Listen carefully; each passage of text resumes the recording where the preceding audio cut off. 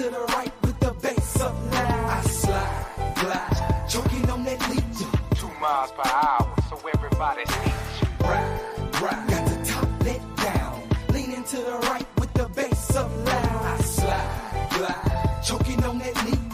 2 miles per hour, so everybody sees you. You see the European grills, oh the lips gliss. Tank full of Theraflu, cause I be in them sick whips. Brick slip, roll with me, catch a contact. High definition popping, flipping out the armrest. See, I'm a rider, dipping in the catalog. Just got it fitted on some shit I need a ladder for. Come up in your hood stunting when I leave, dude. 2 miles per hour, so everybody sees you. I can't deny, I feel I'm such a fly guy. Top chop, call him Sleepy Hollow when they ride by. I know them haters can't stand it. I ain't got a blemish on my Jolly Rancher candy. Ride on, ride, top let down. Weaving through the crowd with the bass up loud. Just slide, glide on the slab when I creep. Take a bath or you put your ass on them seats. What's happening with it? Yeah, we in the building. We off in this thing. Make sure y'all hit the like button when you come in the building. Jump in the comments. Let me know you in the building. And yeah, we got some good cooking to do today. We definitely got a lot to talk about. I might open up the panel, let some people jump on. So tune in, come in. Let your people know I'm on live, and we definitely gonna cook. Ohio Styles 513, what's happening with it? What's good with it? Jay Horseman, what's happening with it? Yeah, I'm done with it. I see your logo, man. I'm done with the Cowboys. Switching over to the Texans. I'm switching over to the Houston Texans. I'm done with the Cowboys, man. I can't mess with them no more. Nope. As long as they got Dak at quarterback, they don't got me as a fan no more. As long as Jerry Jones is in that GM seat, they don't have me as a fan no more. Sick of them. I can't take no more no Dallas Cowboys.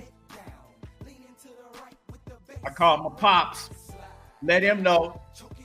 Hey, don't talk to me about no Cowboys no more. I can't mess with him no more. He ain't say nothing. He just got silent. He sounded like he wasn't too happy to hear that shit. Diana, the queen in the building. Much blessings to you. And I'm done with him. I can't take no more. I don't want to wear no more Dallas Cowboys gear. None of that.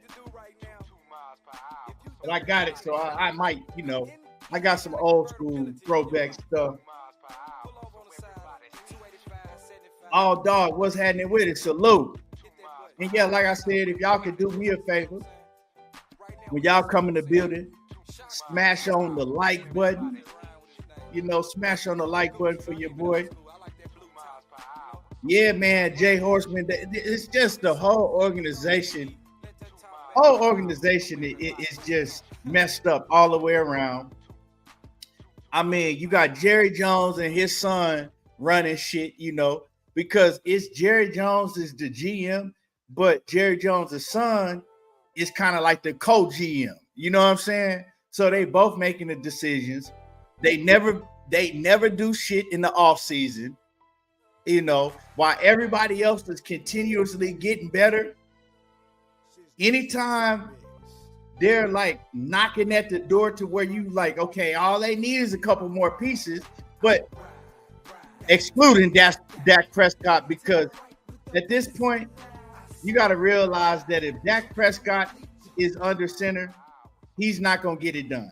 I don't give a damn if you give him the 1990s All-Pro team with Dak Prescott behind center, he going to find a way to F it up. That's just what it is. But other than that, just the whole management, the way the team is ran, it's just all messed up. Next year will be what, 30 years? I think it'll be 30 years next year. Shit. Damn near 30 years since we even made it past the second round of the playoffs. And we still talking about America's team? Come on, man. All that shit is some propaganda bullshit. That's just what it is. It's for dollar signs. Yeah, Dominique Allen, he needs to sit all the way to F down. Yeah, Jay Horseman, real talk. And you know, if they had another coach, and see, this is the thing, right? And then I'm gonna get to boxing, right? This is the thing. Jerry Jones is always gonna make sure that he get coaches that they soft. They still gonna let him run shit. See, when Jerry Jones had a Bill Parcells and coaches like that, he got rid of them real quick because they like, nah, we're not letting Jerry Jones run shit.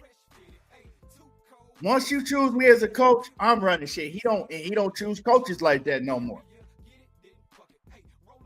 Every other owner sit up there in the skybox and shut the F up and let the coach and the GM run the team. Why do you want to be the owner and the GM? Where they do that at? You see what I'm saying? And it just trickles down from there. The whole culture is effed up. But Brian Peter says, if Steven the son, it's Steven the son, he makes the decisions. Jerry speaks the most and stamps it, but Steven makes the move. Steven is cheap and too conservative. You can't get anyone from the draft pick. Yeah, you're right. Steven makes most of the moves, right? But at the end of the day, Jerry Jones is the one that's okaying that shit. You feel me? Jerry Jones is the one that's okaying it. But let's get into this boxing, man. Y'all smash the like button for me. As you know, I don't really do live streams like that, so they're not gonna send the notifications out. They're only gonna send, as few as possible. A1, who's on? My brother in the building. What's happening with it, A1? Yeah. But a lot going on, man. This weekend. Let's start off talking about Rolly. Right? Let's start talking about Rolly and Pitbull Cruz, right? I called that fight. On the live stream, I told y'all how that fight was going to turn out. I broke down the fight, and I told y'all exactly how that fight was going to play out. Now, for those who was watching the live stream, I said, we're going to see in the very beginning, Rolly fighting off the back foot.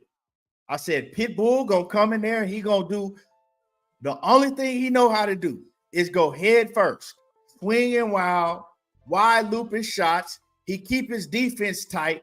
He's hard to land clean shots on because he's already short. So he fight like that to where it's hard to hit his body because he's so short. And then, like I said, man, he's defensively responsible when he's not punching.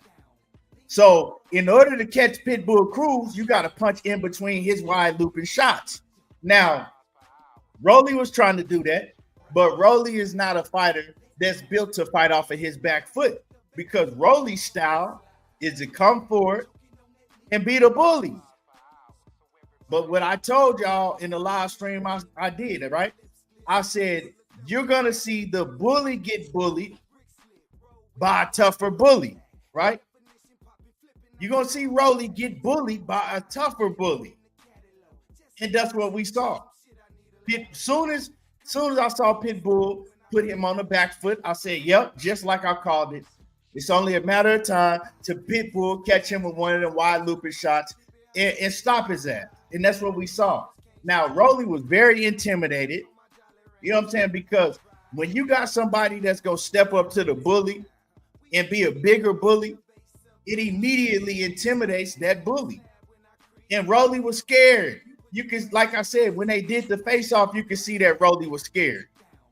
You know what I'm saying? He was trying to make a joke of the situation and make people laugh and trying to get Pitbull to laugh by saying silly shit, but Pitbull wasn't going for that. You know what I'm saying? And when Rolly realized that I can't even make this little dude crack a smile, he knew that he was in a bad situation from that point on, right? But a video that I made, and I talked about how Leonard Ellaby, Floyd Mayweather, right? The people that was advising Rolly, they didn't have his best interest at heart because they advised him to go fight Pitbull Cruz instead of fighting Ryan Garcia. Now, granted, I think that Rolly still would have got knocked out either way. I think that Ryan Garcia would have stopped him, and I think that we know what Pitbull Cruz did, right? The only thing is I do think that he would have had a little better chance against Ryan Garcia because some of those tactics that Rolly used, it would have worked with Ryan Garcia until he got caught, right? It would have worked better against Ryan Garcia because different styles make fights. So, yeah, I do believe that Ryan would have still knocked him out.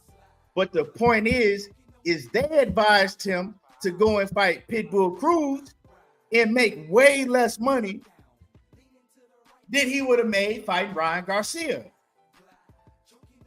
So a lot of dudes was crying in the comments, oh, he would have got knocked out by Ryan Garcia anyway. So what are you saying? I said that clearly in the video that I made. But what you're not listening to is I also said that he made less money doing it. So you ask yourself, did Leonard Ellaby and Floyd Mayweather, did they have Rolly's best interest at heart, having him go into a fight with Pitbull Cruz? No, they didn't. They did they informed him on PBC Amazon Prime platform because of business, right? For their own personal gain. They needed they needed fights on that card. So they didn't want to let Rolly go over there to, the zone and fight Ryan Garcia, even though he was making a bunch more money because Rolly is crazy, man. He admitted that he turned down Ryan Garcia and was going to make a lot more money. It says that, well, I'm Rolly, I'm betting on myself and all of that. But bro, you was making way more money to fight, Ryan Garcia. So why would you turn that down? And we know he trusted in Leonard Ellaby and Floyd Mayweather. He trusted them. They telling him whatever they telling him in the background, and he listened to it, and he effed off his bag. Because this is the thing. If you go over there to Golden Boy and fight Ryan Garcia and you get stopped, okay, cool. You get stopped. People still gonna clown you, but at the end of the day, you made a bunch more millions than what you would have made, than what you did make fighting Pitbull Cruz. You feel what I'm saying?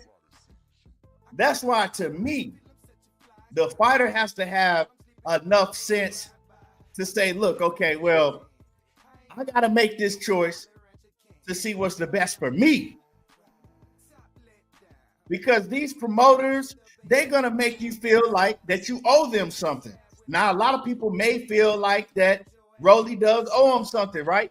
Because we all know, we can all, say this is the truth, that Floyd Mayweather and Leonard in the PBC, they put Rolly in a bunch of situations, great situations that he never deserved to be in, that he never would have even been in if he wasn't doing business with Floyd Mayweather, Leonard Ellaby in the PBC. So it's kind of, it's kind of a tough situation, right? It's kind of a tough situation, right? Do I, stay loyal? Even though I know that at this instance, they don't have my best interest at hand, right? Because they're stopping me from going over here making money, making a lot more money.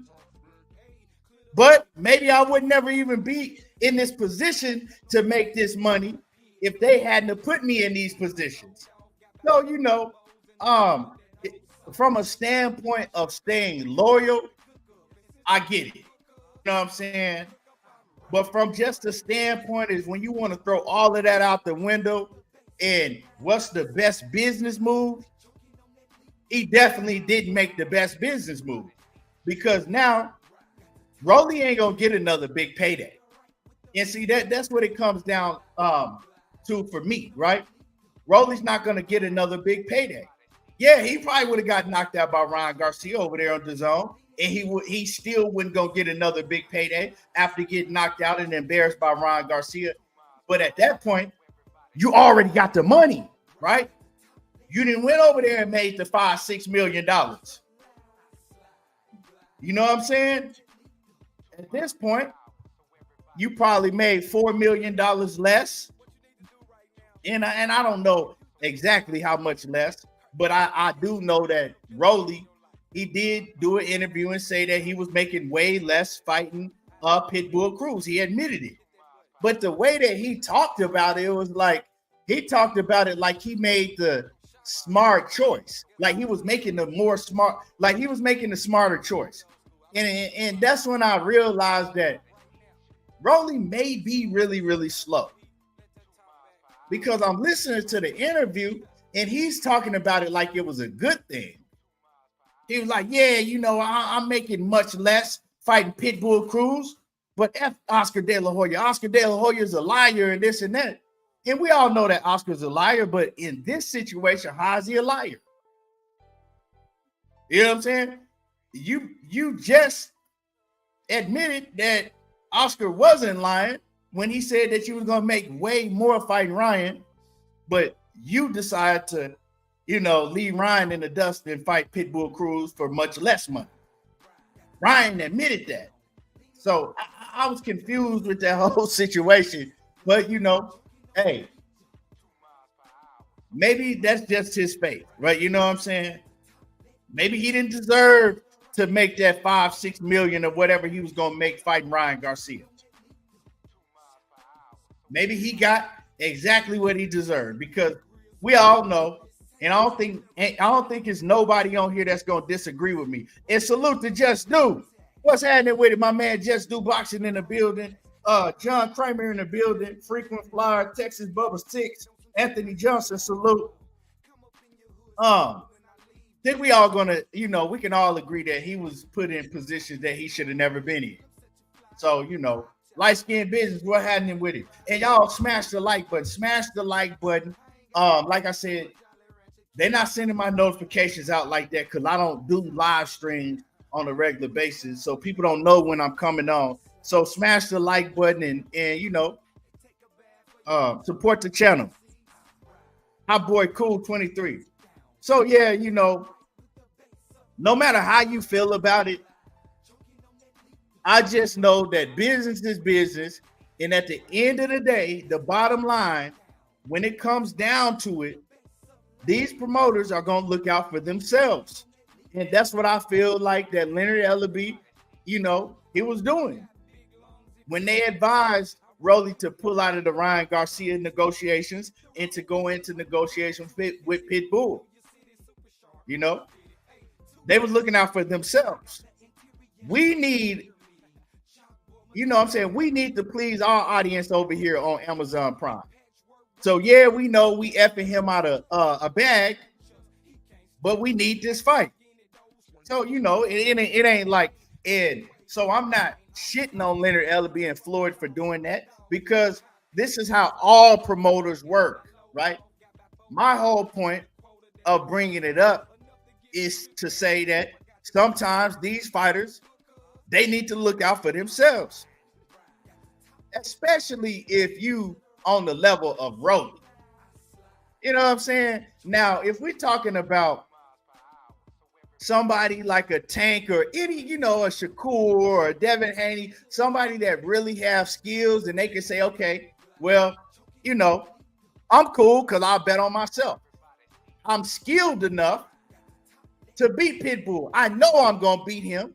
So I go and fight him and then, you know, that money will still be on the table. But Rolly was never that good to be able to make a decision to where he could say, okay, I'm going to bet on myself. You know what I'm saying? Somebody around you need to let you know, nah, go get that bag, dog. You know what I'm saying? Maybe his daddy, maybe his pop should have told him, nah, go get that bag. You know what I'm saying? Go get that bag because, you know, you might not last long enough to be able to bet on yourself. And that's just what it comes down to.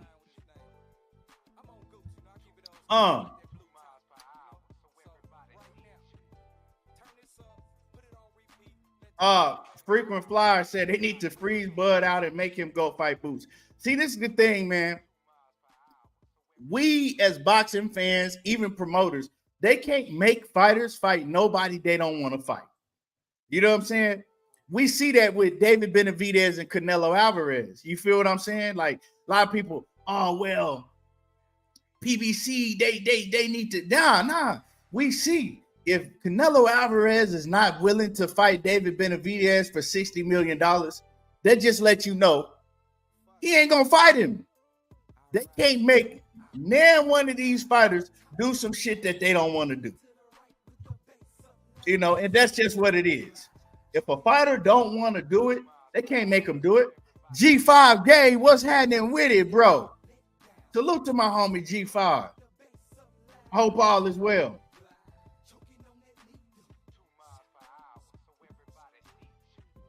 And Hot Boy Cool, Rolly just be running his mouth. He just be running his mouth. Jay Bean, what's happening with it? He just be running his mouth. But see, this is the thing, right? One side of me is looking at the situation like Rolly got what he deserved, right?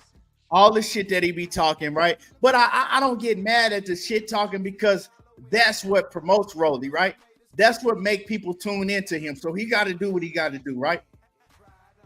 But honestly, Rolly has a plus side to him. He know how to promote himself, right? Fans like him. When he's in the ring, he brings excitement because he have that power, right? Now, if Rolly's confidence wasn't shot, see, Rolly's confidence been shot. You know what I'm saying? His confidence ain't been there. And it didn't make it no better when he got damn near knocked out by the old man Barroso, right? And imagine where his confidence is at now, right? Rolly's confidence is done. But if Rolly's confidence wasn't done, everybody can't go in there and beat Rolly. It's a lot of them guys at 140 that Rolly still can beat because styles make fights. Pitbull Cruz is trash. You know what I'm saying? Let's stop with the Pitbull Cruz is number one at 140. Oh, Pitbull Cruz, man, he's a problem for everybody. Pitbull Cruz beats Shakur. Pitbull Cruz beats Devin Haney. And y'all need to stop with this bullshit. I'm so sick of casual fans that just watch shit but don't know nothing about. Pitbull Cruz is trash.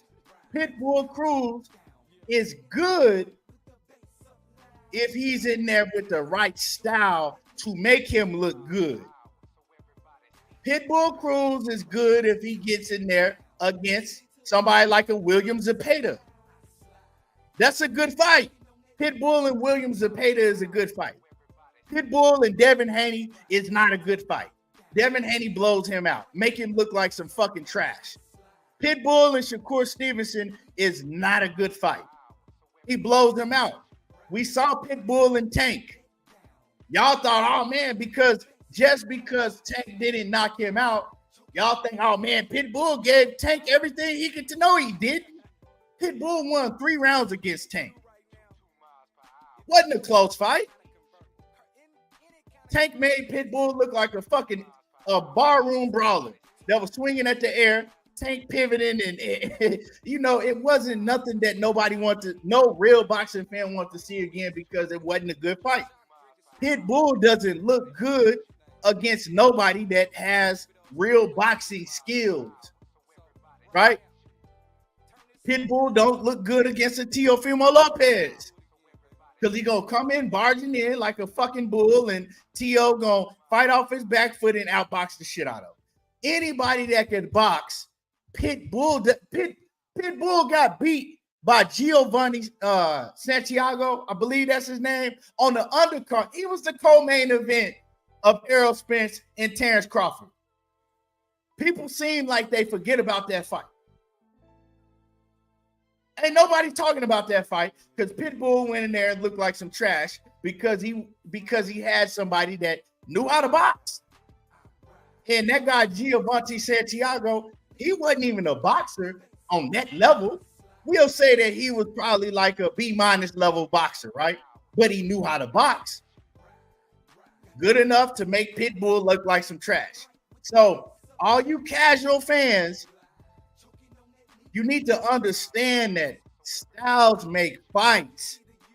That's why they made Pitbull and Rolly the co-main event. They knew it was going to bring fireworks.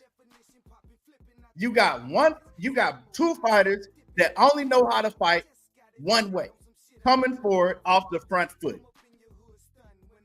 One going to have to back down. And we saw which one backed down. Yeah, my bad, Ruben. Giovanni Cabrera, right? Pitbull fought. So, and this is not me talking shit, right? I advise a lot of y'all casual fans, if you really, really want to just be all over social media all day, jumping in comments, saying dumb shit, and really don't understand boxing, get off of YouTube for a little while. Just take like a week or two. Get off of YouTube, get off of Twitter, and go study film. Go study boxing. Go learn some shit. Go learn something and then come back and then jump in the comments and talk. Because like this shit is crazy to me, man. How many people I'm seeing putting Pitbull Cruz at the top of 135 and at the top of 140 pounds. Like it's crazy for me.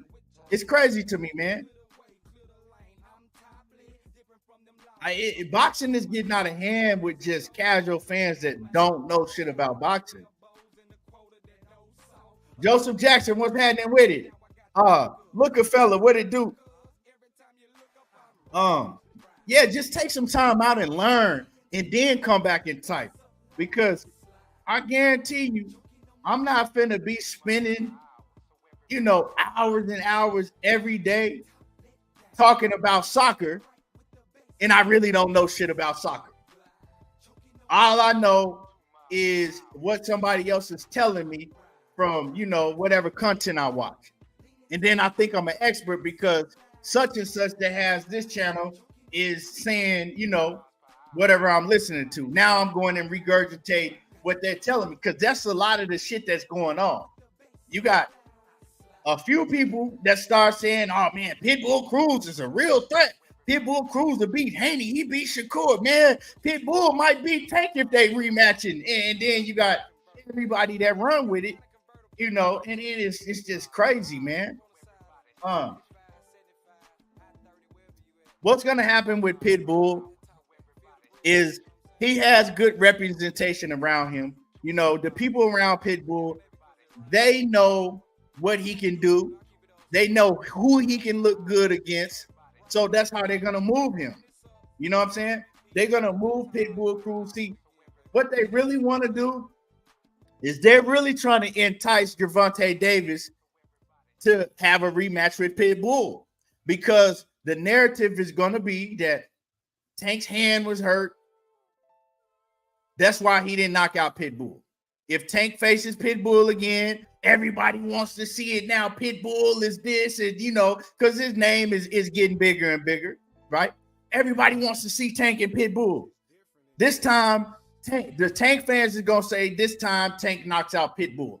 The Pitbull Cruz fans is gonna act like that. Pitbull, he beat Tank already, and now he's better, and he'll beat Tank if they fight again, which is awesome BS. I understand the promotion of it, right?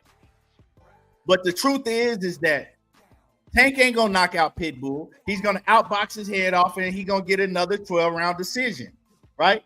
we're gonna see a repeat of what we saw already. And the reason I say that Tank is not gonna knock out Pitbull because I don't think none of these fighters can knock out Pitbull. They just can't. His head is too fucking big. He keep his defense tight all the time, right?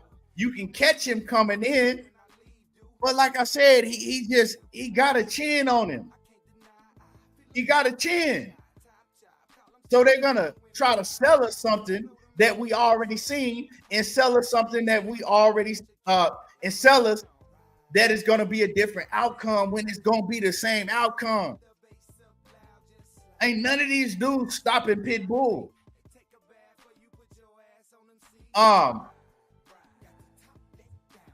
You say Matias will stop Pitbull. It's to me, Matias will come the closest to stopping Pitbull, but bro, I don't see Pitbull getting stopped. Real talk. I just don't see it, man. Excuse me. His head too hard, man. He's just one of them guys that's, man, Pitbull is a little buzzsaw, and he's just not gonna fold. You know what I'm saying?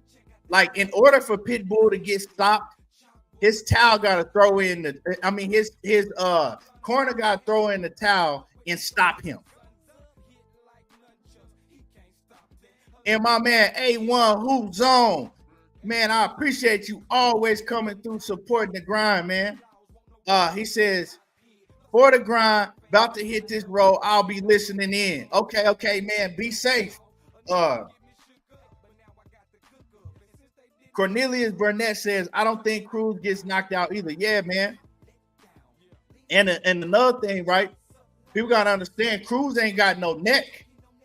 Cruz ain't got, not only do we fight like this and keep his guard tight, he don't have a neck.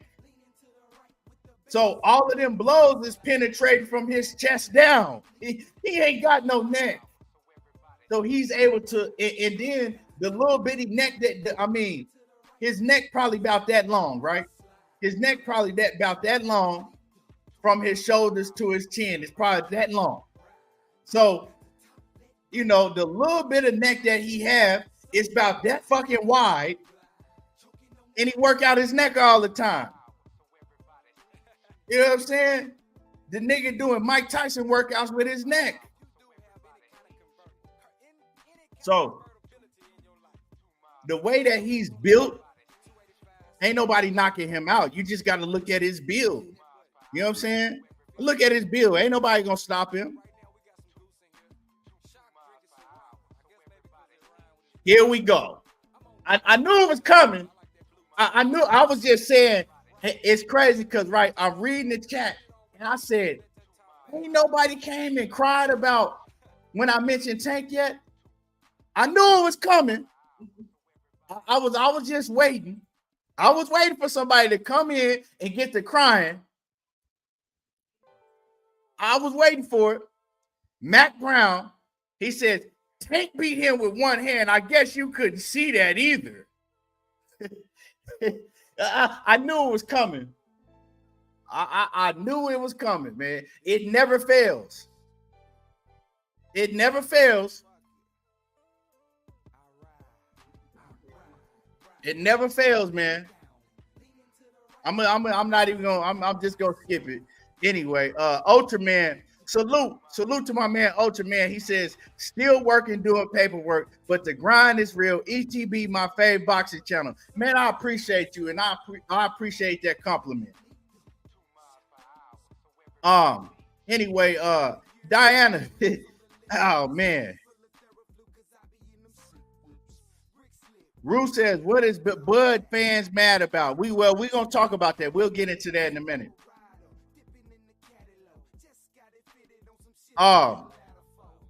Yeah, but like I said, man, at the end of the day, Pitbull Cruz, he's not that good. He's a barroom brawler.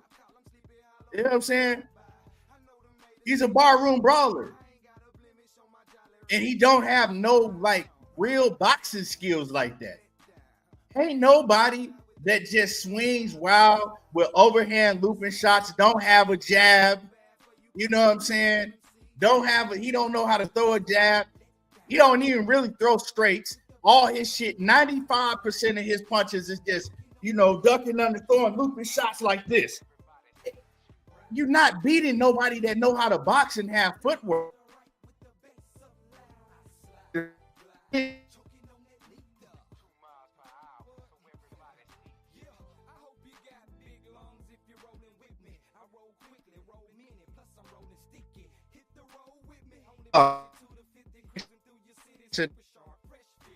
Let me know if I'm good. Give me a thumbs up if I'm good, because my internet connection I'm seeing is messing up.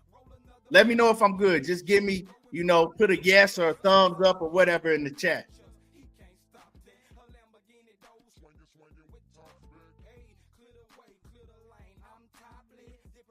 Okay, we good? Okay, appreciate that, Diana.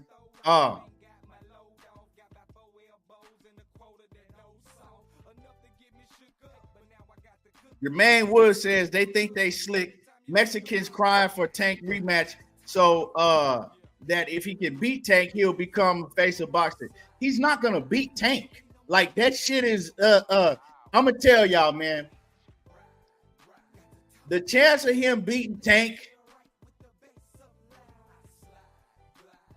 is, let me see how to put this. The chances of Pitbull Cruz beating Tank is more slimmer than 50 Cent in All Things Fall Apart. And you seen how slim that nigga was in that movie. It's a very slim chance. It ain't happening. He's not beating Tank. He don't have the skills to beat Tank. He don't punch hard enough. Pitbull Cruz don't punch like super hard like that. He just overwhelms you. And then Rolly don't have a chin. We already knew that. Rolly chin get touched, he going out. Them eyes is closing. You know what I'm saying? He's not beating Tank, but they'll try to sell that. Frequent Flyer says Cruz gonna beat Tank when hell freezes over. Pretty much. They'll try to sell, of course. Salute to the Mexican fan base, but of course, they're gonna run with a lot, not all of them, but a lot of them, they're gonna run with that, and then the media, they'll try to sell that. But any real boxing fan that has common sense, they know you're not gonna sell me on that shit. We're gonna get the same fight that we got the first fight. A 12-round decision. This time, Tank might beat him 12 rounds to 0. You know what I'm saying? Tank will probably beat him 12-0, something like that. Still going to the scorecards. Nothing different. But in other news, right? Other news real quick. I want to talk about Ryan Garcia and Devin Haney, right? Ryan and Devin Haney, man. Fight I'm looking forward to, right? The fight I'm looking forward to. I see a lot of negative news coming out about the fight. You got, a lot of people, they crying about, the things that Ryan Garcia was talking about, saying that he's ruining the fight and all of that, right? Then they saying that's a big part of why the tickets ain't selling and things of that nature, right? But I tried to tell people when they switched the fight from Las Vegas to New York, right? Ain't nobody did a fight in Barclays Center in years. I don't think it's been a boxing event at the Barclays Center since like before COVID, right? They had shut everything. They had shut all boxing down. They wasn't doing no events at the Barclays Center, right? So New York haven't been the spot for boxing in a minute. New York is no longer the mecca of boxing. You know what I'm saying? So when you switch the fight from Las Vegas and take it to New York, I tried to tell everybody. They making the wrong move. Why would you bring two fighters from Cali in Vegas, right? You know, I mean, Devin Haney, his core fan base is actually from Cali because he's from he was born in the Bay Area. He's from Las Vegas, but he was born in the Bay Area. But his core fan base is in the Bay Area. So you bring two California fighters and take them all the way across the map to New York when ain't none one of them fighters have a fan base in New York, when none one of them fighters ever fought in New York. So that was the first big, huge mistake that they made. That's why Ryan Garcia was crying about this shit. That's why Ryan was like, nah, we just need to hold off and we can push the fight off. We still need to have a fight in Las Vegas. But see, these same channels, and I'm going to just keep it a buck, and y'all know who they are. These same channels that like to stroke off Devin and Bill constantly, right? They don't want to talk about that now. They were shitting on Ryan Garcia because he was complaining about having to fight in New York because of the business. These same channels that y'all watch, they were shitting on Ryan Garcia.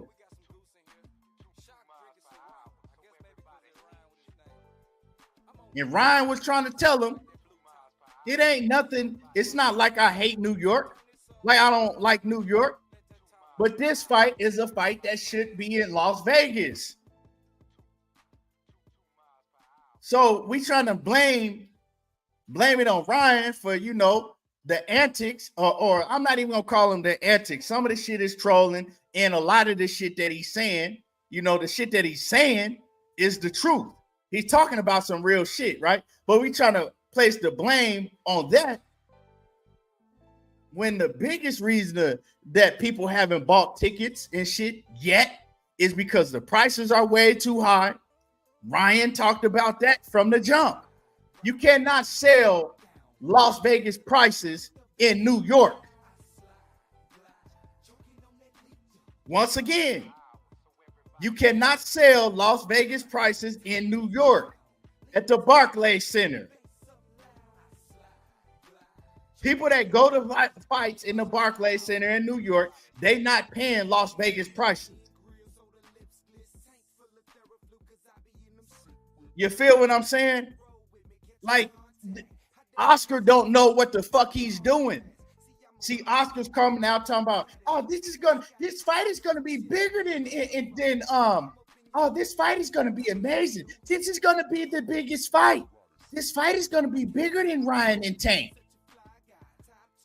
Well, in order for the fight to be bigger than Ryan and Tank, or as big as Ryan and Tank, or for you to even be able to be confident to say something like that, you got to have your shit together, right? And you as a promoter, you got to make sure that the fight is in the correct place. You got to make sure that the tickets are priced right. You got to make sure that the pay-per-view is priced right. And we ain't even got to the pay-per-view yet, right? So who the promoter is, what network is doing the business has a lot to do with these events and how well they do, how well they sell. Because when has Oscar De La Hoya, when was the last time has Oscar put on a huge boxing event by himself? Somebody talk to me. When was the last time that Oscar De La Hoya put on a huge boxing event by himself?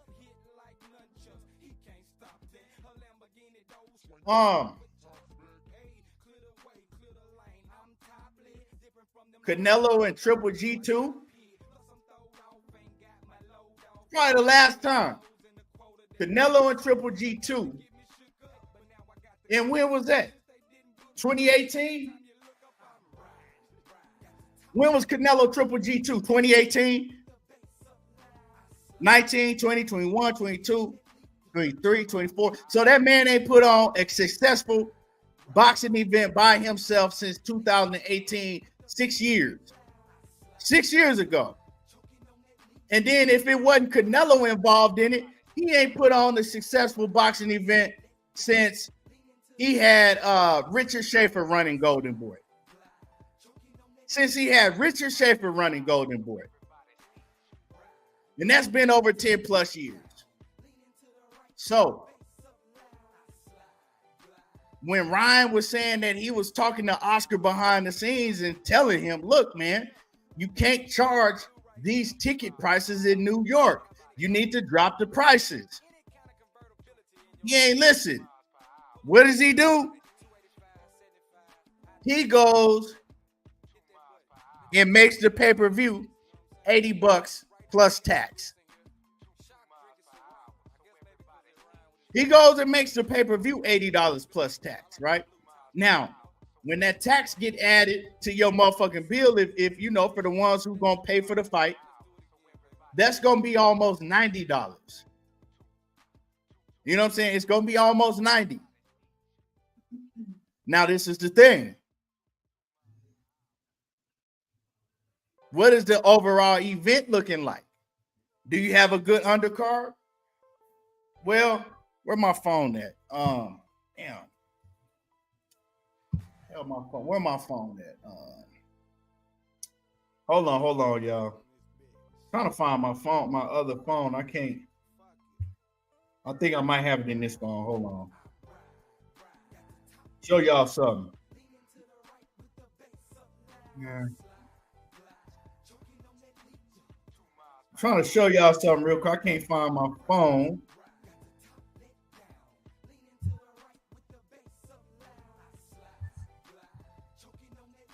Oh, matter of fact, this is in my damn pocket. I felt for it and didn't even feel it at first. Okay, here's my phone. Check this out. Check this out right here. Where we at? Okay.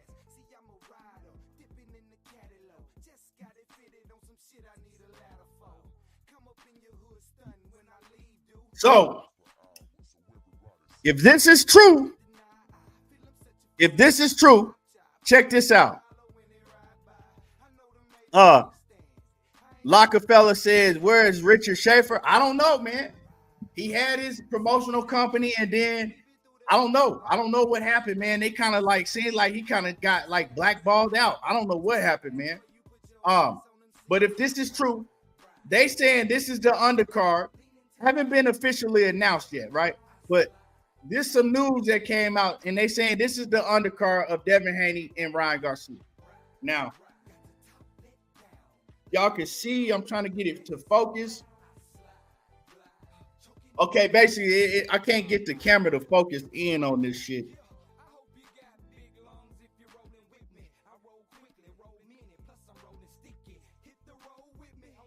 So basically, I'll just tell y'all who it is, right? You got Arnold Barbosa versus Sean McComb. I don't know who the hell Sean McComb is, and ain't nobody really checking for Arnold Barbosa like that. You got David Jimenez versus John Ramirez, right? Little Scrappy. I know who Little Scrappy is, but I don't know who David Jimenez is, and y'all don't either. Then you got Beck the Bully versus Pierre Humberto de Bombay. I don't know, the bomb. I don't know who the hell that is. I know who Beck the Bully, but I don't know who that dude is.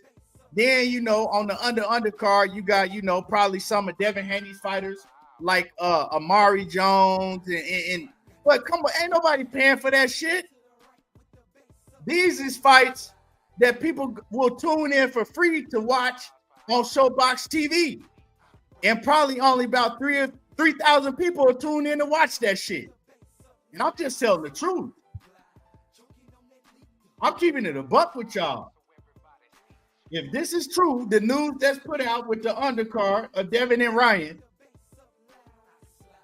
ain't nobody gonna want to watch that shit. I'm talking about the undercard. So if you charging $80 and this is the undercard, y'all got to make it make sense to me. You see what I'm saying? Y'all got to make it make sense. So Dean Smith says always on Dev's stick. What in the fuck did I say about Devin Haney?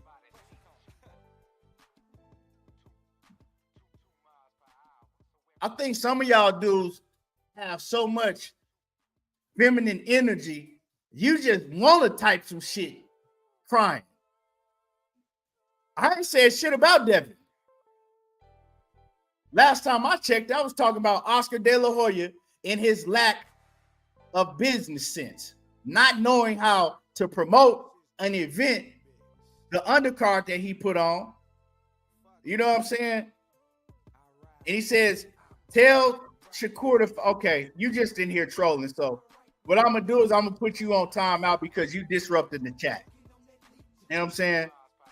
But anyway, you ain't got to block him. You didn't have to block him, dog. You could have just put him on timeout. Don't block nobody. And he just wanted to come in here and just, be heard. That's all that was. But anyway, moving along, right?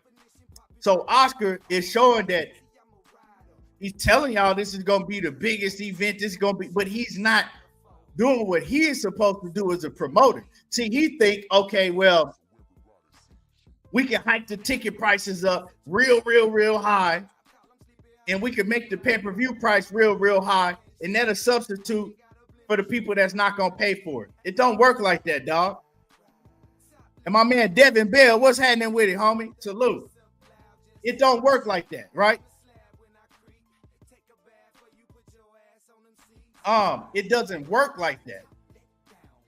So what he should have done is maybe he should have listened to Ryan Garcia, somebody that was in the most successful boxing event with Gervonta Davis that we've seen in years. Ryan wasn't a promoter, but he did a lot to promote the event. He was able to, watch from the outside and see how it was promoted. And so he should have listened to Ryan. Don't take this fight from Vegas. This got to be a Vegas fight. Yes, we can promote in New York. We can do our media run in New York because New York is a good place to do promotion, right? Because they got a lot of the, a lot of the big shows like the Breakfast Club and a lot of the big shows in New York. Go to New York and promote, but not have the fight in New York. People not flying from state to state to go to New York and watch a fight. First of all, where you gonna gamble at? Do they got casinos in New York for you to be around and have fun and get? New York is not Vegas. People want to fly out to Vegas. People don't want to fly out to New York and have a weekend in New York for a boxing fight. No, go. It don't work like that. And that's what Ryan Garcia was trying to tell his hard-headed ass. And then Devin and Bill, they trying to shit on Ryan and push a narrative that, Ryan Garcia, man, he's shitting on the people in New York. We love New York. Nah, man, it wasn't what it was. What they should have done is they should have got on the same board with Ryan Garcia and demanded that this fight be in New York. If you got to push it out to sometime in May, that this fight be in Las Vegas, not New York. I correct myself. They should have demanded that the fight be in Las Vegas. If you got to push it out until late May or mid-May, you just got to push it out. But at the end of the day, you're winning. Exactly, Devin Bell. Tank can sell like that in New York because he's from Baltimore. His fan base is coming from the East Coast. That's where his core fan base is coming from before he was ever a star. He's from Baltimore. They don't have that far to travel to go see Gervonta Davis, right? Also, the ticket prices, whether you're a star or not, they not having the ticket prices They're not pricing tickets the same that they do in Barclays Center, that they're going to price in the MGM or T-Mobile Arena. The ticket pricing is different when you go to Vegas. It's always more expensive in Vegas than it is at the Barclays Center in New York. I know this. This is somebody that used to go to fights all the time. The pricing is different. So you can't take Vegas prices and put them in the Barclays Center. That ain't how it works. That's not how it works. So,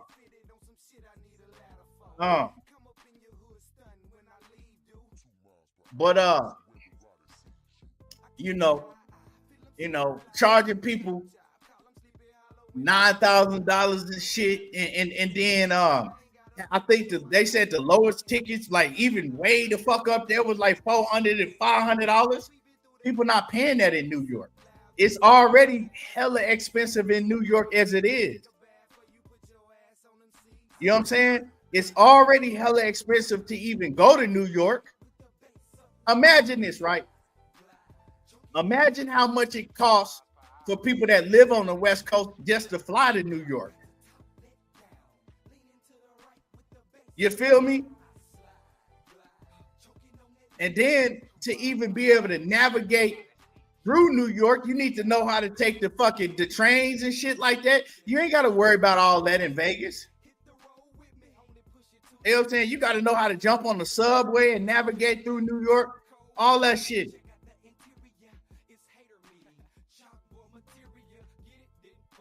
But anyway.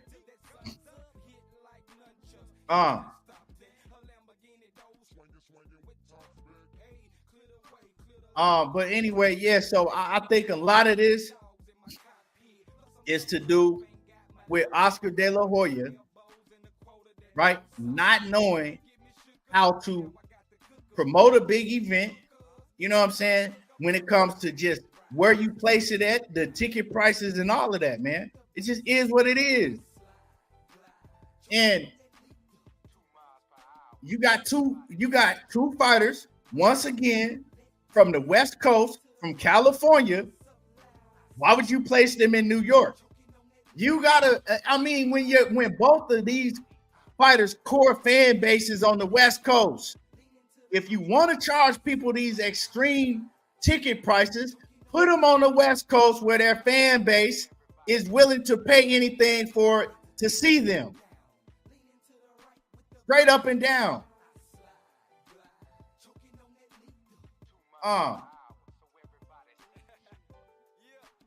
So I mean that's all I'm saying, man. And as far as the pay-per-view, right? I've been on record saying that I believe the pay-per-view will still do well, regardless of what the ticket sales do. But it's like now, you charging almost $90 after taxes for the pay-per-view. And then people gotta, buy it on DAZN. I don't know. You know what I'm saying? I don't know if this fight is gonna do well as I thought it was gonna do initially, because I didn't think they was gonna charge $80, plus tax for the fight.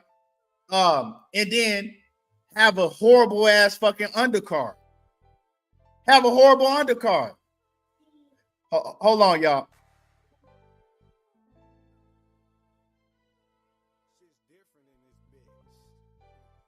My bad. Yeah, man, have a horrible undercard. I'm gonna tell y'all one thing right now, man.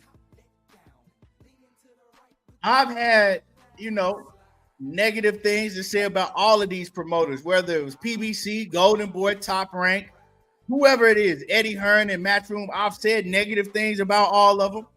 I've said positive things about all of them. Besides Oscar, I don't ever think I said too many positive things about Golden Boy, because they ain't really gave me too much to say positive about, right? But I've talked about all of these promoters from all standpoints. You see what I'm saying? So to me, it's not about what promotional company you with or none of that, right? But I think that this weekend, PBC set a new standard because they were successfully able to put on the pay-per-view card that if you didn't pay for it and you didn't watch it, now you want to go back and you breaking your neck to try to watch that fight card because you've heard from everybody that watched the fight card how great it was. They set the standard.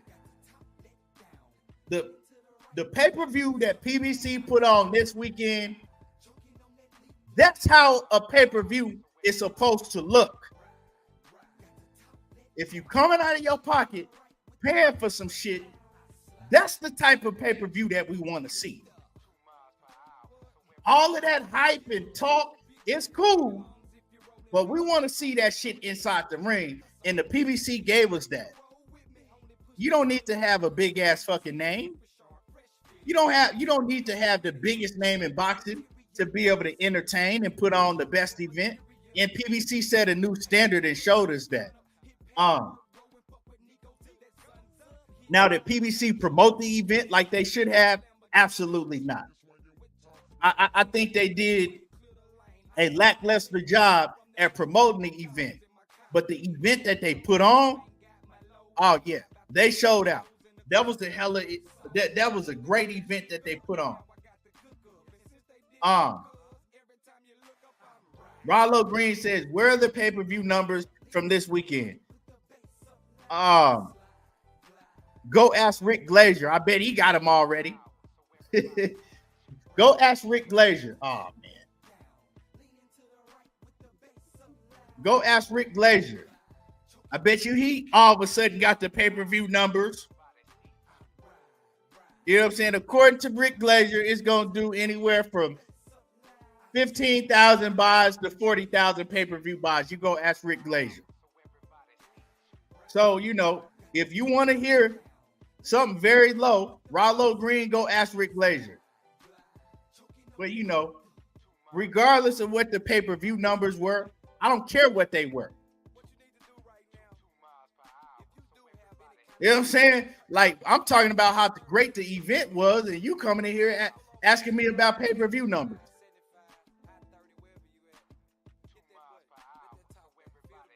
I mean, it's crazy because I haven't heard nobody talking about, oh, we wonder what the pay-per-view numbers was.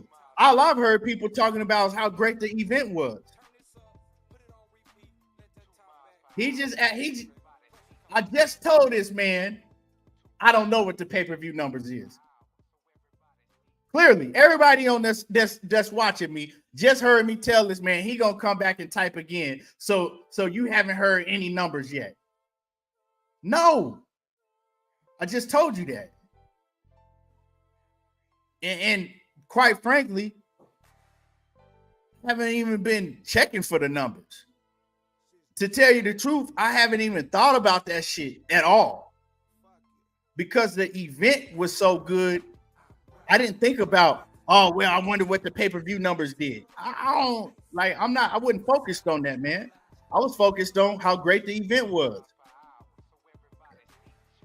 You know what I'm saying? That's all I was focused on. I'm going to drop some links.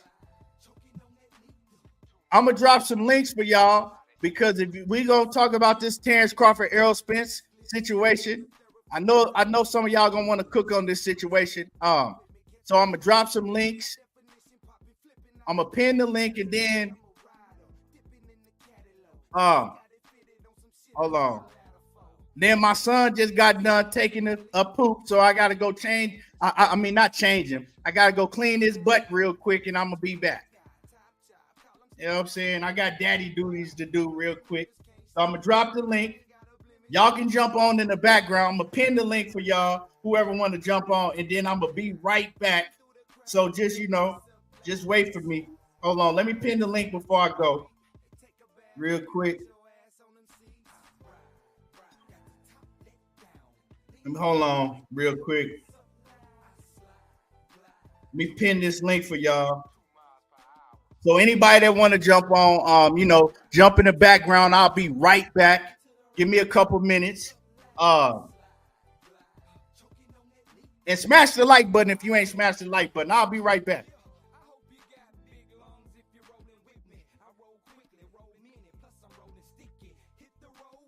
Only push it to the 50, cruising through your city, super sharp, fresh fitted, ayy, too cold with it.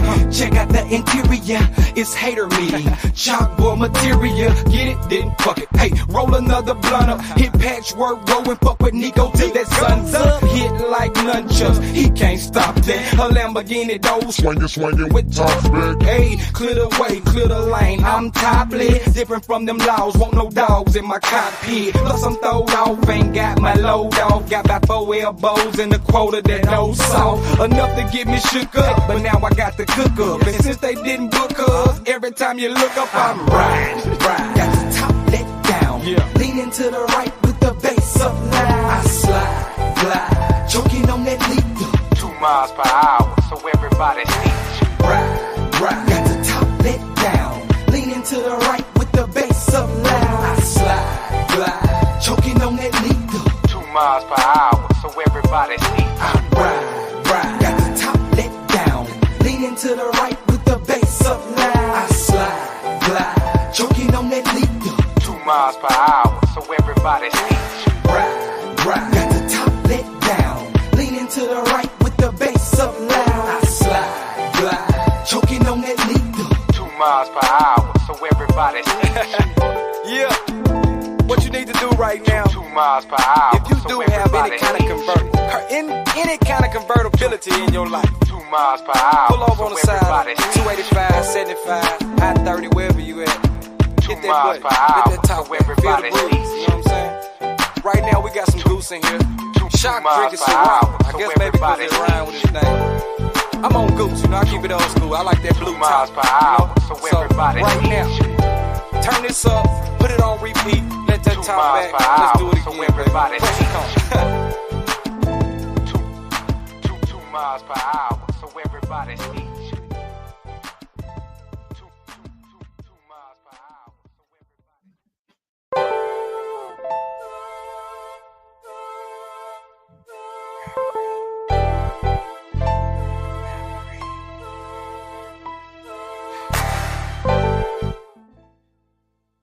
All right, we back.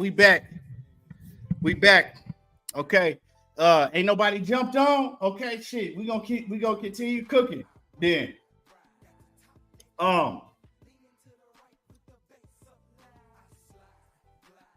Let me see. QGC Israel says they only worried about dead pay-per-view. Actually, I mean, a lot of y'all like to run your mouth, but you don't know what you're talking about. When it came to Devin Haney, I said I hope his pay-per-view do well. I hope all of these pay-per-views do well, right? Because I'm for boxing. I ain't one of these dudes that just latch on to one fighter and then I'm wishing and praying for the rest of the fighters to fail anytime they do pay-per-view or what. I'm not on that type of time. So don't mix me in with these other fans that just praise one fighter. You know, I want all of these guys to do successful on pay-per-view because a lot of y'all don't realize if Devin Haney do well, if Ryan Garcia do well, if they ever put Shakur on pay-per-view and he do well, Tank do well, Errol Spence do well, Crawford or whoever it is.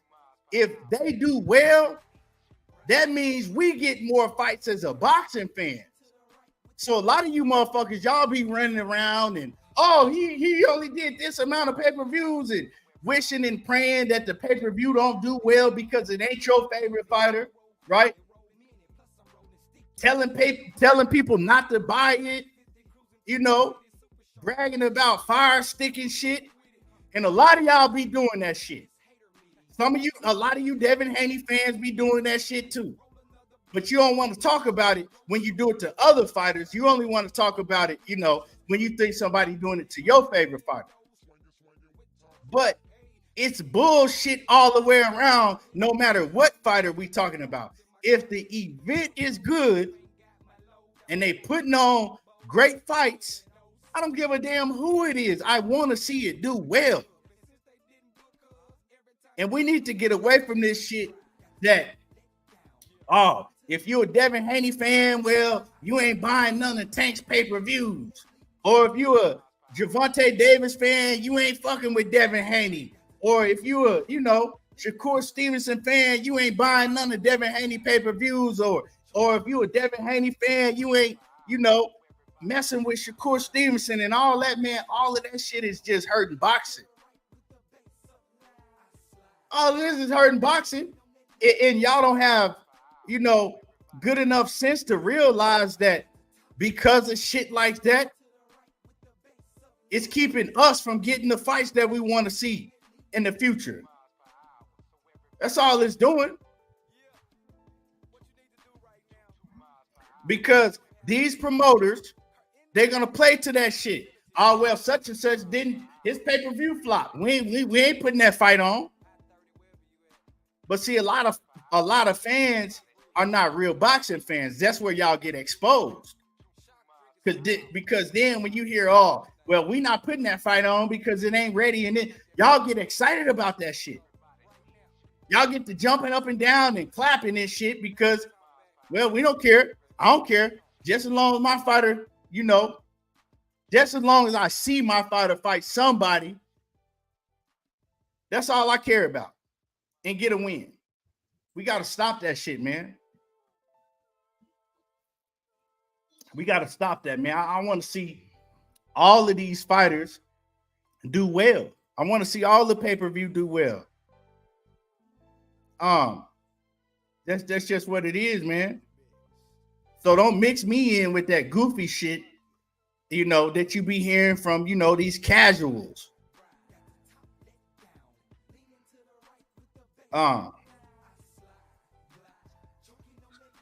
So don't ever mix me in with that shit, because I have enough sense to know that that shit ain't doing nothing for the sport, man.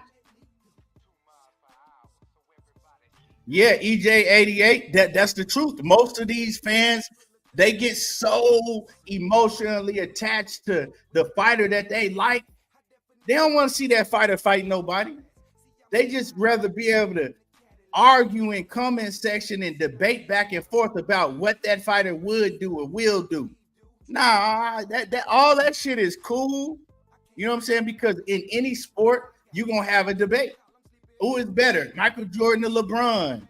Who is better, Joe Montana or fucking Tom Brady? You're gonna have debates. But in boxing, it's one of the only sports that we actually have a chance to confirm that, right? We actually have a chance to confirm that because they can get in the ring and they can show everybody exactly who is better. A lot of times we don't get that. A lot of these fans, y'all cool with that. Y'all don't really want to get that outcome because you're too afraid that outcome might not come out like you've been talking about for years. Like when Errol Spence, when he got beat up by Terence Crawford, I was on here for years telling people what Errol Spence would do to Bud. But see, the difference between me and a lot of y'all is I got right on this motherfucking camera, gave Bud all of his credit, and I was happy that I saw the fight finally. I was just happy that I got a chance to finally see the fight and put all the back and forth, argument, throw that shit out the window.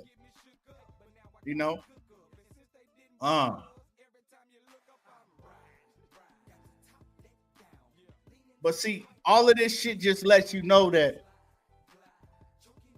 boxing is turning into a more, casual people. It's turning more casual. So it's a lot harder to have a real boxing conversation nowadays. Because you get on, trust me, if you ever on X, Twitter, where a lot of this boxing talk go on. I used to be on the Facebook boxing groups and shit like that, but I don't do that no more. 90% of these fans, they don't even really watch boxing like that. They just watch highlights or go off what other people say. Sheena, salute to the queen. Sheena in the building. But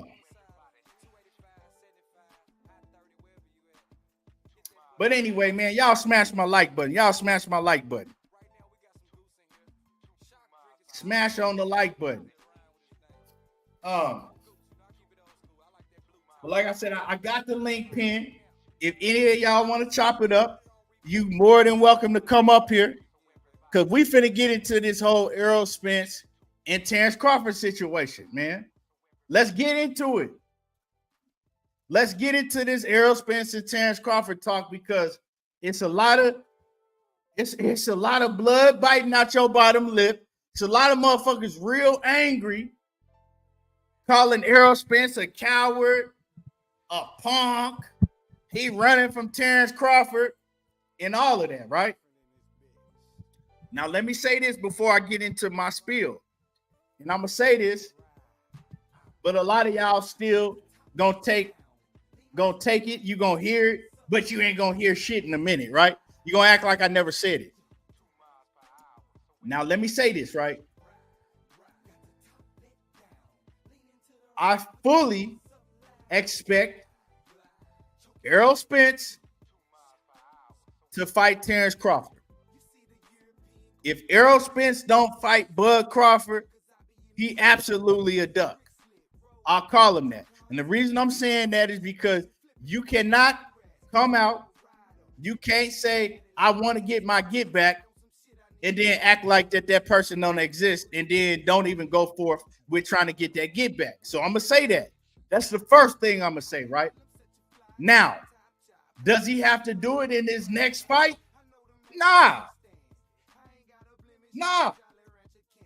Because the last time I checked, the Terence Bud Crawford fans, his diehard fans, was crying, saying they don't want to see him and Errol Spence fight. Errol Spence needs to move over. Nobody wants to see that fight. They don't need to fight. All of that. Y'all were saying that, right? Then y'all were saying, Errol Spence needs to retire. And if Errol Spence needs to retire, if he don't retire, he needs to let Terence Bud Crawford go on and do what he want to do. Bud Crawford needs to fight Canelo. Bud Crawford needs to fight Tim Tszyu. Let EJ fight somebody else. Let EJ have a tune-up. Right? And for the ones that were saying that EJ need to go and, have a tune-up before he fight Bud, I agree with that. I said, it might not be the smartest thing for him to step right back in there with Bud. Maybe he needs to, fight somebody else, look good, help build the fight, and then go back and fight Terence Bud Crawford, right? That's what I said. I agree with that. But y'all was talking about y'all didn't want to see Bud and EJ have an immediate rematch. Y'all was saying that you want to see Bud in the ring with everybody but Errol Spence. As long as Bud Crawford was telling y'all that he didn't want to go fight, that he wasn't going to go fight Errol Spence, that fight was behind him, that fight was done with. Y'all was like, ha, ha, ha, ha. Y'all was pointing your finger, sticking your tongue out. Nobody wants to see it. Then all of a sudden, Errol Spence tells you, oh, I'm back. I'm coming back. Yeah. And I want the winner of Tim Tszyu and Sebastian Fundora. Sebastian Fundora wins. He jump in the ring and, he let it be known that I'm pretty much next. Oh, my God. Here come Terence Bud Crawford fans. They crying. Oh, man, they're in the outrage. Errol Spence a bitch. He a coward. He ducking Crawford. How can he do this? He ain't no big fish. Stop calling him the big fish. He this and he that. I'm listening to this shit, reading things, and I'm like, but this is coming from the same fan base that said y'all didn't want to fight. Errol Spence needs to move over. He needs to fight somebody else. We already seen it. Terence Bud Crawford gonna do him worse if he fight him. All of that. This is coming from the same fans that was crying before, saying they didn't want to see the fight. Now all of a sudden, when Errol Spence insert himself in, he gonna get a WBC title shot versus Fundora. What y'all crying about? What is the problem? I know y'all ain't crying because you want to see Bud Crawford face Fundora, because none of y'all said nothing about Bud fighting Fundora. None of y'all want to see that. Y'all was talking about Bud Crawford and Canelo. He deserved Canelo. Then y'all start talking about Tim Tszyu. So when did y'all want to see Bud Crawford? When did y'all want to see Bud fight Fundora? I never, not ever heard one fan say that they want to see Bud fight Fundora. Where this coming from? So what y'all mad at? Because you couldn't be mad at, Errol Spence is getting the opportunity at a strap, because Bud Crawford still gonna get his opportunity at a strap. Bud Crawford still about to be able to fight for that WBO strap, because as soon as Fundora fights Errol Spence or agrees to fight Errol Spence, they gonna strip him of that WBO strap. And Bud Crawford is gonna have his choice to go and fight whoever is next up for the WBO strap. So it ain't like that Errol Spence is jumping in front of Bud's opportunity, because Bud gonna still get to fight for the strap. So what y'all mad at? What is y'all mad at? Your man still gonna get the WBO strap. and the thing is, right? I say all of that, and y'all running around here mad, but ain't none of y'all mad at Bud Crawford for doing business with PBC, right? Knowing what he has to do to get the big fights on PBC and still refusing it.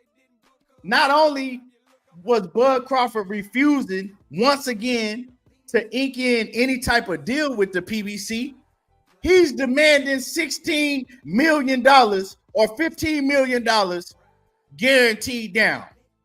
So you're demanding $15 million for your next fight, and you also refusing to ink in any type of multi-fight deal with them. But y'all mad at Errol Spence?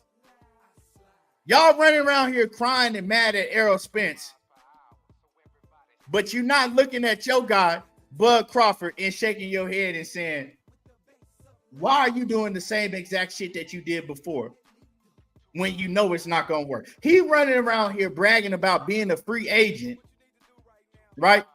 Bragging about being a free agent. I ain't signed to nobody. I'm a free. And y'all think that Al Heyman and the PBC is supposed to break their neck to cater to Terence Bud Crawford? Like, make this shit make sense to me. I'm starting to think that some of y'all are really, really slow. For real. I'm starting to think that some of y'all is really slow. Like, was Bob Arum breaking his neck to cater to Terence Bud Crawford once Crawford left Top Rank? Tell me that. Was Bob Arum breaking his neck like, oh yeah, we know that Crawford left us, but we're going to break our neck to give him the biggest fight on Top Rank once again, and he don't have to sign no type of multi-fight deal with us. We just going to let him. See, this is the thing. It doesn't matter if Bud Crawford beat Errol Spence. That doesn't mean that he gets to run boxing and they going to change the way they do business just because he beat Errol Spence. Y'all putting Bud Crawford on too high of a pedestal because he got one big win on his resume. Like, it seems like that the way that Bud is trying to move, he thought if I beat Errol Spence, I become the king of the world. It don't work like that, dog. Like this nigga think that if I beat Errol Spence, I'm gonna become the king of the world. I get to run boxing. I get to tell all of these boxing promoters what they gonna pay me, what I'm gonna do, and what I'm not gonna do, and it's just gonna happen just like that. I hear a lot of you dudes that jump up under my comments and you talking about, oh, Bud Crawford, he deserves to be able to ask for whatever he wants. Why can Canelo do it and Bud Crawford can't do it? He deserves whatever he wants. Well, Canelo did it, but is Canelo getting $150 to $200 million to fight David Benavidez? No. The answer is no. So a lot of you motherfuckers is acting like just because Canelo said this shit, it's happening. It's not happening. A fighter can say anything. That don't mean it's gonna happen. So now y'all running around here, oh man, Canelo, y'all always want to compare Bud Crawford to Canelo. First of all, Bud Crawford is not Canelo Alvarez. He's not on the same level of Canelo Alvarez when it comes to sales. When it comes to sales, he don't move, he don't push the line like Canelo do. Although I can't stand Canelo Alvarez. He doesn't push the line like Canelo does. He doesn't bring in the revenue that Canelo does. None of that. So stop trying to compare Bud Crawford to Canelo Alvarez when it comes to,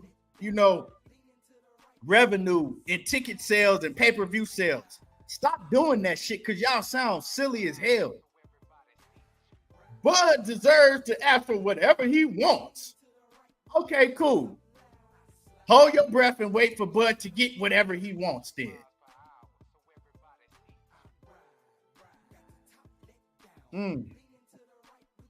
It's crazy, man. PLG, what's happening with it? Man, man. So for chopping it up about this situation, he Bud, man, it's crazy to me.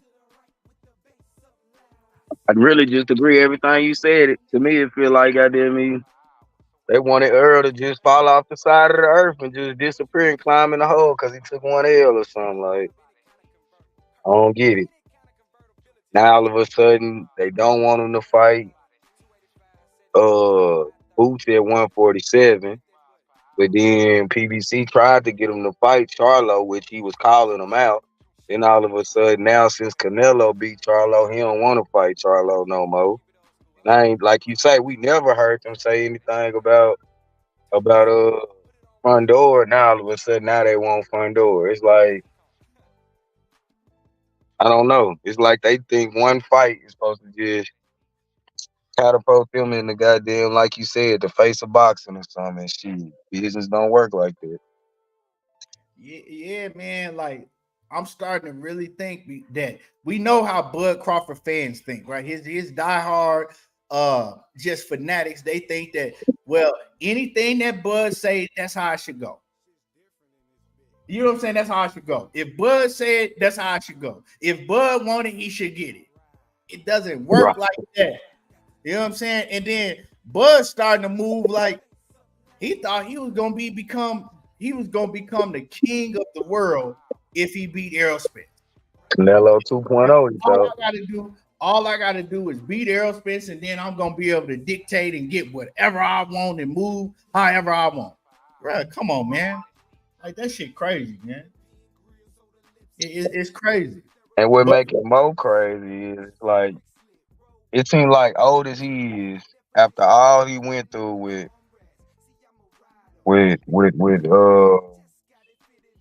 goddamn me not getting the earth, dealing with Top Rank, he would know by now that shit, if I want the big fights on PBC, I'm gonna have to go to PBC.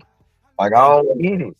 It seems like anybody with common sense would know that, right? Bud should know that. You know what I'm saying? Like, okay, I understand how the business work now. I understand that if I want the big fights, all the big fights that I'm saying I want, right? All the fights that I'm saying that I want are PBC fighters. I know that I'm gonna have to sign something, that's more than one fight with them. Right. Bro, we're not finna let you just come over here and run shit. Oh, okay. We're gonna let you come over here and pick who you want to fight, sign a one fight deal, and then do whatever the hell you want to after that. No promotional company works like that. None of them work like that. Even if he go and fight, let's say if he go over there to Golden Boy Promotions, right? And make a fight with what's his name? Victor. What is it? Victor motherfucking what's the fighter name at Golden Boy? The one that can't make weight. Yeah. Oh, you talking about? Virgil Ortiz, right? He go over there and fight Virgil Ortiz, right? Golden Boy is gonna make him sign something that consists of more than one fight in order for him to get the fight. Definitely. Right? They already tried it before. That's why I remember when Bud was sitting down talking with Golden Boy before, the deal didn't get done because Golden Boy is trying to lock him into a 3-fight contract. And the thing that Golden Boy tried to do, people act like they forgot. They was trying to get Bud Crawford to fight that dude Alexis Rocha. Then after that, they was trying to get him to fight one more fight, and then the third fight was going to be Virgil Ortiz.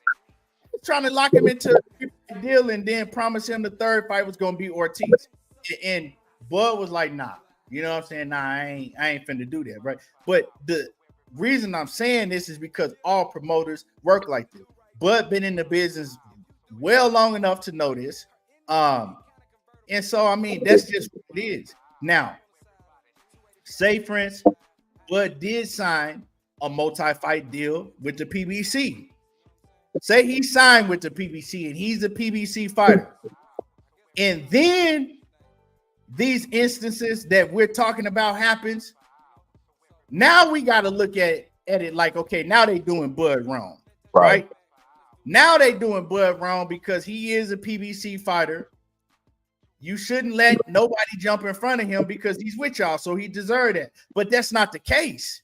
I don't think they would do that. I honestly think if Bud was with PBC, they would let him fight Fundora, probably make Earl fight Tim, and then the winners maybe fight each other after that if they can build Earl back up or Tim, either one. Build both of them back up against each other. The two losers, the two winners, and then the winner fight each other. That's what I honestly think would happen. Right. So yeah, they wouldn't do that if he was a PBC fighter. Bud know that. But see, Bud want to be able to move however he wants to move. This is the thing, right? This is how PBC gonna work. And Bud don't want to have to do that. Bud want to be able to pick and choose who he fights, right? So the PBC is gonna say, okay, bet. We want you to sign a 2 or 3 fight deal with us, right? They gonna give him opponents at 154. Okay, maybe it might be Tim Zoo, it might be Erickson Lubin, it might be a Charlo rematch for Errol Spence, and I'm just naming names, right? And they gonna say, okay, these are the opponents. First, we want you to fight such. Then, you know what I'm saying, we want you to fight whatever fight you want to fight, and then, you know, then on from there, right? But he don't want to do that, right? Right, because I'm hearing that they offered him like, you know, like an Erickson Lubin or something like that, and he ain't do that shit, right? You think he's scarred from top rank the way they did him? What you say? You think he's scarred from the top rank business the way they signed him for that last little deal, and he still didn't get that nah, the Pacquiao fight? Well, the Pacquiao fight was the Pacquiao fight is like. Nah, they the ones that pulled out of the Pacquiao. Remember, wasn't Pacquiao. Remember, it was because I remember Bo Mac even, you know, coming to my show talking about it back then. They the ones pulled out because they didn't believe that the money was there. Well, we don't know if the money really there, right? They the ones that pulled out of the Pacquiao fight. And then when it comes to Bud Crawford and Errol Spence, right? Bob Arum says that the reason that fight didn't happen while Bud was at ESPN, and we know it was a lot of shit that happened in between with Errol, having that accident and all of that shit, right? But another reason Bob said that it didn't happen when Bud was with them is because Bob wanted Bud to bet on himself. Bud wanted a huge guarantee from Bob, right? For Bob to put up a huge guarantee, right? He's with Top Rank. That's your fighter. PBC is looking at the situation. Okay, well, if your fighter want this big ass guarantee, you got to put up the guarantee. We're gonna do business how we do business, right? We don't pay our fighters huge ass guarantee, right? We let our fighters make the money on the back end while betting on themselves, right? Bob says that he tried to talk Terence Bud Crawford in, taking a small guarantee and then just getting the money on the back end. He said that the reason the fight didn't happen is because Bud was demanding a huge guarantee. And he said that he wasn't going to put up the money for it. Bob said this shit. He said he wasn't willing to put up the money. So that's why the fight didn't happen. If Bud had said, okay, you know what? This is what Bob said. If Bud had agreed to a smaller guarantee, he said that fight could have happened. We could have made it happen. But he said he wasn't going to take no chance putting up a huge ass guarantee on Terence Bud Crawford, and he wasn't willing to take a chance on himself. He says Bud didn't want to bet on himself when it came to doing the business. So he said, I wasn't going to do it. That's why that fight didn't happen, according to Bob Arum. So I don't think that they did him no type of way at Top Rank, because when he went over to PPC, they did him the same way. Him and Errol Spence. We're not going to give y'all no huge guarantee. You're going to have to bet on yourself and get the money on the back end. Right? And Bud was still skeptical, but they eventually talked him into it. And then he realized that he was wrong and they was right. And he admitted it. The man did a whole interview and said that he realized, he was wrong. PBC's motto, he got paid way more. And he talked positive about it. The whole situation, he was glad he was taking Al Heyman, and then turn around and try to do the same shit. Try to turn back around, demand a huge ass guarantee when, first of all, you demanding a $15 guarantee in your next fight. If this is true, this is the news that's coming out. People that's inside, like deep inside of boxing, right? They saying he's asking for $15 million, right? So if this is true, when have you shown that you can generate that type of money on your own? Like, when has he ever shown that he can generate that type of money on his own? Him and Errol Spence, that fight didn't even live up to what it was supposed to do. Like, come on, man. As much as everybody was talking about that fight for years, that fight should have easily done over 1 million pay-per-view buys. But it did almost. It was Bud fault. Huh? I think it was Bud fault. I mean, it's Earl fault too, because he had a little part record or whatnot. But I think the fight should have been done, but Bud was being stubborn, and it kind of sizzled out a little bit. It sizzled out when everybody was buying, making hotel reservations, paid for plane tickets, and it got canceled. And then it got canceled, right? It got canceled. Then you had all this breaking news with the fight dates, and it's already signed and done and all of that, right? That shit didn't help it. They ain't help it. You feel me? So we had all of that. Now a lot of people was like, man, that shit, man. I ain't, because I was one of them. Like, man, I'm cool. Like, I ain't high on it. Once we finally got it, I was still wanting to see the fight, but personally, and I told people this, I wasn't as high on watching it that I was before. I was hyped up and geeked on that shit when they first when we thought we were gonna get it in that November. I'm like, man, this shit, man, I can't wait. Then we gotta wait and watch Bud fight David. I've been sneezing, and Then we hear that Errol Spence had another fucking car wreck, and in between, then you got people confirming that Errol Spence and Keith Thurman, that shit is all it's happening, it's confirmed and all that shit, and man, it just kind of sizzled out. When Bud fought Ebenezer, that's what did it for me. I just knew it was over with after that. I said, yeah, they not fighting. Yeah, so y'all do me a favor, smash the like button. It's a lot of y'all in the building right now that ain't smashed the like button. Do me a favor, smash on the like button. So when you get to talking about this, right, people instantly go to, oh man, you hating on Bud. You a Bud hater. You a Bud hater. No, nobody's hating on Bud. We speaking the facts. We're not telling you that Bud ain't him inside the ring. You know what I'm saying? We're just telling y'all the facts. If people get mad, they just we get it. Y'all rock with Bud. That's your favorite fighter. But if he moving wrong, if he ain't doing, making the right business moves. To be real, I think Devin did the same thing with the Tank fight. Like, I like that he went his own separate way. He made his own, created his own name. He got the legacy. Tank got all the spiritual clout.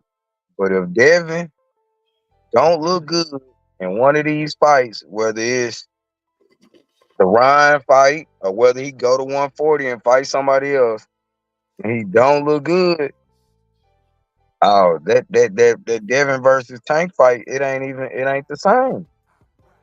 Because Tank can look bad as long as he get the knockout before them 12 rounds over with, we still want to see Tank.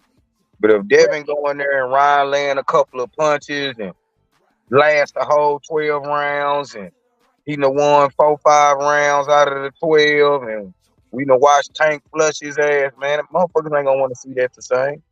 Well, that's speaking of, like the casual fan base. Because for me, I don't give a damn. I still want to see Tank and Devin because to me, right? Understand styles make matchups. I'm a real fan. And you can't get on social media. You can't have all this back history, talk shit to each other for years and years, and then not fight. Because this is how I am, right? Oh, hold on. This is how I am. If such and such beat Tank, or if such and such beat fucking Devin Haney, Tank ain't beat Devin Haney. Devin Haney ain't beat Tank. Oh no, they fight each other. I agree with that. That shit doesn't matter to me. But like I said, I'm not a casual. Numbers wise, though, you get the numbers won't be as good. Yeah. I understand what you're saying, but I'm saying they might do 500,000-600,000. But I actually think Devin and Tank can do bigger than Ryan and Tank if they make this shit happen now. Your PLG, I get what you're saying, and I'm agreeing with what you're saying. I'm saying yes, right? The fight probably won't be as big because then you'll have a casual fan base. Oh well, Tank lost. We don't want to see that no more. Or Devin lost, man. We don't. But because that's how the boxing, the new boxing fan, the casual fans mind think, right? But a real fan is gonna say, okay, yeah, we seen Tank take a L, or we seen Devin take a L. That's cool, but we ain't seen neither one of them give each other an L. Right, because them two different styles. Because it's two different styles, different fighter. I don't give a damn. I still want to see the fight. That's all I'm saying. I want to see the fight regardless, right? So because if Tank go out there and fights Frank Martin, and maybe people say he don't look good, I don't care, bro. That don't move me. I still want to see him fight everybody else. I still want to see him fight Shakur. If Devin go out there and he struggle against Ryan Garcia, I'm not finna be like, oh, well, I don't want to see Devin fight nobody. No, I still want to see him fight everybody that he been talking shit about. I think what they gonna do is, and I hope it works perfect, Tank knock Frank out, Devin flush Ryan, and then I don't know who Devin gonna fight at 140. He already whooped Regis. I hate to say it, But that Tank versus Pitbull Cruz 2 is looking more and more. I don't want to see it, but I'm just saying I can see PBC selling that fight again. Oh, he's more healthy at 140, and Tank go knock him out again at 140. So now they both 140 champions. Unification at 140. That's a big ass fight. Unification. Tank versus. I hear you. I hear everything you're saying, and I wouldn't be surprised if that's the route. If that's the route that is going, if that's the route that is going, right? I wouldn't be surprised. But I'm gonna tell you like this, right? And I know you're a huge Tank fan, right? And I'm not talking at you, but I'm talking to everybody. And for the ones that might jump here and get to crying because of what I'm about to say. Yeah. Right? Let me say this real quick, right? If Gervonta Davis goes up to 140 and fights Pitbull Cruz before he fight Devin Haney, it's a duck. Like to me, and I don't like to use that word term, but if he do that shit, it's a duck because now you no longer can use the excuses. Oh, well, we ain't fighting Devin Haney because he had 140. If Devin want to fight Tank, you come down to 130. Nah, you can't go back up to 140 and fight somebody else if it ain't Devin Haney, right? Or hold on. Or not at least sit down. And I'm not talking about on social media. I'm talking about sit down, not at least sit down at the table and negotiate with Devin Haney. Now, I understand if y'all going to negotiations and y'all just can't come to an agreement because of money and demands and all that shit, it's cool. Y'all at least tried, right? You don't think the negotiations would be easier if Tank got a belt at 140? Nobody, bro. But Devin try to say, "Oh, I got a belt at 140. You ain't got a belt at 140. I think it should be 60-40 or 55-5. No, his numbers with Ryan probably gonna look like trash. Because after these pay-per-view numbers come out and they trash, and then Tank fuck around for success. PLG, we gotta stop that. We ain't finna do that, bro. We not finna. Oh well, if they try, we not finna do that, bro. We gotta stop that shit as fight fans. You think the numbers gonna be good though? It doesn't matter. We gotta stop that shit at fight fan. We gotta stop that shit, bro. Because we hurting the sport with all that shit, bro. We gotta stop that. Oh man, if it ain't bro. If we at some point as fight fans, we gotta come to the. You know what I'm saying? We got to come to realization. If you calling yourself a real fight fan, we got to stop that shit, bro. We just got to say, hey, if this man go up to 140 pounds, don't go up there unless you fight nobody but Devin Haney. With that. But we can't ignore the business. I ain't taking that shit. Nah. How we gonna ignore the business? That's like saying, in my opinion, Bud deserved the Fundora fight before Spence. And I'm a huge Spence fan. But me knowing the business, if you're not gonna sign that multi-fight contract, then the business says PBC looking out for their fighter. That's the same for Tank PBC. So if you didn't get a 40% cut, but you did 20% of the numbers that Tank and Ryan did. This is what you're doing, right? You moving the goalpost because the first thing I said, and this is the reason I said it, because we getting into all of these what if conversation that he gonna say this and we don't know what the fuck gonna happen. This is why I said they have to get in negotiations. And I said that first. That's before anything. You can't act like that you can see into the future and start saying what's gonna happen in negotiations. Tank already said. Hold on. We gotta leave that shit alone as boxing fans. The first thing they have to do is come to negotiations, right? Now, if they come to negotiations and they can't agree, then we could talk about all that extra shit. I Let's stop understand. jumping goalposts and saying, "Oh well, man, when they come to the table, when he say this and he say that." No, we don't know that until it happens. Let's stop trying to be. Let's stop trying to be promoters and let's stop trying to be promoters and managers and advisors, and let's be boxing fans. Let's let them. Let's say they have to get there. If Tank moves up to 140. He's most definitely fighting Pitbull. Hold on. The first thing that he has to do, that I expect him to do in his team, you got me in the background, Rollo. You're gonna have to yeah. What percentage you think Tank gonna offer him? The first hold on. The first thing you said I'm echoing? Huh? What am I echoing or something? Let me see now. Yeah, you kind of got you got me in the background, kind of like making some echo noise. You got me on speaker or something? I'm on my phone like I always be. Okay, I don't know what it is in, but I'll give you the mic in a second. But the first thing that we gotta do is say, okay, if Tank move up to 140, all I'm saying, bro, is he have to start negotiations with Devin Haney. Fuck a Pitbull Cruz. Fuck all that shit, right? And then what Devin Haney has to do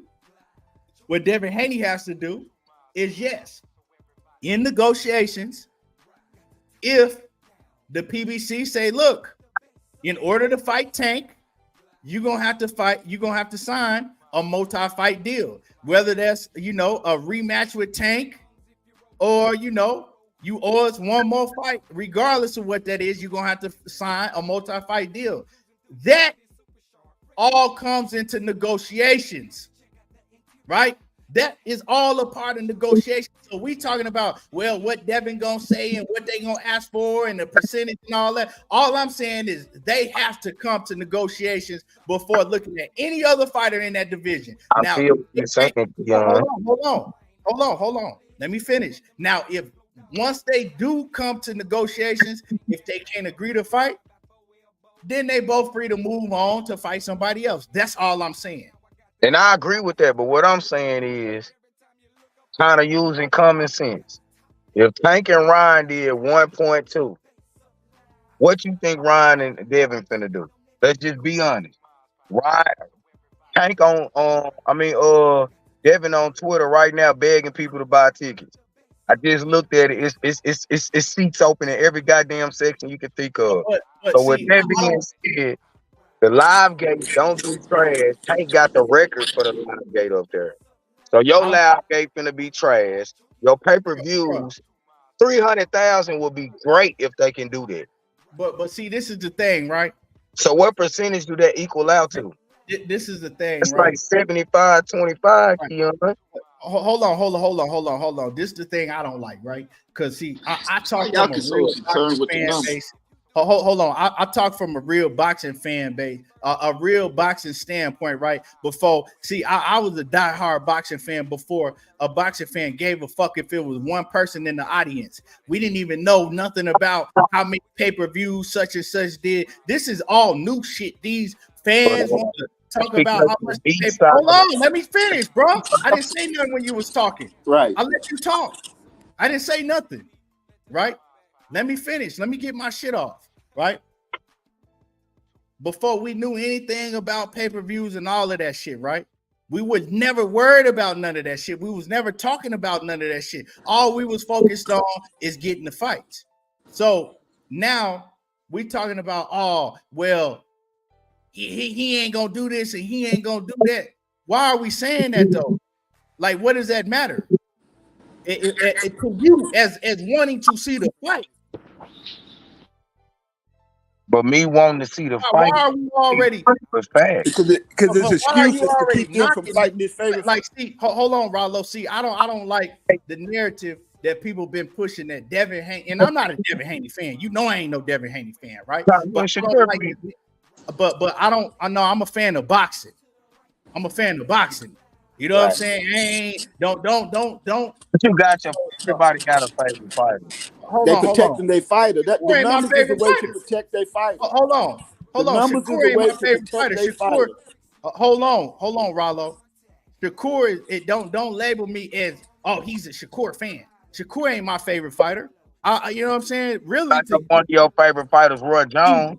He's one of the fighters. He's one of the fighters that I like watching today. Right? I got a lot of fighters.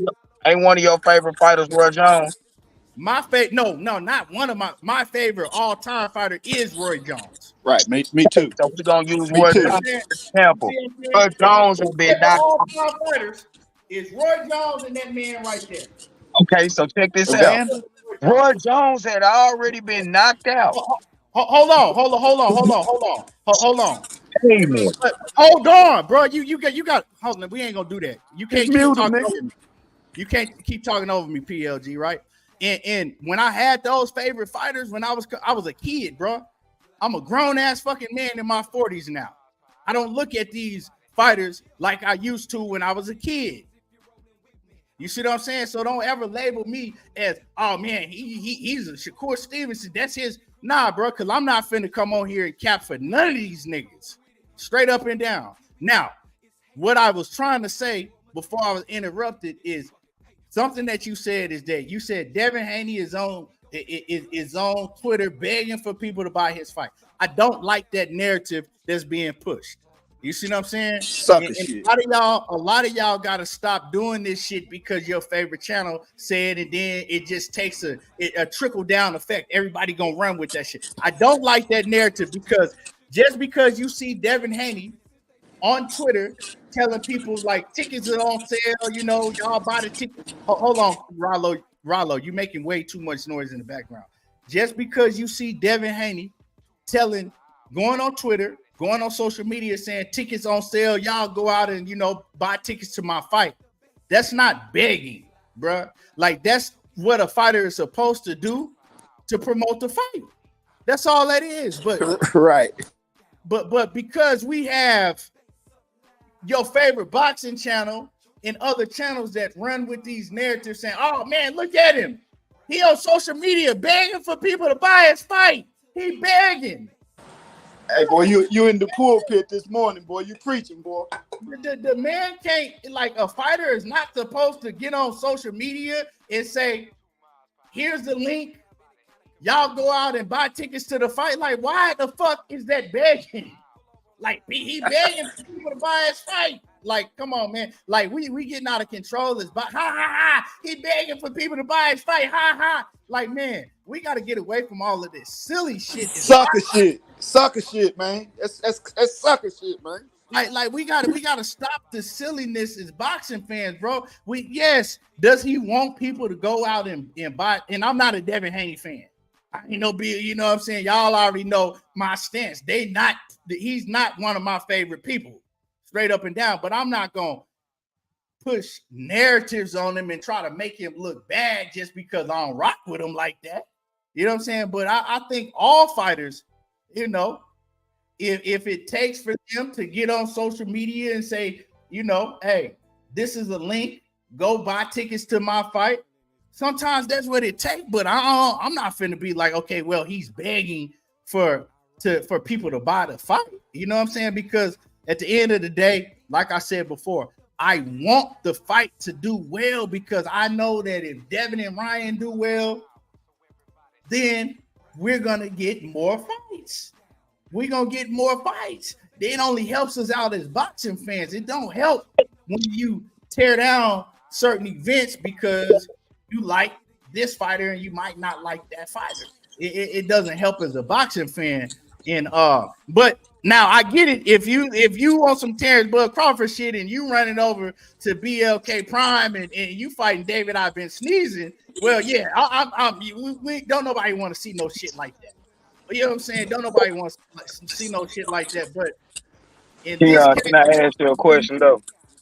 But go ahead, and then I'm gonna pass it to Rollo and salute to Manager Marty. Then I'm gonna Why pass it to Manager Marty. Why do you think Devin took the Ryan fight? Because Ryan is a big name in the sport. So basically, he took the fight for a money fight. Yeah, because Ryan got a big name, but also we But can't. why did he? You ain't gonna talk around the bush, huh? Why did he You take a money asking me a fight? question like the nigga asked me a question, right? Why did Tank take the money fight? What the hell Hold you on, hold talking on, Because about? he wanted to be the face of hold boxing. on. So what I'm Hold telling you is, if on. I'm gonna put you on mute because you can't ask me no question and then talk over me when I'm answering it. That ain't what we gonna do. You know what I'm saying? We ain't finna do that shit on my panel. You ask me a question and I'm not done answering. And also, Devin Haney was calling out Ryan Garcia years ago. That's a fight that they, that they have history. He called out Ryan Garcia, right? What was it, like 2018, 2019? Jumped in the ring and called him out. So that's a fight that is, been something that, that was supposed to happen years ago. So they have history. So yeah, go ahead.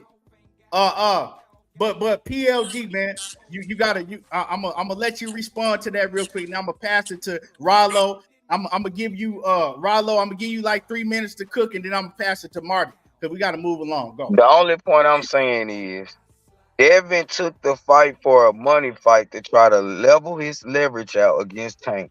Period. He didn't. He could have fought anybody else at 140 for a belt, like he claimed he been doing, chasing legacy.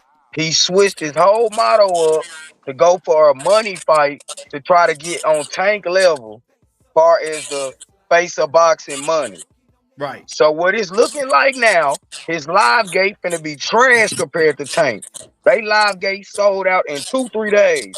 We are 2 weeks away from the fight, and he's still trying to sell tickets in every section in the goddamn stadium. And I why does this blame that move on your Golden emotion? Boy, but it is what it is. And Okay. then on top of that, if the pay-per-view numbers do trash, it's only common sense. We can say we real boxing fans all we want. It's fucking common sense. Burger King ain't helping McDonald's. If you do 300,000 pay-per-views in a $2 million gate and Taking did $5-10 million at the gate at Broccoli's, broke the goddamn record, and 1.2 with this same person on pay-per-view, bruh, when we come to the business, it ain't even no use in us talking. At least you ready to take 70-30. Okay. We gonna have to. I'm gonna move it to Rollo. Rollo. What I'm saying is, why do you got a problem with Devin fighting Tank to boost his star status? Fighting Ryan to boost his star status? This is boxing. That's what you do. That's the same thing Tank did. What's the difference? And then why are you so moved about it? Did I say it was a problem? Or did I say if it don't work, like it's not working, it backfired and it makes him even more behind in the negotiation room?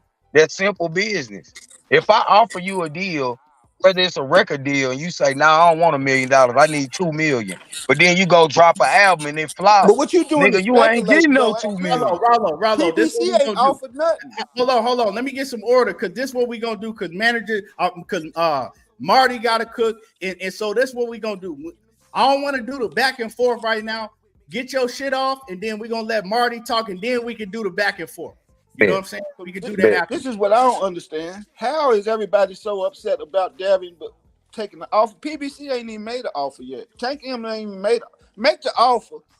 Then when he turn it down, then we can go in and say, nigga, you ain't worth that. But y'all getting on the man about some shit that ain't even about y'all feelings because Tank him ain't sent the offer. Right or wrong? So how we telling this man what he should or shouldn't be taking when ain't nobody sent the offer to give him the option to take or not take? Is what I'm trying to figure out. And then if we going by the market value, if he's asking for what Ryan asked for, what did Ryan bring to the table to get what he asked for? He didn't have no pay-per-view. He never did a gate bigger than Devin did a gate. So he's not a bigger draw than Devin. We see that because the Duarte fight didn't do shit. It wasn't on pay-per-view. That was Tank's pay-per-view. I mean, it take two to tangle. You know, a Mexican and a black fight for a belt is always going to be a bigger draw than nobody Mexican in a Mexican who ain't even champion like Ryan and Duarte. You see what I'm saying? But why does Devin have to jump through these hurdles that Frank just didn't have to jump to? Send him the contract, let him turn it down, and then we'll say what he is and what he ain't. But all the speculation, I just don't understand it from y'all. It seems like y'all making excuses of why the fight shouldn't happen instead of pushing the fight to happen. That's all I'm saying. Okay. Marty, what you got? Oh man, I just want to say salute to you, everything boxing, Keon. Salute to everybody in the chat that's acknowledging me. Can y'all hear me? Yeah, we can. Yeah. Yeah, man. I just jumped on here, and I love getting the opportunity to watch certain other content creators that I'm cool with cook and do their thing when I'm taking a day off. You said something, Keon, and I wanted to piggyback off because I just got here. I don't know with the whole what everybody's talking about, but I just got on here a few minutes ago and I heard you say, Keon, that there was a time where everybody was just boxing fans. I'm not quoting you because I don't know how to say it the same exact way that you said, but paraphrasing, basically it was a time where everybody was just boxing fans. No one was talking about the numbers, who sold this, how much money the live gate did, how many pay-per-view buys. And I like that, Keon. I like that you spoke on that because, and I think I'm qualified to say this, 90% of the boxing fans don't know about the business of boxing. So to me, when I hear people talking about this numbers, that numbers, and you don't know about the business, it makes it sound misleading when somebody do good numbers and you don't know how to interpret it. Or somebody do numbers that might not be favorable to a fan, and they might say, oh man, they did bad numbers, but might have been actually good numbers. So I want to put something in perspective of the reason why I don't really talk about pay-per-view buys. I don't really talk about live gate as much. The reason why is because let's use pay-per-view buys as an example. And I'm not criticizing people that talk about it. I just wanted to give perspective so we all can be on the same page. We all boxing fans at the end of the day. When you look at pay-per-view numbers, let's be clear on something. I want to educate the public on this. When fighters are under exclusive contracts with promoters, meaning that they will get a guaranteed purse under a promoter, they don't get no back-end money. They get their money at the end of the day with their guaranteed contract stipulates, and that's it.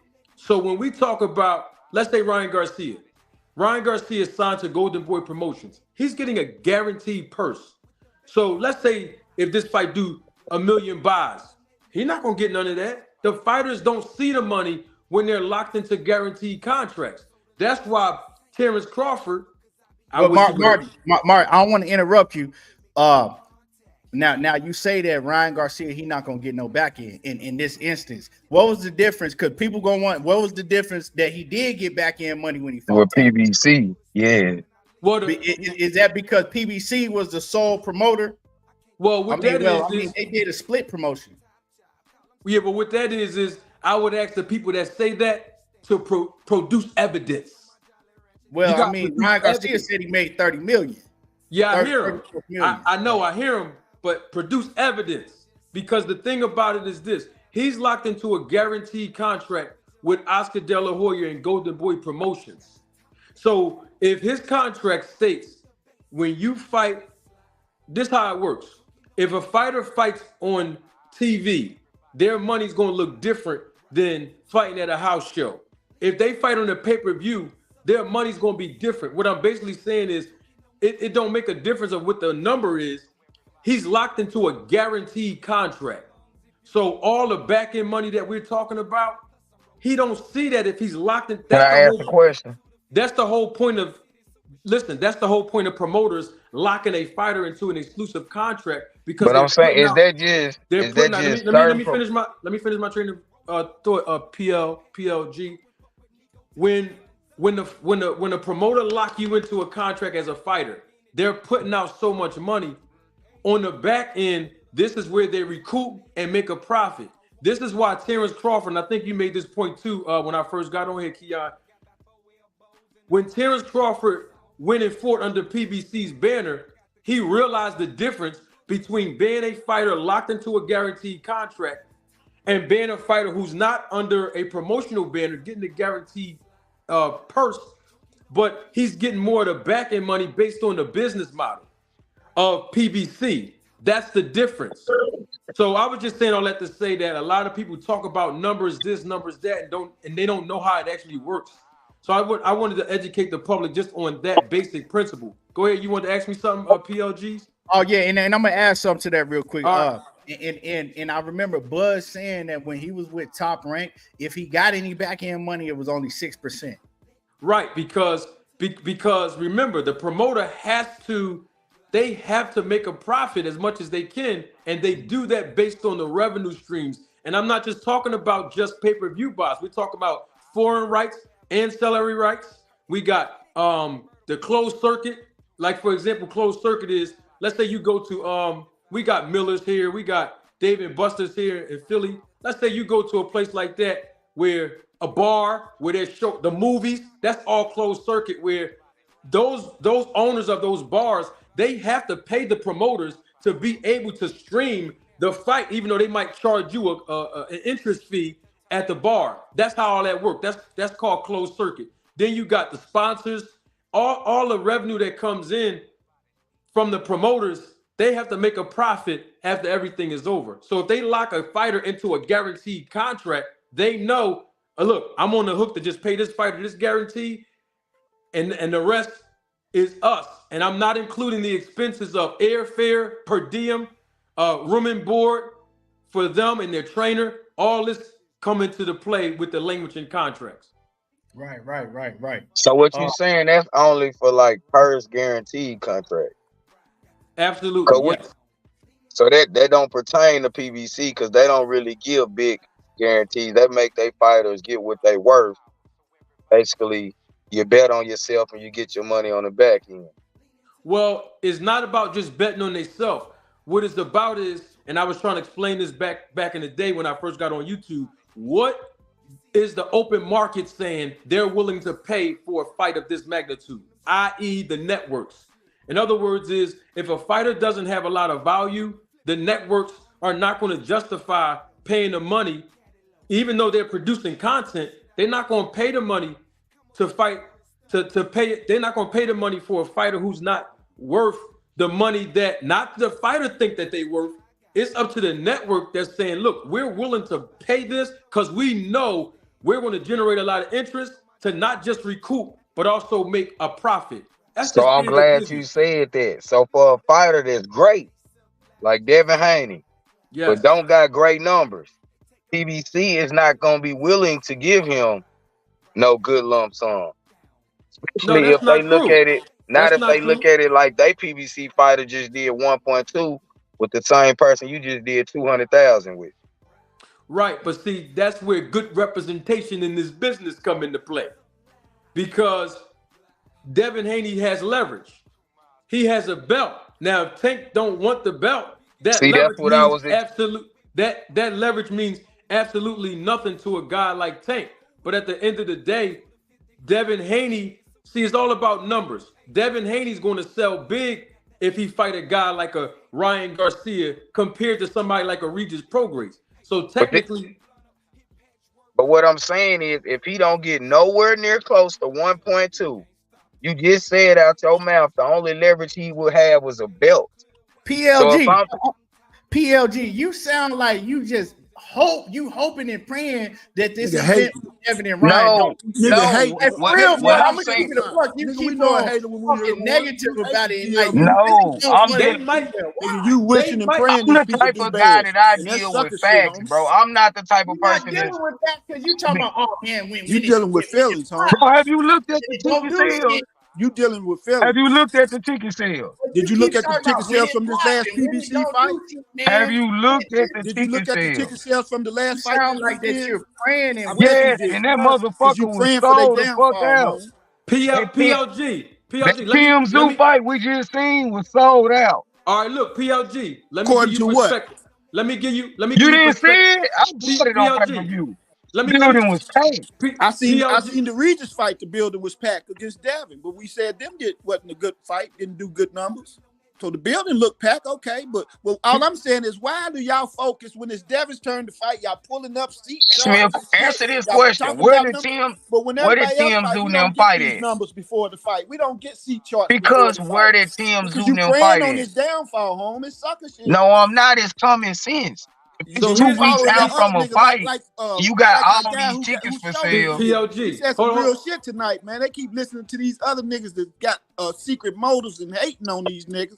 These Man, young it's niggas trying to real. win and come up. They got niggas like you constantly downing them and wanting Man, them to I'm do just a bad. real And we nigga, PLG. see bro. it. It's like if Hey, we break it PLG. Let down me to the street PLG. standpoint. Let If me you give you get a perspective. slam today, you Niggas gonna still kill PLG. you got in the fucking streets. Look, 12 look, zips with you come meddling Thursday. in a Nigga, you nigga not business like doing that, nigga good. gonna kill you in the streets. Nigga, hell you talking about? PLG. Hold I'm on. telling you, if you got a slab right now today, and I call your ass, and you like, oh, I'm gonna have it gone within 2 weeks.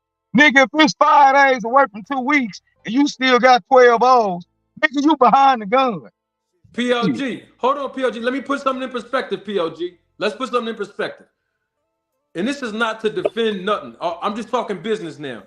This is still income tax season, bro. Some people might be still waiting to get their income tax refund. That's number one. Number two, hold on for a minute. Number two, this is on the East Coast. Neither one of these guys have ever had a major event on the East Coast.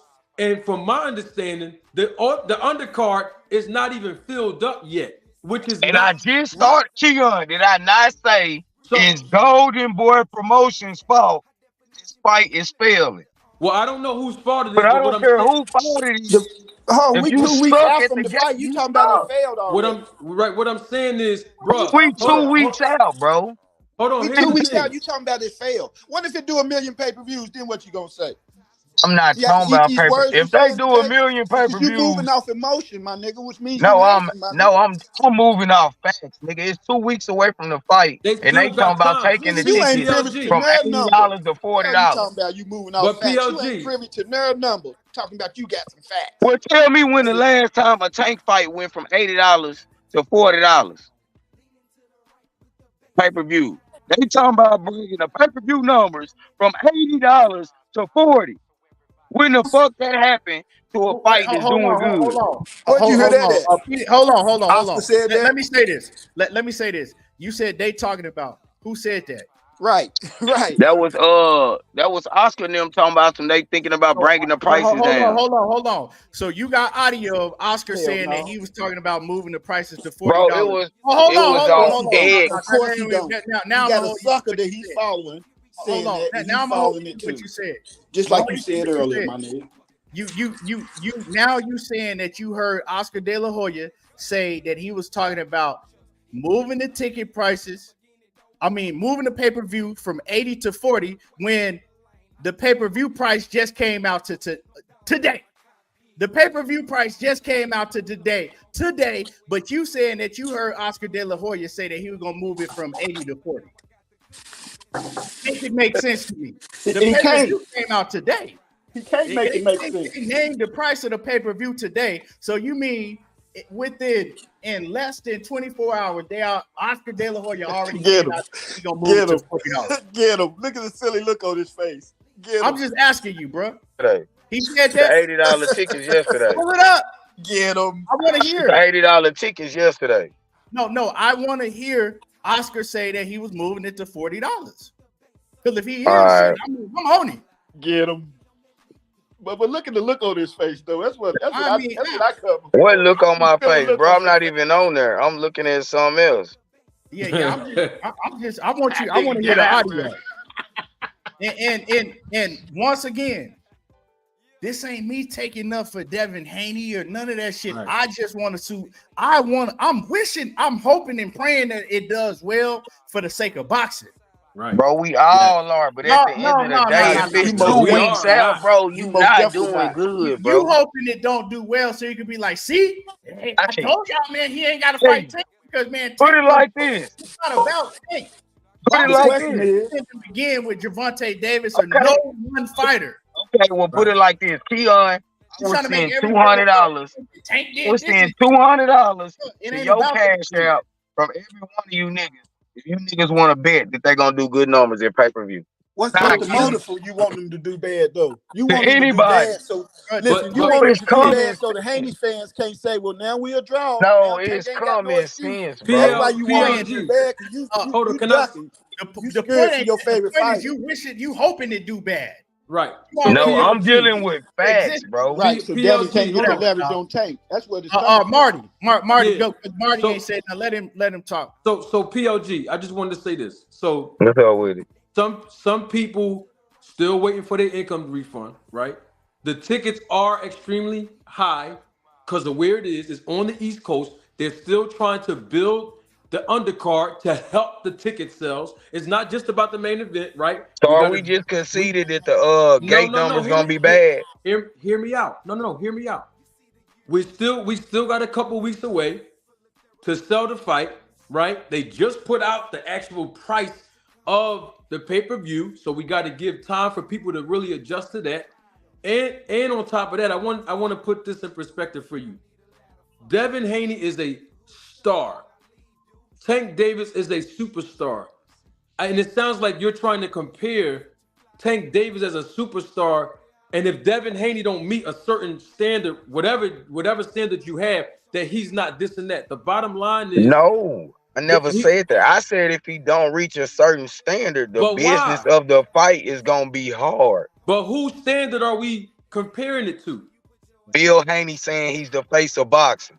Well, we That's can't for give no one. credit to that because everybody's That's entitled for to their one. opinion. But that's his opinion. So if your numbers don't back your opinion, it's not a fact. Right, but It's that's a just fact Bill that Haney. Canelo and Tank gonna bring numbers. Them faces of boxing. Right, But when but you that's say just you the face of boxing and you do a quarter of what the next person did, you're not the face of boxing. well, that's just Bill But Tank Haney's did a quarter of opinion. what Canelo did. So what do you mean? No, you capping. Tank's Tank sold numbers are a more than quarter of Canelo in Canelo's it. career numbers. So what are you In saying? We can turn 2023, and flip the same Tank thing sold against more Tank than when it Canelo. comes to Canelo.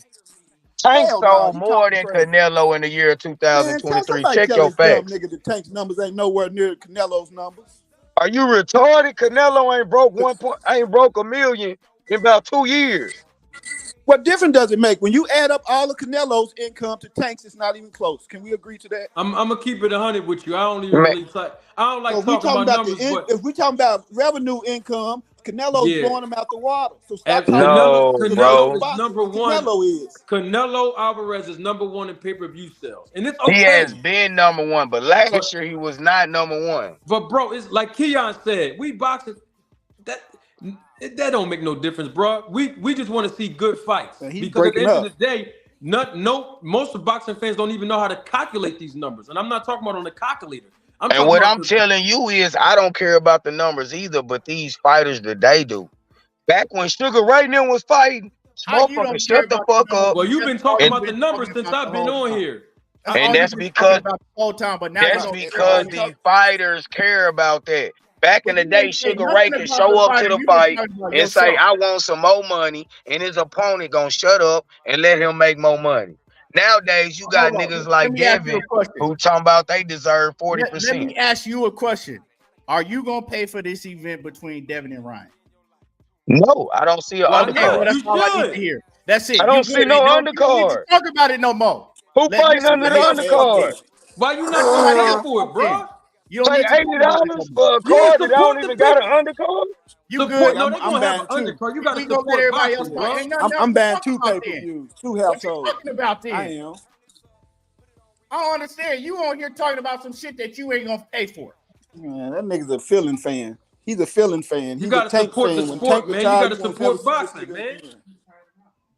Like, bro, you on here arguing for all of this time, arguing with He's everybody a feeling fan. about some shit that you not even gonna. If I'm not gonna pay for nothing, if I'm not coming out of my pocket, I'm not finna jump on nobody's panel and argue with you about other people that want to watch it. Nigga's a feeling Now, fan, man. now is the undercard some trash? I mean, yeah. I think from if this is true, I talked about Hey, this. I got a before question manager for Marty Mary. came. Who fighting on the undercard, Key? I don't know if this is true, but they saying that the undercard, right? If this is true, it is some trash. But most people they buy pay-per-view to see the main, the main event. But I understand, you know what I'm saying? I understand if people want to see an overall great event. This ain't it. But this is supposed to be the undercard. Arnold Barbosa and Sean McComb. Now, like I said, this is what somebody posted on X. They said this is supposed to be the undercard. I don't know if this is 100%, right? Arnold Barbosa and Sean McComb. I don't know who the fuck that is. I don't know who Sean McComb is. Ain't nothing I want to see. David Jimenez versus John Ramirez, Little Scrappy. I know who Scrappy is, but I don't know who David Jimenez is. And let me know if you know any of these names. And then Beck the Bully, we know who he is, but and he fighting Pierre Humberto D. Bombay or something like that. I don't know. I don't never heard of him before. And so from the undercard is some trash. If like don't quote me to that. This is what a few people posted on X and said this is supposed to be the undercard, right? If this is the undercard is trash, right? But let's keep it a buck. Let's keep it 1,000.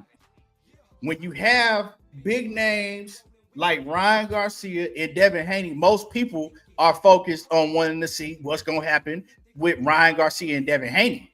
You feel me? It ain't all of it. Like that's why I'm buying the fight, because I want to see Ryan Garcia and Devin Haney fight.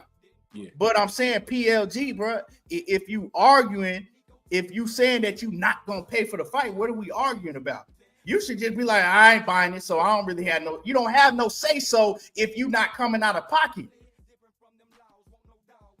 You wishing for the fight to the event to do bad, bro. Like that ain't like, to me, bro. Stop. Y'all need to stop being so divided, right? When it comes to Tank Davis fan, because you are a diehard Tank Davis fans, right? And all y'all do it. Y'all need to stop being so divided when it comes. I'm a Tank fan, so I ain't fucking with Devin, or I'm a Devin fans bad Tank fight. Tank's event, I know about every Tank pay-per-view. Hold up, or I'm a Crawford fan, so I ain't fucking with Spence, or I'm a Spence fan, so I ain't fucking with Bud. Like all of this shit, bro. We need to stop being so divided and just say, okay, they giving us a fight that we've been wanting to see. Let's all come together as boxing fans and support it.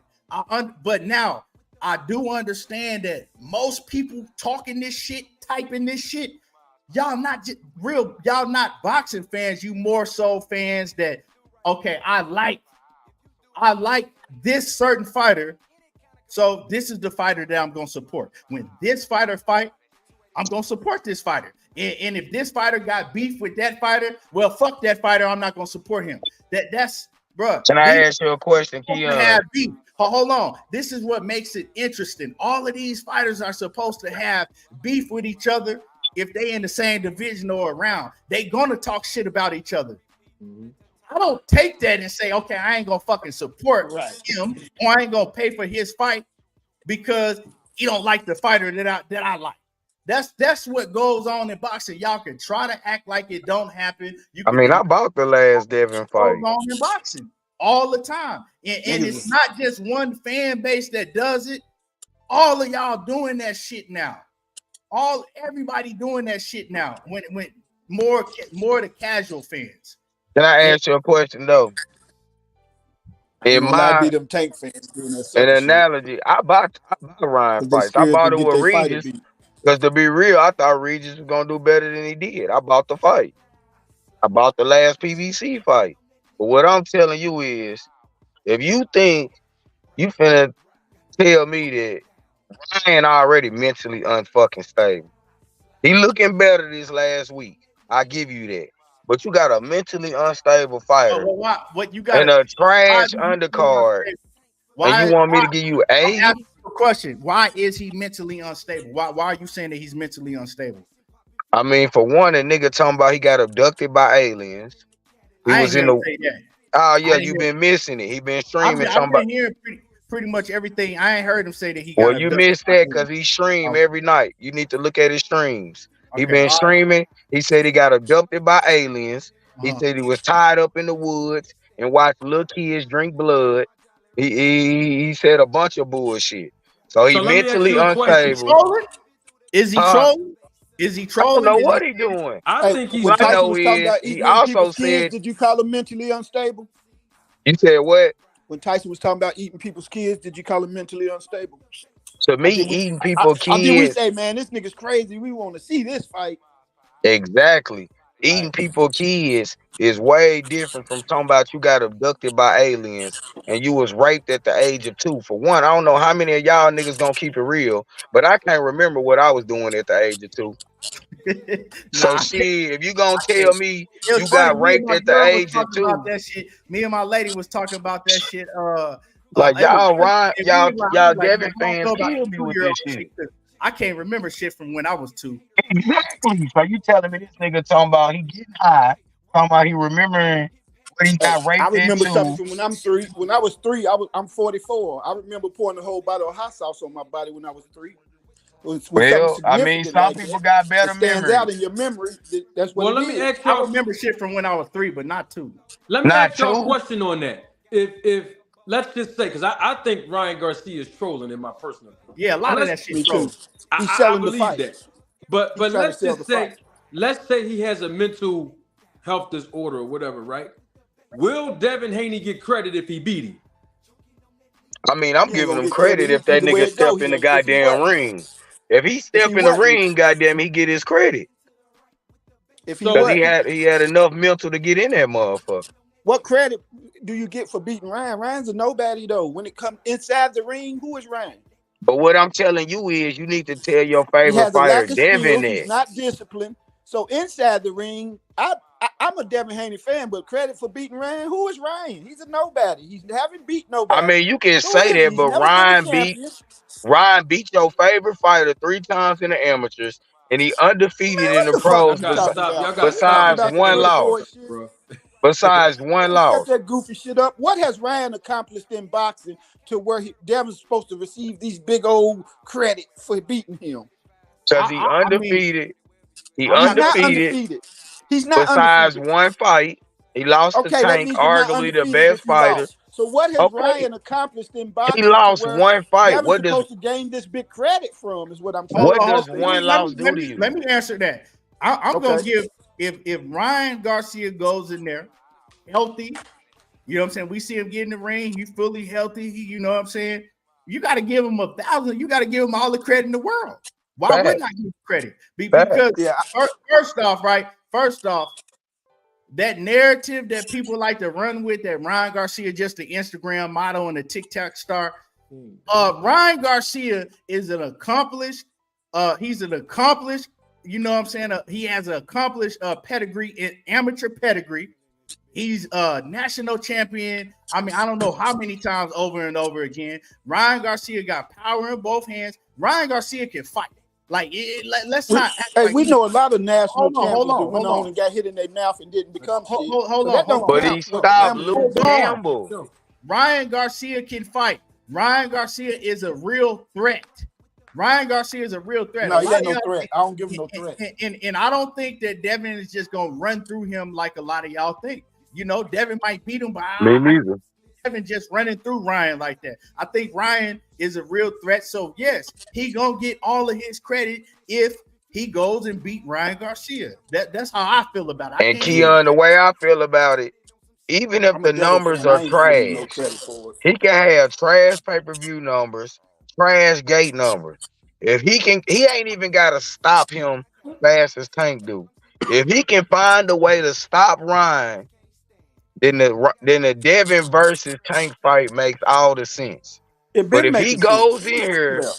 and I'm not wishing nothing bad, but the way the gate numbers looking is looking bad. Well, that don't have nothing Pay-per-view, to do with their performance. I think that. Right. that's I why I think that. said Right. if And that's he why he don't stops get no credit Ryan, because inside it's the ring, Ryan good. is sloppy. He's See, not this. but If he stop him, He has bad skills. He's not up to par as a boxer. Fuck all the agree. Instagram he's shit. not. I'm talking about To me, inside the ring. He's not a good boxer. Raylo. He's To not. me, Ryan Garcia is not on the level of Devin Haney talent wise, but Right. Ryan Garcia is a fighter. I don't know why people keep saying, "Oh, he ain't no fighter. He's an Instagram." Exactly. No, he can fight, Exactly. and the reason why I'm He asking is. that is because a lot of people won't give Devin Haney credit if he beats Ryan, and what I'm saying is that Do should you be think it's how he beats Ryan or if he beats him, no. period? If he beat him, he beat him. No, Right. I'm saying if Right. he stop him, do you think he will get more credit than if he just go 12 rounds with him? Yeah, why not? He beat him. So you think it's gonna Now, be of the course, same people gonna credit, make noise if or you think you he knock get him more out. credit if he stop him? I don't think he's gonna get credit if he win, period, because people keep saying that there's something wrong with Ryan Garcia mentally, you know what I Right. mean? So Hey, I'm just saying, I like for don't care instance, what look, he look like. If he stopped that man, ain't no way Tank and Ryan shouldn't be the next fight. To me, I it's mean, no big Tank deal and because Devin Ryan's shouldn't be skills the is not next up to fight. par. well, Tank Now gotta move up first. if And he if he Tank goes, fighting move up, Pitbull I'm next. agreeing with Keon. If Tank Davis move up, he's got to fight Devin. I mean, I like Pitbull Cruz. I listen to like what I'm Pitbull. Nah, He's he's got to fighting fight. Pitbull He's got next. to fight now. Devin if he go up there. Now in fantasy world, I will agree with you and Keon. There's nothing to be fantasy about. If he go up to 140, we ain't Let got me no more to finish. talk about. Let me finish. It If don't he make sense goes to go up to to 140 and fight 140 Devin when he can and fight he Pitbull trying to though. do a cross promotional deal, He's got because to fight Devin is Devin, with bro. Dazin, we already I know that money gonna be fucked up. Now I God Devin sell 200, a boy, million you won't talk about pay-per-views. his numbers. If he do a million pay-per-views and he ain't even gotta knock this If man out, he Eastside just Cruz ain't do win. a million pay-per-views, and he got a chance to fight Tank Davis. Frank Who Martin did? didn't do a million But that's pay-per-views. because they're both on PBC. But no, you're missing my point. See, you talking numbers and promotion. I'm talking about That's what business. you want. Wait, come on. You want him to fight Devin, right? Yes, that's why So I what we won't. talking about? That's There we why go. I'm mad. The Golden Boy dropped the ball, putting his dumbass fight in New York. I think if they would have put it in Las Vegas, they could have did just as good as Tank and Ryan. No matter if he knock him out or not, we still get the fight. But if we go to New York, where Tank got the record at on gates, and you fail on gate sales, you fail on pay-per-view sales, and you talking about doing a cross promotion deal? What Well, the fuck they do that? let's be clear on something. It's cheaper to have a fight. You know they got to pay for that. It's cheaper to have a fight at the Barclays Center than it is in Vegas. I understand that, but if we All got right. two West Coast fighters, Yes, why are we going to New York? I totally agree. I totally agree. Only if the undercard had East Coast fighters with reputable names that can help sell out the place. That's when it. But Now also, that makes sense. but listen Makes now, sense. it's a possibility for both fighters to expand their audience on the East Coast. Because remember, we want these guys to be superstars, and they got to open up the market. They can't stay on the West Coast. Neither one of them, Devin or Ryan, they have to spread their wings and fly over the country. But this That's what I'm how it is. saying. I would have rather this fight be in California. I If agree you with you. put if you I put agree. Haney and Ryan in California or Vegas, the I agree. gate is gonna do great. I So what you agree. So saying no is based matter on the what the numbers if I pay-per-view somebody do, agree. deserve a fight or not. I agree. Not based on their accomplishments and their skill set. You saying based on their numbers if he deserve a fight or not, right? no, you putting words in my mouth. I said based on the numbers, that's how the promotional companies is gonna make the fight. Fuck with me and you think we not the boss. The boss is our PBC and Eddie Hearn with the zone. Both of these people But see, trying to get paid. this Both is of my them thing. gonna want to air the Y'all fights on can't both of say their when it comes to networks, Devin, it's based and on the the numbers, numbers but then gotta when you got to add him up. fighting Frank Martin. You You said know what I'm what? saying? That don't make sense to me. Y'all saying based on the numbers, is what the fight supposed to be, but then you got him fighting niggas who never did numbers before. Like, why does But Devin they're gotta on do these spectacular numbers to PBC get a fight with this man when because nobody they're else on does? PBC. Common sense would tell you if you So already have signed. Devin not proven that he's willing to go from promotional company to promotional company to No, because uh he ain't been back to how, PBC since he his left. last fucking 3 fights have been with 3 different promotional companies, right or And wrong? ain't none of them PBC where he Well, started and he left soon as Tank got signed. I told Devin Haney and Bill Haney, and if Bill watching, I've been saying it a long time. All he got to do, The and I same with told Boots PBC. and them this. Now I know them personally though. Get down with Al Heyman. That's all you got to do. Exactly. That's all I'm fucking saying, Manager You got to Marty. call Now Al. you making That's it. sense, bro. But I've been hey, saying that. PLG. Hey, let me ask you this. PLG. Marty, Hold on. Bill said that he called Al. He don't Hold got on. Al's number, but he called his right hand man, and he told him the same thing that Leonard told So him. you think called Bill him at Haney the time. ain't Now got what he Al doing? Haney Keon number? wanted Hold on real Keon quick. wanted to talk. Hold Keon. on real quick. What's up? PLG. What I said a long time ago should have ended the discussion because we talking about if this and if that. Right. I said before we get to that. I said before we get to that. Who was that in the background? You got Somebody me mute your phone, that homie. Oh, that's PLG shit. I said before we even talk about all of that, they have to get to the negotiation table and sit down, right? Now, let's say what you saying, PLG. Let's say that Devin Haney and Ryan Garcia, it don't do well. Because that's what you saying. You saying you swear it ain't gonna do well, it's gonna flop. Let's say that does happen, it don't do well, right? Let's say it don't do well. So, and Tank moves up to 140. He still needs to come to the negotiation table with Devin, right? Yeah. Now, if they can't figure out, Right. if they can't agree, hold on, Rollo, you got to put your shit on mute. Your shit too. Now, if they come to the negotiation table, right, and they don't agree because they say, okay, well, Devin and Bill, they asking for. No, that's you, PLG. If they don't agree because they say, okay, well, we couldn't agree because Devin and Bill, they asking for this percentage and they want this much of money, then we could talk about that then. Right. Okay. We can say, okay, we could say, well, when they pulled up the numbers, you know, Devin and Ryan, they even flopped. So Devin, he can't ask for this amount of money or this percentage. Then we could talk about that. But we jumping the gun because what we doing is you saying, okay, when it flop, and it's gonna flop, and when it flop, and then you know he I can't never said that though, Keon. with Tank because You absolutely are saying that.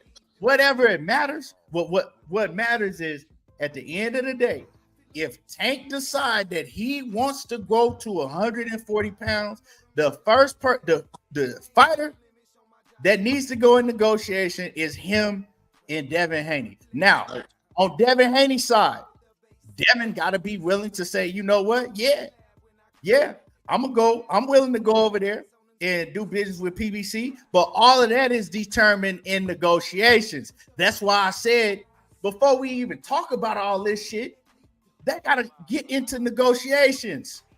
Until then, we just fucking talking, Right. Because we don't know what he gonna say and what that person gonna say and what that person. We don't know that. Let's wait. Let's stop jumping the gun and just wait and talk about what's going on right now. And let me say this too, if I can, Keon. Let's do this. If $80 a pop, right? Let's say the fight's $80, 200,000 pay-per-view buys is a total of $16 million. That's nothing to sneeze at. That's actually good for guys who are stars in this business. 16 million is a good number. I know you might be thinking, damn, they got to do it 1.2 million. No, they don't. No. 200,000. Hey, that's 16 million. That's a really good number. Can I ask you a question, Manager Marty? Absolutely. Did you buy this last pay-per-view with Tim Zoo and Fundora?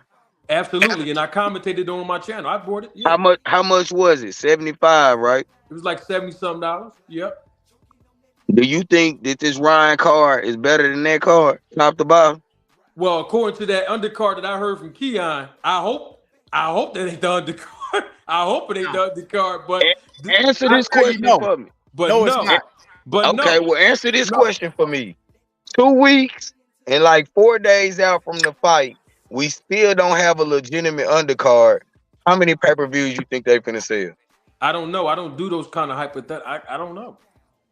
I'm not sure. Well, from what I've been looking at in the generation we dealing with, if you can't get them at least 3 good 50-50 fights, good fights, that shit ain't doing good numbers. Well, I'm gonna say this, right? It's hard to gauge that because in this situation, bruh, and this is sad for boxing, but in this situation, it's hard to gauge that because now you got to think, how big is Tank Davis fan base, right? Because Tank Davis fan base, the majority of them, they not finna pay for this just because they don't F with Devin. And it's gonna be the same thing, you know what I'm saying, with Shakur fan base. How big is Shakur fan base? Because that Shakur fan, not me, but you know what I'm saying, they're not gonna pay for this fight because they don't F with Devin. I ain't gonna lie, Keon. You know I'm a diehard Tank fan. But I swear to God, I bought Devin last fight against Regis because I thought it was a good card. It's gonna come down to a lot of that because, bro, I keep in tune, right? I'm watching what people say on other platforms. Oh, yeah. But I'm not talking about the casuals. I'm talking about all the diehard boxing fans.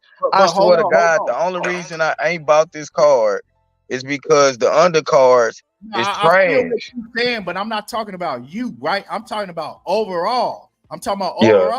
You because you hear the fans. We you know what I'm saying, if they pro Tank, they not paying to see Devin Haney, and they doing it out of spite because they're like, well, we don't fuck with Devin. You got to understand this. I agree. This is a fan base of a younger fan base now that's really watching boxing, right? I agree. It ain't. I'm in my 40s. It ain't guys that's more so my age. When we was growing up, your daddy was, you know what I'm saying, having fight parties. It's more of a younger fan base now, and these dudes, they think different. They like, we ain't paying for that shit. Then they'll get on social media and they'll brag about it.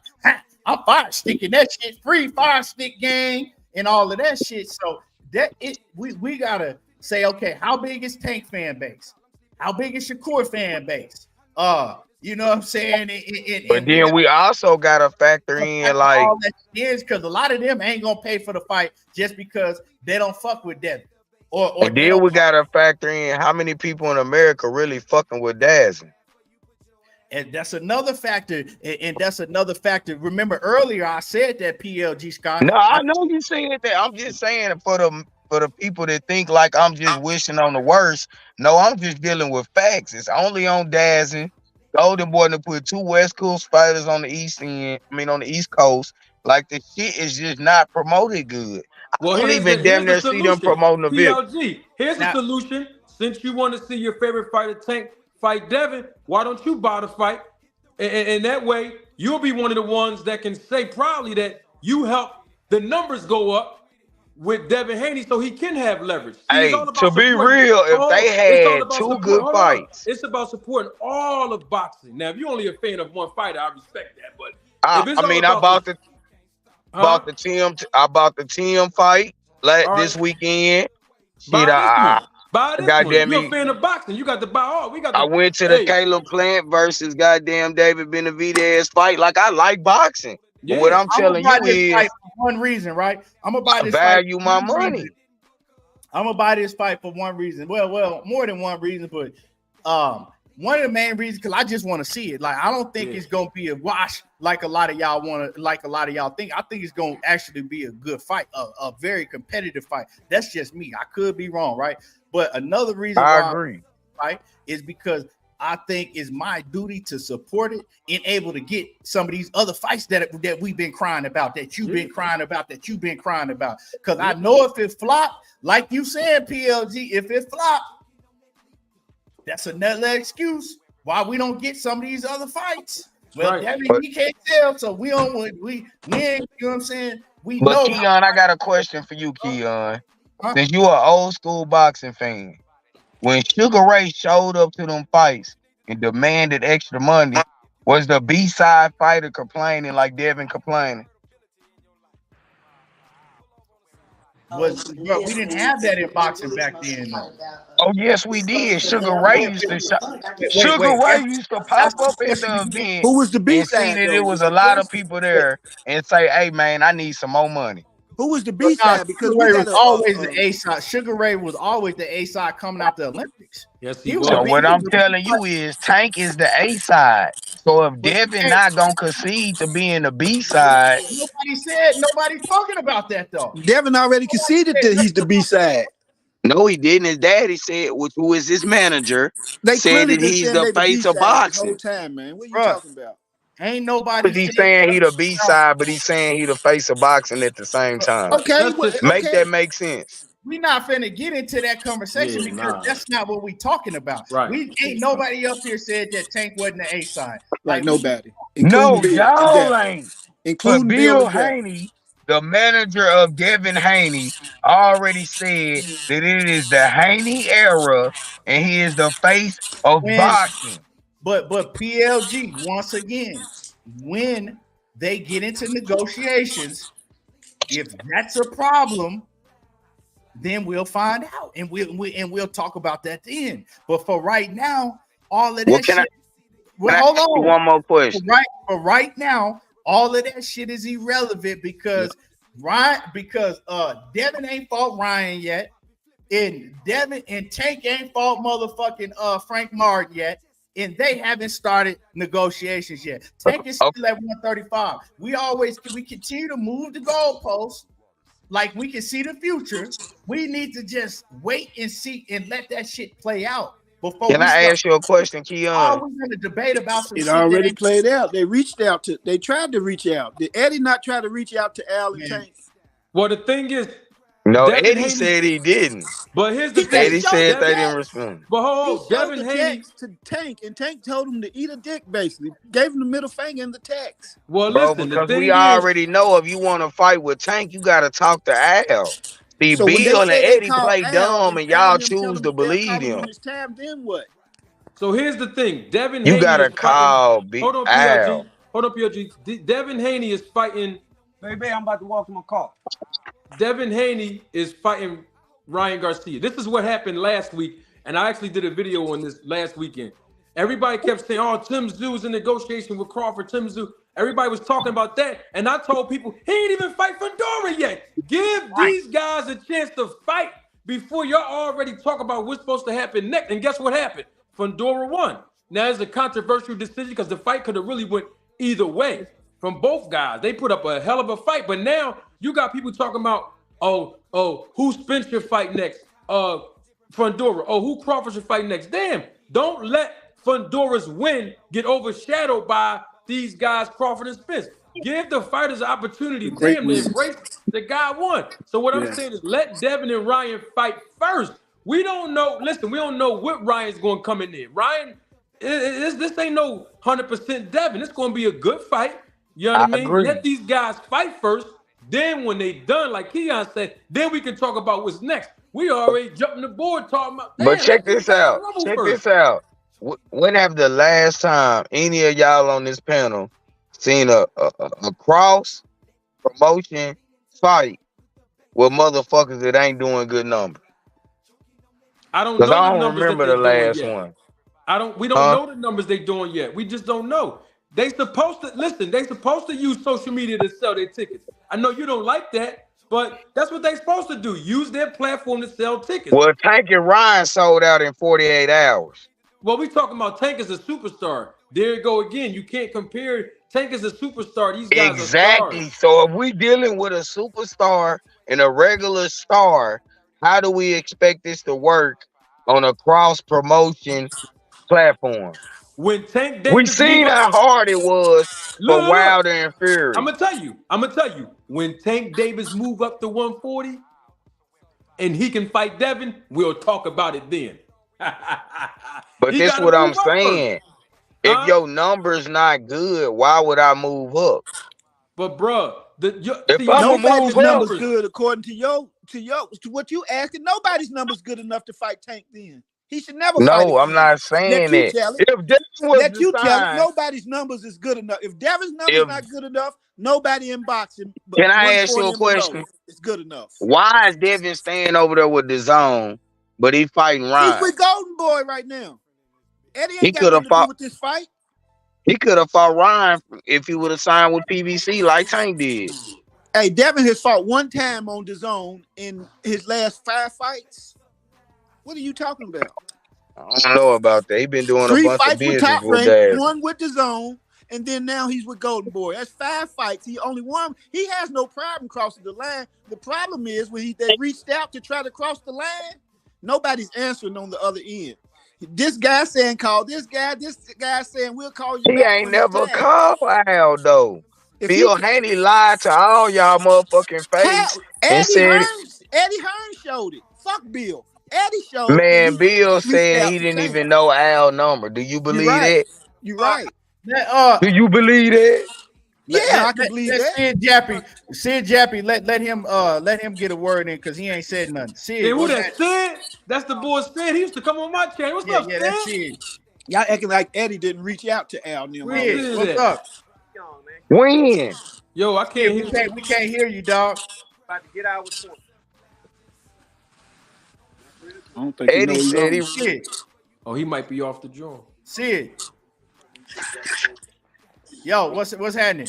Sid, what you got? he doing something right now. Mute that nigga. I don't even think he know he on. You know you on? Sid, Yep. what's happening? What's good? What up with y'all, man? What's up, Sid? Where you been what at, up? Sid? Hey, man, I've been We working. missed you over there at the channel, Sid. Hey, man, y'all know it ain't nothing but love, man. I was Good trying to to see listen you, to man. y'all and catch up, man. Good to see you, man. Good to see you too, man. Hey, I see y'all done graduated. Manager Marty, I've been watching your show. The commentary is off the chain.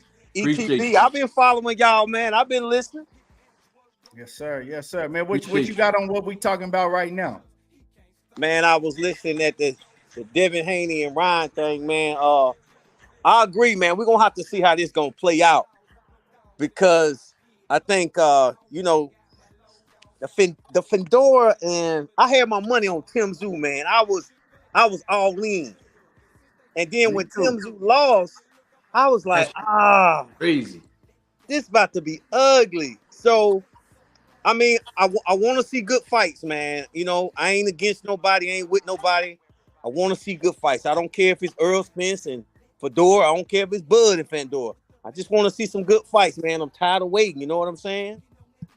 And I think this Ryan Garcia and Devin, what up? I think it's gonna knock down some dominoes. I think after that, we're gonna have to see Tank. We're gonna have to see Shakur.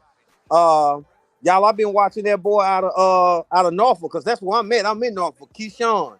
I'm waiting to see what these boys gonna do, man. I'm waiting to see. I agree with you. Totally. Yeah, man.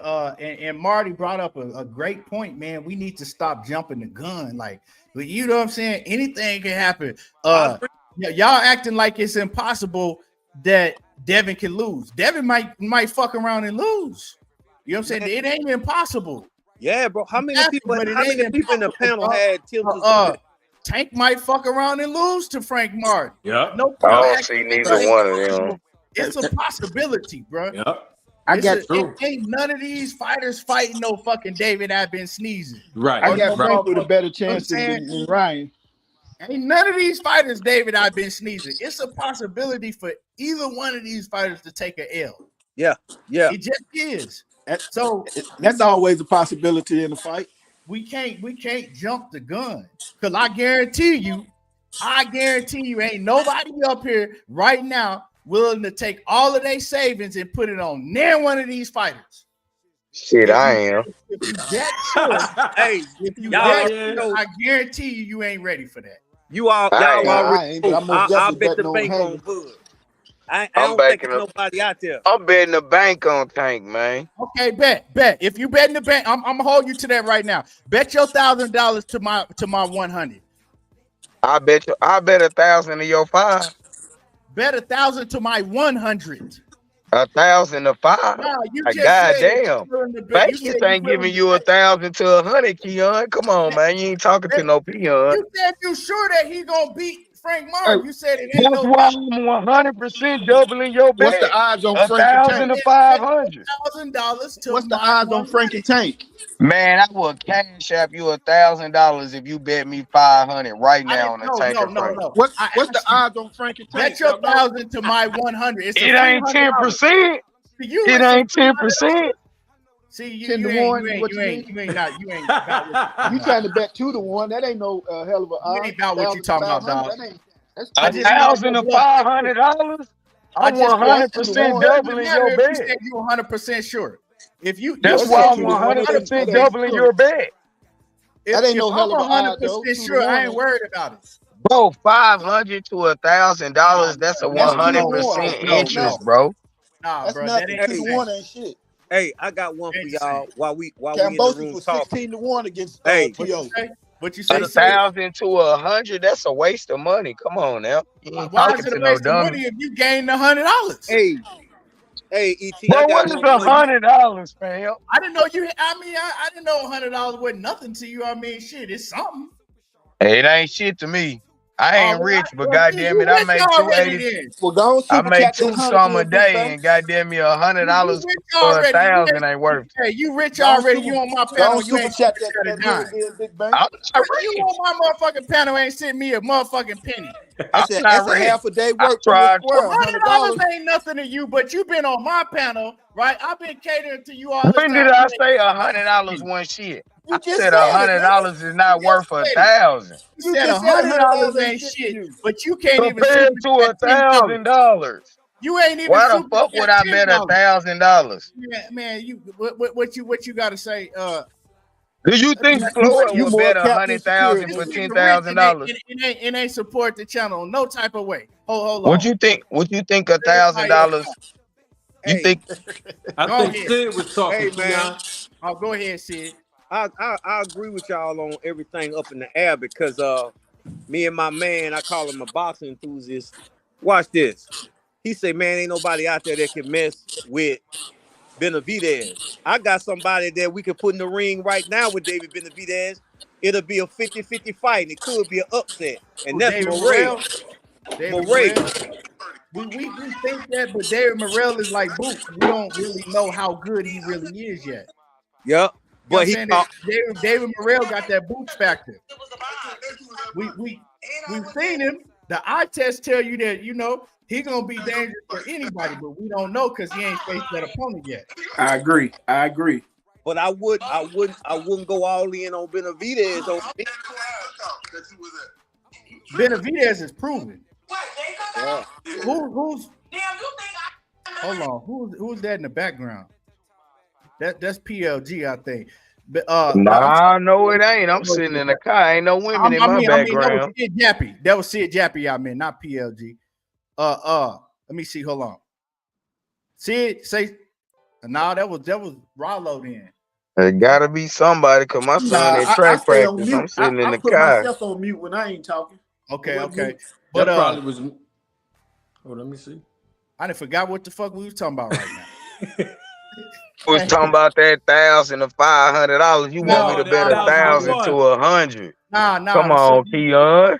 You know that's a sucker bet. $1,000 $10, to 100. PL.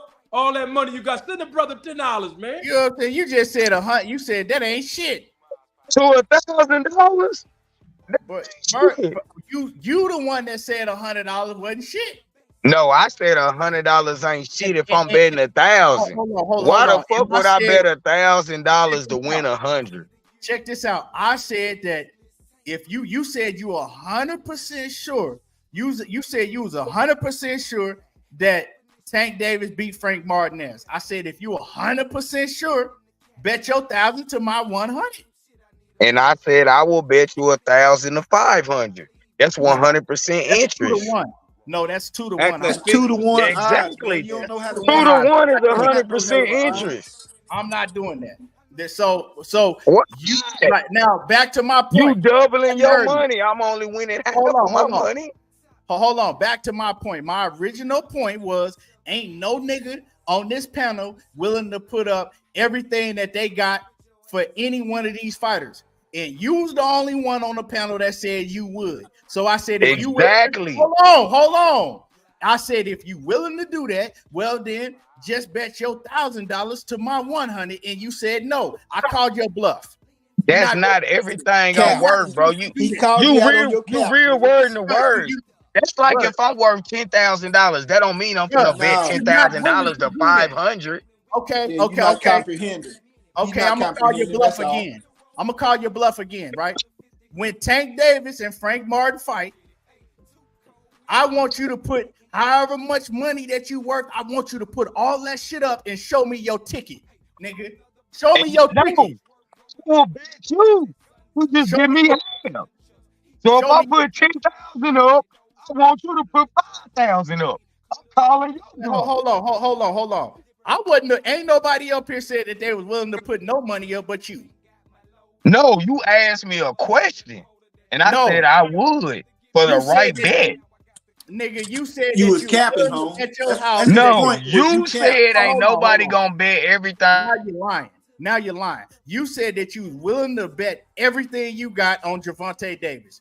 Beating You Frank asked Clark. me that. You Yes. asked me Now, that. since you said that you willing to do that, you first of all you said you wasn't willing to put your 1,000 up against my 100, right? You moved That's the a goalpost. dumb bet. No. You moved the goalpost on that. So That's a dumb bet.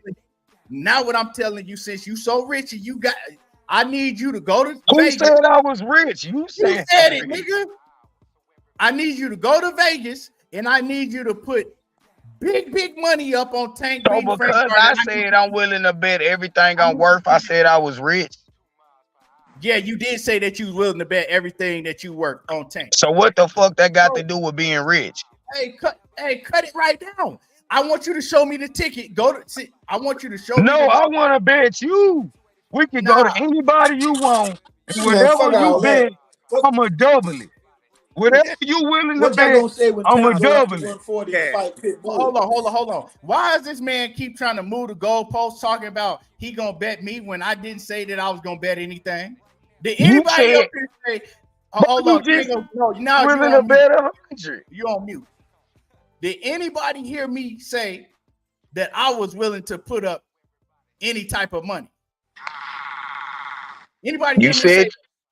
You said you was willing to put up 100. Nigga, you said it, and I said if you willing to bet your everything that you got on Tank Frank Martin, I said then okay, cool. Bet Bro, your I know this your platform, but I swear to God, your exact words was. Now I'm gonna have to finna you. Now Your exact words was you wanted in the background because now you're capping. You said now you're capping. Nigga been capping the whole time you been on here. Because now you trying to talk over me when everybody up here heard you say clearly that you was willing to bet everything that you got that Tank Davis beats Frank Martin. And I said, okay, then just bet your $1,000 to my $100. And then you got to talk about, nah, I ain't doing that. I bet your 500 to my 1,000. I bet your 500 to my 1,000. Bruh, that's a 2-to-1 bet. Right, right. I can get better odds than that betting with Vegas. Right. What the fuck kind of sense does that make for me? I'm not the one sitting up here telling you I'm willing to bet everything I got on whoever. Because my point is I said I bet nobody on this panel is willing to bet everything they got on any of these fighters that we named tonight. Meaning that I don't think Manager Marty is willing to put up everything he got on Devin Haney, Ryan Garcia, Tank, or Frank Martin. You are the only one up here that said you 100% know that Tank beats Frank Martin. You said you're 100. You said 100%. We can't go no more than 100%. That means it's a 0% chance that Tank doesn't beat Frank Martin. So if it's a 0% chance, if you put your 1,000 to my 100, it's a 100% chance that you getting $100, a free $100 back. I mean, that shit is just, it doesn't take no math magician to figure that out. Do it? Somebody tell me if I'm wrong. Not at all. You absolutely right. You absolutely right. Nigga just talking is what, that's all that was. He was just talking. Feelings. Manager Marty, you in the building? Sid Jappy, you in the building? Somebody tell me if I'm wrong. No, you right. Man, what y'all gonna do when Tank and Pitbull fight in December? Because it's coming. Because that's the best business move. I don't even really want to talk about that because we like I said, man, we gotta wait for all the rest of this shit to play out. Like I said, it ain't 100% that Tank beat Frank Martin. It ain't 100% that Devin Haney beat Ryan Garcia. It's just not. Like I said, man, at the end of the day, Ain't none of these fighters, David, I've been sneezing. Ain't none of these fighters no fucking Ivan Redcatch or something like that. You feel me? I think Garcia is. I think Garcia is. David was ranked number 6. Nah. Now, as far as PLG Sky, why the fuck would I bet him $500 when I'm picking Tank to win? Like I pick Tank to win, but I'm saying I wouldn't put my fucking house on the shit. You see what I'm saying? I'm not 1,000% sure. Nigga, how are you gonna say I'm capping when everybody in here heard what the fuck you said? Nigga will say some shit and then say I'm capping about it when everybody's watching this. Bro, we're not behind the scenes talking on the phone. Then it comes down to some he say, she say shit. Everybody heard you, nigga. What is you talking about? Nigga gonna have a nerve enough to say that I'm capping. Now, he most definitely said that. Come on, dog. Hey, anybody can didn't hear exactly what you said. Anybody can get it right now. Huh? Anybody can get it right now. It ain't but one man, and that's the man on top that we used to talk about. That I used to come in y'all room, Manager Marty, and get dogged about. It ain't but one. It's one man I'll put my money on. I'll bet the bank on Bud. Y'all know that. But on Bud, me too. Anybody can get it. Anybody can get it right now. So I mean, and then he said he ain't want to bet his 1,000 to my 100. Everybody heard him say, nah, I do your 500 to my 1,000. Okay, nigga, that's 2-1. I'm not even saying that. I think that Frank Martin gonna beat Tank, but I'm saying he has a chance to beat Tank, right? Mm-hmm.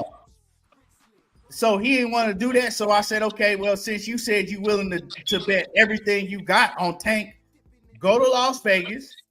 I want you to put in some big money and then just show us the ticket. Show us that you did it. Back up what you're talking about. Nah, I ain't doing that. Can't do that, man. Hey, I think Frank is Tank's hardest fight. This is Tank's hardest fight of his career. You the one that said that you willing to do it. Ain't nobody else on the panel said they was willing to do that but him. You know what I'm saying? Like I'm not willing to bet the bank on none of them because I like truly, regardless of what anybody else feel, I think that all of them have a chance of losing, whether it's a big chance or a slim chance. You know what I'm saying? That it's a chance, man. It's always a puncher's chance. It's always a puncher's chance. That's with everybody. I don't think none of these fighters are Rudy Poots. Like, yeah, you Rollo, you keep talking about how Ryan Garcia just a fucking complete trash, and I don't think so. I think all these fighters are good fighters. You know what I'm saying? Some better than others, but we gotta see. When I say trash, I'm comparing him to what they was calling the Four Kings. He's not on their level at all. Not nowhere near the other Four Kings level. Like, I know Shakur ain't a king, but just his era of guys, Tank, Devin, Loma, and Shakur, Ryan is not nowhere near on them people's level, man. Not at all. Don't belong in the same ring. But okay, so himself to do it. But see, this is the thing, right? As you a diehard Devin Haney and a diehard Bud Crawford fan, I know you, Rollo, right? So no, I was a Spence fan, but I keep it in the boxing ring. Okay, well, but this is that hard. It's about being real. Okay, cool. Let me get in. Let me get in. Oh well, but let me say this real quick, right? Cool. Now, if Devin Haney fuck around and lose to Ryan Garcia, right? Right. If Devin Haney fuck around and lose to Ryan Garcia, now you got to take everything that you saying and you got to put it on Devin. Now you got to say that Devin ain't shit. No. Yeah. No. Because if he get beat by somebody that ain't shit, then you got to switch everything that you saying and put that shit on Devin. That's not true, because in boxing, it's always a puncher's chance. You see what I'm saying? So a sucker can get lucky and the player don't stand a chance. If he happened to beat Devin, that don't mean that I'm Nah. gonna still say that Ryan backs out the same way every time. I'm gonna still say that he lowers his hand, he overreaches and stomps down on the front foot with his hook. Those things will never go away about Ryan. You see what I'm saying? I'm not talking about what I don't like. I'm talking about the skill set I see him display in the ring that makes him not on their level. But a puncher's chance is always there. Nah, bro. See, this is not what you gonna do because we not finna let you say, "Oh, well, man, he got lucky. He had a puncher's chance, but Devin is still better." No, Devin ain't better at that point in time. Devin is not on Ryan level. If that's what you saying. So who you think is better, Mike Tyson or Buster Douglas, when you win their careers? Nah, bro. We're not gonna go. Niggas can have a good night. If Ryan beat Devin, we not gonna move the goalpost and say, "Well, Devin's still better. He just got lucky." Nah. We ain't doing that, bro. I mean, listen, I'm basing it off of skill set. From what I'm seeing, Ryan's skills will never be better than Devin's. Win or lose. Now, the lucky punch will get him the win, but does that mean his skill set is all of a sudden better than Devin's? No, that means that means the skill set. Everybody don't have the same skill set. Everybody is not the same style fighter, right? That's right. So, So if Ryan Garcia has a style to where his attributes is punching power, hand speed, explosiveness, and then you got Devin Haney. His style is more, being able to be athletic, give you angles, box, jab. You know what I'm saying? Be a superb boxer. That's his style. Well, then you got a style clash, and whoever come out when they fight, you got to give them credit because now Ryan Garcia's style beat his style, or vice versa. You can't say, "Oh well, man, he just got lucky," and we ain't. No, if Ryan beat Devin, he get all the credit in the world for that. Right. But I don't give Devin no credit for beating Ryan. He's supposed to. Hey, that's all. If Ryan beats Devin, he's supposed to get all the credit in the world. So stop knocking him, right? Well, if Devin, hold on, if Devin beat Ryan, he still get all the credit in the world also. So we're not gonna try to. We're not finna do that, bro. Whoever wins the fight get the credit because to me, when it ain't no stipulations, and I know a lot of people go, "Oh man, he had to." No, this is just how I feel. Y'all don't have to feel no certain way. I feel how I feel.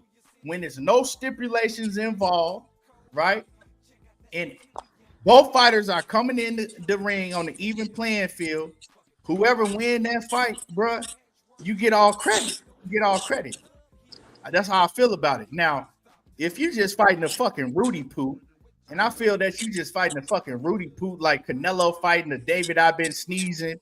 I mean like Canelo fighting a John Ryder, a John Ryder, or a fucking what's that other dude he fought in Dallas Cowboy Stadium?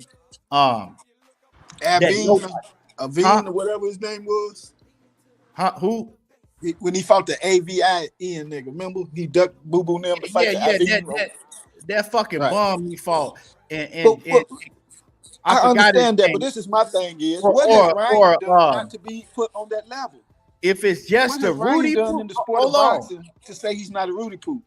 Because Ryan Yildirim, yeah. If it's a fucking Yildirim or some shit like that, well then we ain't giving you credit for that shit because you just fought a fucking Rudy Poot. But I don't look at Ryan as no Rudy Poot like that, bro. I think that Ryan is a dangerous fighter and he has his own skill set to him. You disagree, you just disagree. Yeah, we got to agree to disagree because from what I see the same overstretching of 1-2 that he throws that he leaves out there long. I see the same things every fight with him. The thing is his opponent hasn't been good enough to capitalize on it. But Tank has, and you've seen the clear.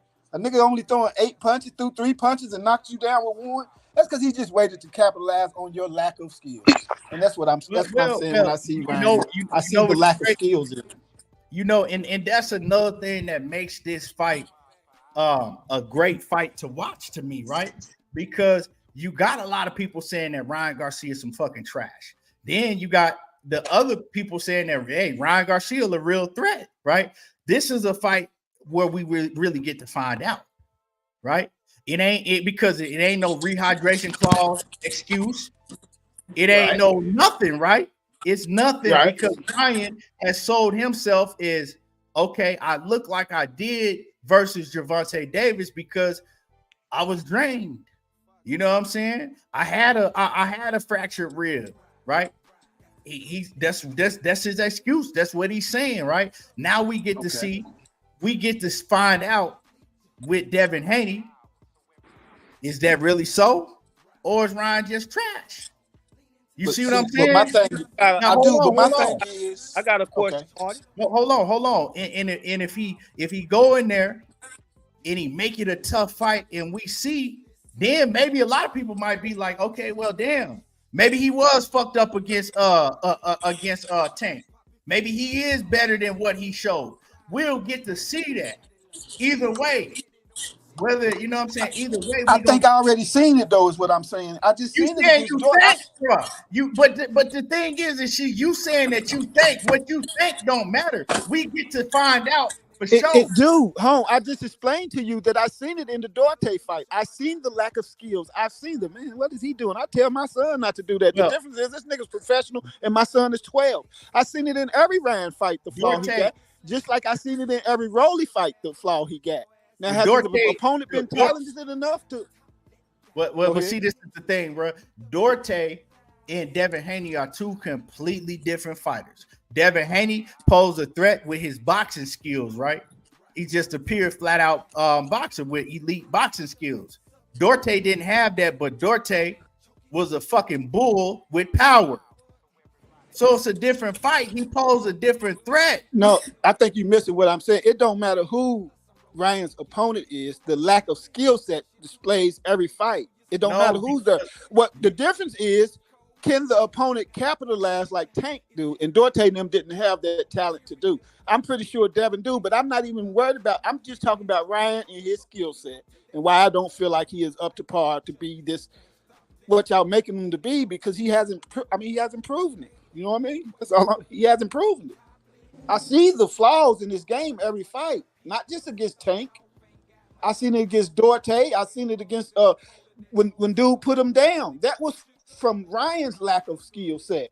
That was from Ryan backing out the same way every time. That was from Ryan overextending when he's attacking. He does it every fight. It's nothing to do with his opponent. It's him and the same way I knew Rolly was getting put out by Pitbull from his lack of skill set. It had nothing to do with Pitbull. You give somebody 5 weeks to study a guy who has a very low skill set, and the outcome is inevitable. Well, that's cool. But like I said, I'm not saying that you're wrong or right. What I'm saying is we're going to find out if you are wrong or right, because like I said, if he get in there and he beat Devin, I don't give a fuck how he do it. He going to get full credit for it. It ain't going to be all Ryan going to get full credit. You're gonna get full credit for it. You know what I'm saying? And if when Devin beat if Devin beats Ryan Garcia, he should get full credit for it also. But see, this is the problem, right? If Devin go out there and beat Ryan Garcia and make him look bad, he's not gonna get credit because y'all already tore down Ryan Garcia and said he wasn't shit. Right. And to me, he don't deserve, because he ain't. This is a money grab. This is. I don't think he's going, bro. I don't think it's gonna play out like that. Me and you can make a bet. I'll bet you that we can make an even bet, because this I got it 8-4. No, we can make it 8-4 is not a fucking wash. 8-4 is the wash. Yeah, 8-4 ain't no wash. 8-4 is the wash. 8-4 is not a wash though. You don't think? I think so. Because I seen wash. A wash is when you beat a nigga 10-2, or when you beat a nigga 12-3. A wash. It's a wash. I think 8-4 is wash. That's a wash. You know what I mean? 8-4 is not a wash, because we've seen fights to where it was 8-4, but a lot of the rounds were still competitive. I mean, 8-4 could be a good fight. Look at this, right? And I'm gonna give you an example, right? Okay. I had Devin Haney beating Lomachenko 9-3. I watched that fight about 4 or 5 times. I scored that fight each time I watched it. I had Haney beat him 9-3, but a lot of them rounds was hella close and competitive. You know, some of them rounds that I gave to Haney, somebody else might have gave it to Lomachenko, right? That's right. and because the fight was that close, and a lot of those rounds were very competitive. But you had it a wash though. Huh? You had No. To me, it was 9-3, but 9-3 it was still. But it was still a close fight. You're right. Yeah, it was a hell of a fight.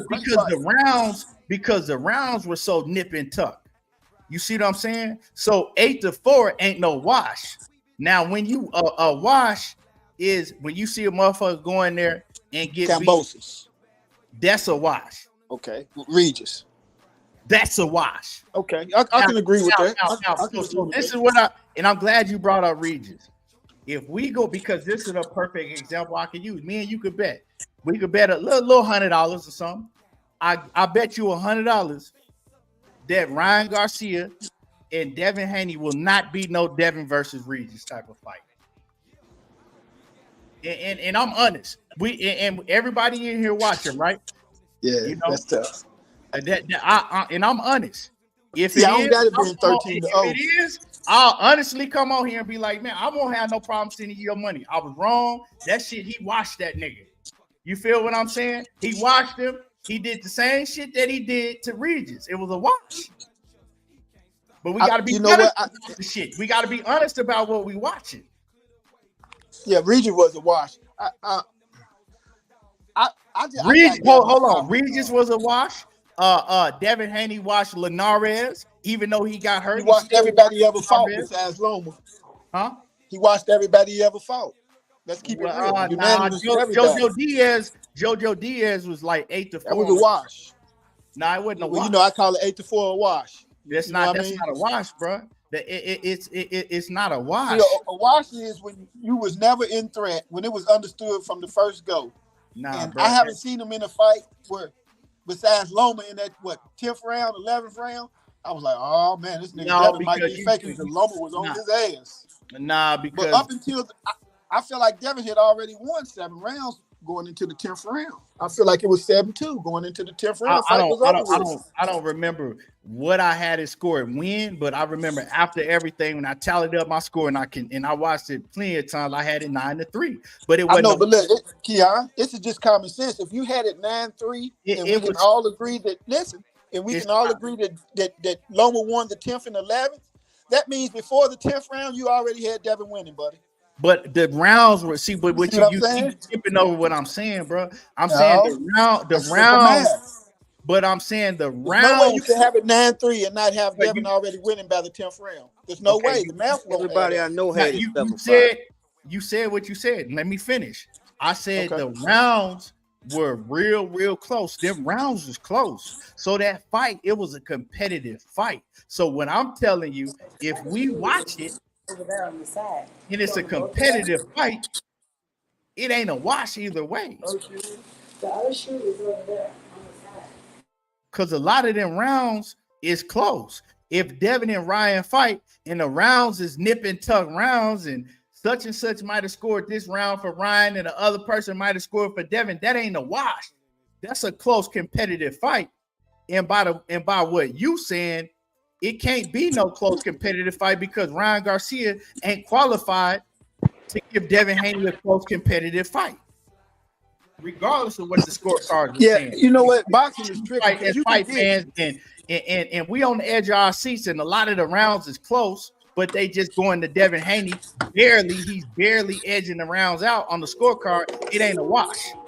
I'm saying, boxing is tricky. You can get a fight where one dude really ain't supposed to be in there, but styles make fights, and it happened to be a good fight. He still lose, but it happened to be a good fight. You see what I'm saying? That happens all the time in boxing. If you want to make the bet, we could bet. So that's why I said 8-4 is a wash to me. So I'll bet you that it is a competitive fight, and he don't blow out. He don't blow out Ryan like he did Reed. But what do we consider a blowout? Because I consider 8-4 a blowout. That's what we have to be honest. We can look at the fight and say, okay, that was a competitive fight. You know what I'm saying? You can win you can lose every round and still be competitive in the fight. It could be a 12-0 and be a competitive fight. Lose every round and then say it was competitive, bro. I mean, that's what you're saying with the Loma fight, because like I just said, if you got it 9-3, no, that means by the 10th round, you had Devin already won. That's not competitive. No. This is what I said. I said I had it 9-3. I said a lot of those rounds, somebody else could have scored the round different. So, let me ask you this: if you're scoring the fight going into the 10th round, you basically said Loma needs a knockout to win, right? Or wrong? That's me. But see, this is where you got to be honest. Are you not getting washed if you need a knockout to win? Going with 3 rounds left? Hold on. Once again, I said I had to fight 9-3. I said, but a lot of those rounds that I scored for Devin Haney, a lot of those rounds, it could be an argument that Loma won. It could be, but I'm me like you. I had it 9-3.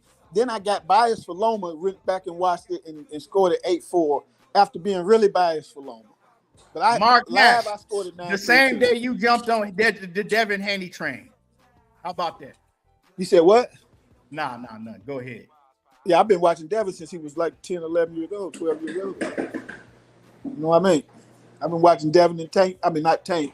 Devin and Shakur and Shushu for a long since they was in the amateurs.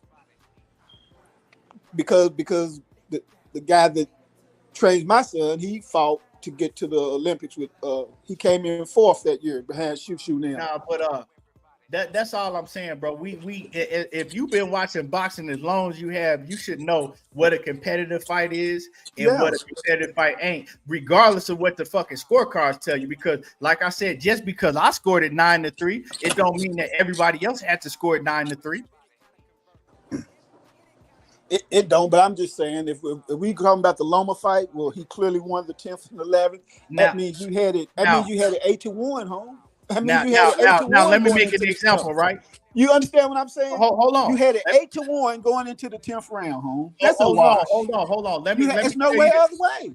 Let me tell you the difference between a 9-3 competitive fight like Loma and then a fight that's damn near scored the same that wasn't competitive, right? Okay, let's go back to Chavez and Pernell Whitaker. I had Pernell Whitaker winning that fight 10-2. That fight wasn't competitive. That fight to me wasn't competitive. They gave it to Chavez. I had Pernell beating Chavez 10-2, and it wasn't even competitive. You know what I'm saying? That's a difference between a Lomachenko, me having Lomachenko and Devin 9-3. A lot of them rounds was nip and tuck. A lot of them rounds were rounds that could have went either way that I gave to Devin because Devin was the champion. And I'm scoring the fight like, okay, well, you got to beat the champion. You got to, you know what I'm saying? You got to do more than the champion does to win these rounds. You see what I'm saying? You got to do more than he do to win these rounds. And Lomachenko was doing, you know what I'm saying, just enough, barely, just enough. So when you just barely, you know, it's nip and tuck and all, a lot of the rounds I'm looking at, and I'm like, man, that was a hard round to score. But I'm going to give it to Devin because he's the champion and Lomachenko didn't take the round. Like, he didn't do nothing that stuck out to me to where I could say, okay, yeah, he took that round. It ain't no, you know, argument. I gave those rounds to Devin. It was a lot of those rounds like that. But I got to go back to saying that if we understand that 10 and 11 was clearly Loma, then that means you had it 8-1, Keon, going into the 10th round. By your scoring, buddy, I'm not finna keep going back and forth. The fight was competitive. It wasn't a wash. It was competitive. Yeah, that's a wash. You need a knockout with 3 rounds to go. You getting washed. It wasn't a wash. You contradicting yourself, man. No, I'm not contradicting myself because I'm telling you that's how I scored the fight, nigga. I didn't tell you that's how everybody else scored the fight. I'm telling you that's how I scored it. Hey, I got a question. And you had to have it 8-1 going into the 10th. Whenever you get ready, you had it 8-1 going into the 10th. Watch this. I don't know say anything else you got. I don't know what I had it going into the 10th. I just know it. How you know what I had on my fight card, nigga? Hey, because for you to have it 9-3 and not have it 8-1 going into the 10th means you gave Devin the 10th and 11th. Bro, it's 12 rounds in a fight. It's 12 rounds in a fight. Well, math, you can't hold on. You don't know what rounds I scored for Devin. You don't know what rounds I scored for fucking for Lomo, because I don't remember what rounds I scored.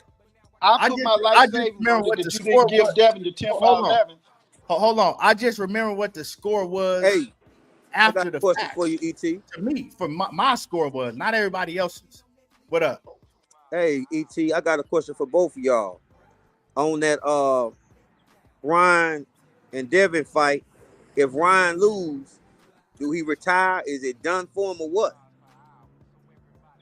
If what? If Ryan lose, should he retire? If he lose, why does he retire? Because he lost to Tank and Devin, two of the best fighters in all of boxing. We gotta stop. I understand what he's saying. I understand what he's saying. We gotta stop. Nah, because we gotta stop doing this shit as soon as a fighter. See, this is why a lot of these fighters are scared to. No, what we got to do is stop giving these fighters they credit before they earn it. Hold on, this is why we have this situation now. No, this gave is him the credit that he don't deserve. Oh, hold on, bro. This is the problem. We got to stop doing this shit as boxing fans. A lot of these fighters, they scared to step up and take these big fights, right? These tough fights, because then you got everybody, oh man, he need to retire, man. He need to retire. He lost to two fighters. If he loses to Devin, that means that he lost to two of the best fighters in all of boxing, hands down. Why he need to retire? That still don't mean that he can't go out there and beat Pitbull or beat whoever else. So you gonna put him against Pitbull? Hold on. That still don't mean just because you lost to Devin Haney and Tank Davis, that don't mean that he still can't go out there and beat a Pitbull or whoever else we gonna name that's in that division. He gonna have to go fight an amnesia. He gonna have to go fight. No. Can't go back and no. Other guys. Because since I brought up Pitbull, Pitbull is in that division. He is a champion, right? Yeah. Pitbull can't beat no fucking Devin Haney, and he couldn't beat Tank. Not at all. Wait a minute, you Ryan said can beat Pitbull Pitbull. couldn't beat Tank? Pitbull cannot. No, he Pitbull did can't beat beat Tank. Tank, Right. and he can't beat Devin Haney. Okay, that's right. But he did a better job with Tank than Ryan did. Do we agree? He still lost. Yeah, he lost. And styles and different styles Styles make make different fight. That's fights. right. That's Okay, right. Let's stop saying. So because, who do we put him in the ring with next? Hold on. Let's stop. Who saying we put who in the ring with next? Let's Ryan, stop saying because Tank beat him, Pitbull. and then if Devin beat him, he need to retire now. No, he don't. Nah, he don't. What gets retired is the notion that he's this great fighter. See, that's the problem is y'all done gave him all this credit that he didn't earn. And that's why now why don't we take the losers and keep putting them up against the best? No, hold on. That's right. So retiring him from being one of the kings is the problem. Don't retire him from boxing. Right. Retire him from the pedestal that y'all put him on. And you don't. That he never earned and he never deserved. Hold on. Retire him from boxing. Retire him from mentioning him in the names of niggas like Tank and Shakur and Devin who earned their spot. Goes back to my question of what has Ryan done to garner all of this fucking praise? I'm not giving him all these praises. This is what you taking my words and you putting your shit on top of it. I'm listening, Keon. I'm not just saying you. Just by dude's question of asking what I'm saying, right? Retire after losing to two of the best fighters. Why is he asking that question? Because we have gave Ryan praise that he don't deserve, that we feel like, well, he can't beat the best. He should retire. No, he can beat B-level Cambosas and shit. He can beat them type of dudes. He just now I'm gonna say what I'm gonna say, right? Been giving him of being this great fighter because he's not. He ain't coming back up the hill no more. He can't come up the hill. Now let me say what I'm supposed to be up there. How about that? Let me say what I'm saying. What I'm saying is that, right? I'm saying that Ryan, right, whatever pedestal y'all putting whoever fighter on, I'm saying that Ryan Garcia, he has his attributes, right, to what makes him a dangerous fighter, right? I'm saying that this fight is gonna prove, is he on that level? Or if he ain't, that's all we're talking about. We're gonna get to see the outcome come April the 20th. And then if he go out there and he get washed and the shit ain't competitive, of course everybody gonna say, nah, he's not on that level.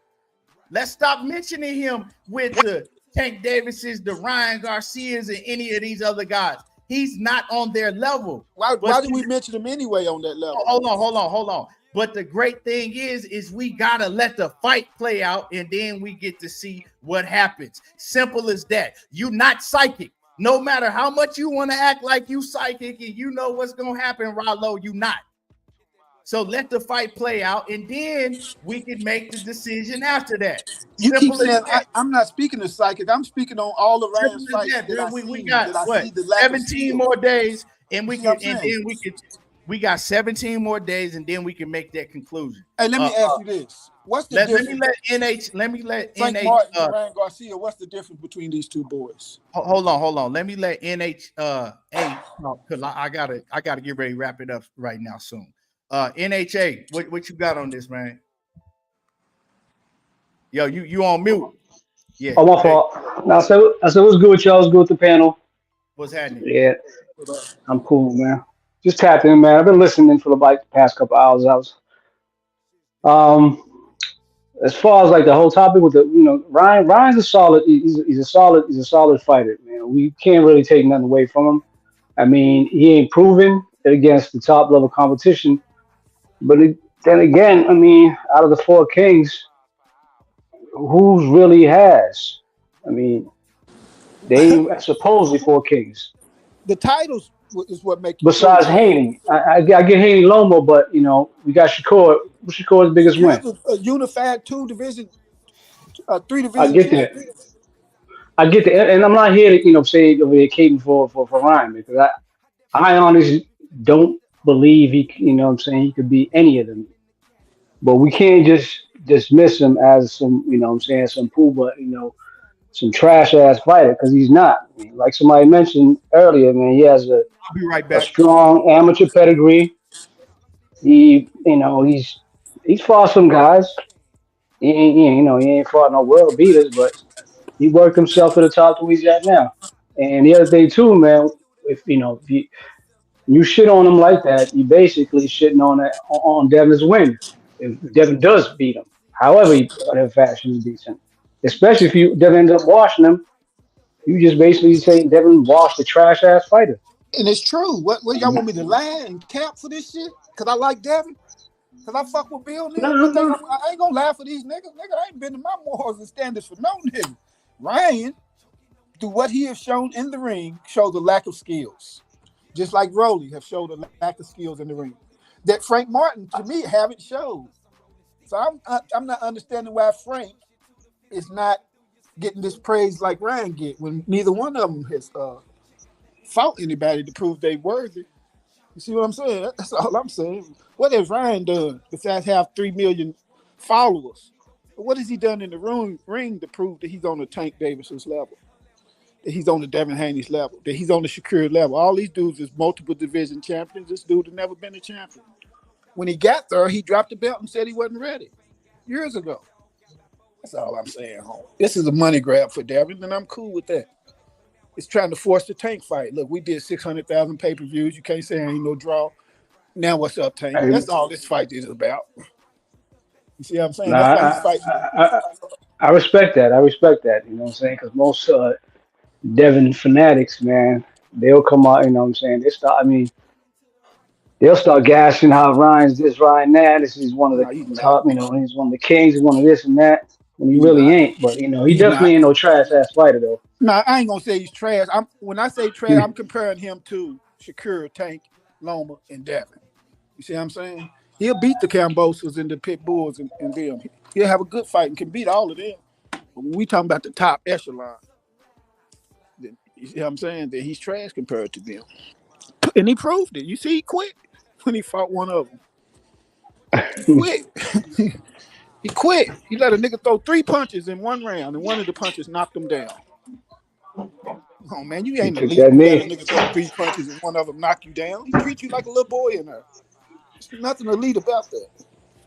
I'm just saying what's real. Man. You kept it real as a Devin Haney fan. But listen, the PBC circus that's going on, when I seen them cheat Rolly with the old man, I said, oh yeah, I knew what was coming. Yeah, Pitbull you and saw the Rolly. play. Pitbull beat Rolly. This is gonna set up a Tank in Rolly 2. I mean Tank and Pitbull 2 at 140. Oh It's a no, for money sure. fight. I It's a bet said money that. fight. It's a money I fight. said that. I said that soon as Pip. Actually, I said it before Rolly got the win. I mean, before Pitbull got the win. I was like, If Tank was trying to fight quote me on anybody that. else, I would be mad. But if he go up and fight Pitbull, I ain't mad at him. But see, this is my thing, right? When my man's brought up should Ryan Garcia retire? Like that's what I'm saying. I think Ryan Garcia still beat the shit out of still will beat Pitbull. I think he's still gonna beat fighters like that. Me too. You know what I'm saying? Like, so if we talking about Pitbull don't need to be in boxing, what the fuck have Pitbull done? Like, really, who have Pitbull ever beat? Nobody's. Nobody. Pitbull is part of the PBC circus, man. Come on, man. Y'all acting like I know you love Floyd. I love Floyd too. I love I'm Al not Floyd. going to say that he's part of a circus of PBC. I'm just saying that. Man, them people running the circus show over there, man. Nah, man, but nah. We ain't doing all that, network and promotional banging and shit. I ain't tied to none of these niggas. I speak my man. I ain't tied to none of these. Well, we don't have to bring up PBC this and because that ain't what we talking about. We talking about these fighters. Right, to me, because you the one that said that Ryan Garcia trash, he ain't got no skills. He got more skills than Pitbull. Listen, you just missed what I said. When I'm saying Ryan is trash, I'm comparing him to the top dogs. I already said that he'll beat Pitbulls in Cambodia. Man, I gotta get ET, man. I'm comparing him to the top dogs. So you'll be willing to bet the bank that Ryan gonna beat Pitbull? Yeah, I would. Hold on. Easy too. Hold on. I wouldn't be willing to bet no bank, right? But I'll be willing to bet on that fight for sure. So if they were to fight, and you said, okay, bet me $200-$300, I'll be willing to bet you that for sure. Because that looked just like a freaking the fight we just saw. I had Tim Tszyu beating Fundo, so that's the same situation. You got a guy coming in that could knock Ryan out. How are you comparing? Like I don't understand how you comparing Ryan Garcia and Pitbull to Fundora and Tim Tszyu. Would you be willing to bet that Ryan gonna beat? Where's the comparison come from? And salute to my brother KQ in the building. Where's the comparison come from, though, dog? And Big Dog, what's happening with I see you? Where's the comparison come from? Because you already got 20. Everybody had Tim Tszyu beating Fundora. Well, Tim Tszyu would have beat Fundora. We saw it. Well, that's like that's another thing, man. I had Fundora call that like that, man. Hold on. People need to stop acting like that. That fucking nasty cut didn't happen, and Tim Tszyu wasn't disabled by the blood in his eyes and all of that shit. Right. Let's stop acting like that ain't the reason that fight turned around. I picked Fundora in that fight. Like this the thing with boxing fans now. You know man. what? I'm gonna come back and get you. Everybody had Spence watching, but stop. Hell no, I had Bud watching. Everybody had Spence watching. You had Spence watching Bud. I had Bud. What this got to do with Spence and Bud, bro? You moving the goalpost, Sid. First, I had Fundora beating Tim. The fight went totally opposite from what you thought. The fight went totally opposite. Hold on, bro. Hey, to be fair, Bud was the Vegas favorite. Bro, you all over. So everybody didn't have him. I ain't all over the place. You used to come at me crazy, and that fight went upside down. Pitbull could knock Ryan out. He could knock him out. You're right. Hold on. Because you confusing me now. First, you compared. Don't worry about it. First, you compared Devin Haney and Ryan Garcia to Tim Tszyu and Fundora, right? Then I said Pitbull and Ryan. Then I said, how are you comparing Devin Haney and Ryan Garcia to Tim Tszyu and Fundora? You said, oh well, man, because Fundora, you know what I'm saying? Fundora beat Tim Tszyu and everybody had Tim Tszyu winning. Everybody had. I said, okay, well, the biggest factor in that fight was the cut. Everybody know that happened. So I don't believe that fight would have went that way if that cut didn't happen. Then you like, I said, Are you gonna pretend like that didn't happen?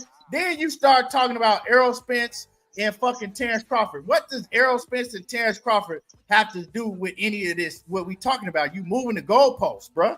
Ain't nobody moving the goalposts. All of them are fights that people had people winning, and those fights went different. What is your main point? And Ryan could go much different than you think. You don't know. Styles make fights. Okay, you don't know. So what are you saying? I'm asking you, like, what is your main point? Like, this is what I'm saying. You got here goes the thing right here. You said Pitbull, right? Ryan could go in there and still fight Pitbull because we taking Ryan down the ladder right now. He went from a top fighter, now he going to Devin. Because I'm sure everybody got Tank beating Devin. Wait, hold on. I'm not speaking ahead of nothing. Y'all are speaking ahead like it's a foregone conclusion that Ryan Garcia already lost to Devin Haney. I'm not saying that shit. That's what y'all saying. But you said definitely not saying that. I'm not saying that Ryan Garcia gonna watch Devin. I'm not saying Devin gonna watch. I'm waiting to see what happens. But you saying if he loses, should he retire? In my answer, and my answer to that question that you asked me was no, because I believe that he still can beat a lot of people at 140. And I brought up Pitbull. I said I still think that Ryan beats Pitbull. And I agree with you. But somebody said he shouldn't retire and all this stuff. I wasn't saying he should retire. I'm saying, what does he go after Ryan? Do we take him back up? Do we take him back up to Tank if he beat Devin? Do we take Ryan back? Nah. He gotta. Like I said, depending on how they move him. I mean, maybe he fight a couple Rudy Poots, work his way back up, and then fight somebody like Pitbull or something like that. But you don't retire because you lost to two of the best fighters in all of boxing. Why would you retire? But KQ, is that interview tonight? I believe KQ got a dope ass interview coming with David Benavidez's manager, Sebastian Fundora's manager, Samson Promotions will be on KQKC, and I believe that's tonight. Is it tonight, KQ? That's gonna be fire. No, or maybe it's tomorrow. I believe it's tomorrow. So make sure that y'all go to KQKC. Yeah, tomorrow, Thursday night. It's gonna be on Thursday night. Make sure that y'all go to KQKC and put on your notification for that, because that shit gonna be fire. But yeah, man, I'm not. We need to get away from this. Oh man, he lost. He need to retire. As boxing fans, because in the UFC, these niggas be having 15 losses on their records and still fighting the best once they work their way back up. That's what boxing needs to come back to, right? We would have never seen what's that dude that beat Lomachenko the first time? What's his name? Salido. Salido. We wouldn't have never seen Orlando Salido beat Lomachenko, because he would have been then retired. All the L's he had on his record, that nigga should have been then retired. If we playing by how boxing fans think today. You see what I'm saying? We don't give a chance now. Yeah, but Salido, that's a different situation. Salido had already been champion. But what I'm saying, Rollo, is now as boxing fans, we don't give these fighters a chance to build a comeback story like that. We just write them off. Oh man, he need to retire. You see what I'm saying? Shit, you gotta. Yeah, I understand that, but you gotta have something to come back from, though. Like Ryan, what has he done? What is he coming back from? If you fight two of the best fighters in boxing and then retire, I don't think he's so short. I don't agree with that. But I'm just picking though and saying he ain't did nothing to come back from nothing. But I don't agree with him retiring though. Hell no. I understand that like you said. Like Kirk McCall. Ryan's a great B-level fighter. He's only 25, but I keep telling y'all, let's stop jumping the gun, because if he fuck around and beat Devin Haney, now it's gonna be a whole different conversation. Blasphemy, man. That's blasphemy. It's gonna be a Hey, whole. you know what'd be crazy too? Yeah. If he does, even if he loses to Haney, he gonna have two of the biggest names on his resume compared to all these other four kings, so-called four kings. He gonna have Tank. I mean, he got knocked the fuck out, and he gonna have Devin Haney, No, which no, does no. it Devin does gonna say have two of something. them. Devin gonna have two of them Yeah, on his resume. I mean, yeah, he gonna have Loma and him. Yeah, yeah. Let's Oh not man, let forget me. that But Devin got two of the kings on his resume now. My bad, man. Let me catch up on these super chats. I didn't see these super chats come in. My man Ultraman always coming through, showing love and support to the channel, man. I appreciate you. He says still working, doing paperwork, but the grind is real. ETB, oh yeah, I read that one. And then and like I said, my bad. I didn't see these, but I'm gonna read them anyway, whether y'all still in the building or not. Hold on, somebody got a lot of noise in the background. That's um real deal X92 says if Bud got the Canelo fight, you wouldn't hear any of this. Yeah, it's going back on the Bud. That and salute to you, real deal. Salute to you. My bad, man. I didn't see your super chat. And David Jackson, he says it's crazy that EJ's still a bigger draw than Bud. He is for right now because all we can do is go off the numbers. What they did, they last fight before they fought each other, and that's not no argument. NAH2 says too many cheerleaders and not enough boxing fans. Man, I agree with you 1,000% on that, my guy. And you on the panel. Jeremy Austin, man, I appreciate, man, you coming through showing love. And the Queen Diana always coming through showing love and blessings. I appreciate you, Queen, all the time. And my man Sid Jappy on the panel came through, said salute, bro. Your commentary always fire, and I appreciate you, man. And my man Sid Jappy back again, supporting it on the panel. He says, yeah, I appreciate you, man, showing love and support. But yeah, you know, man, I think that all of us on the panel, if you're a real boxing fan, man, we just want to see all these fights play out. I think we can all come to that agreement, man. And hey, ain't none of us psychic.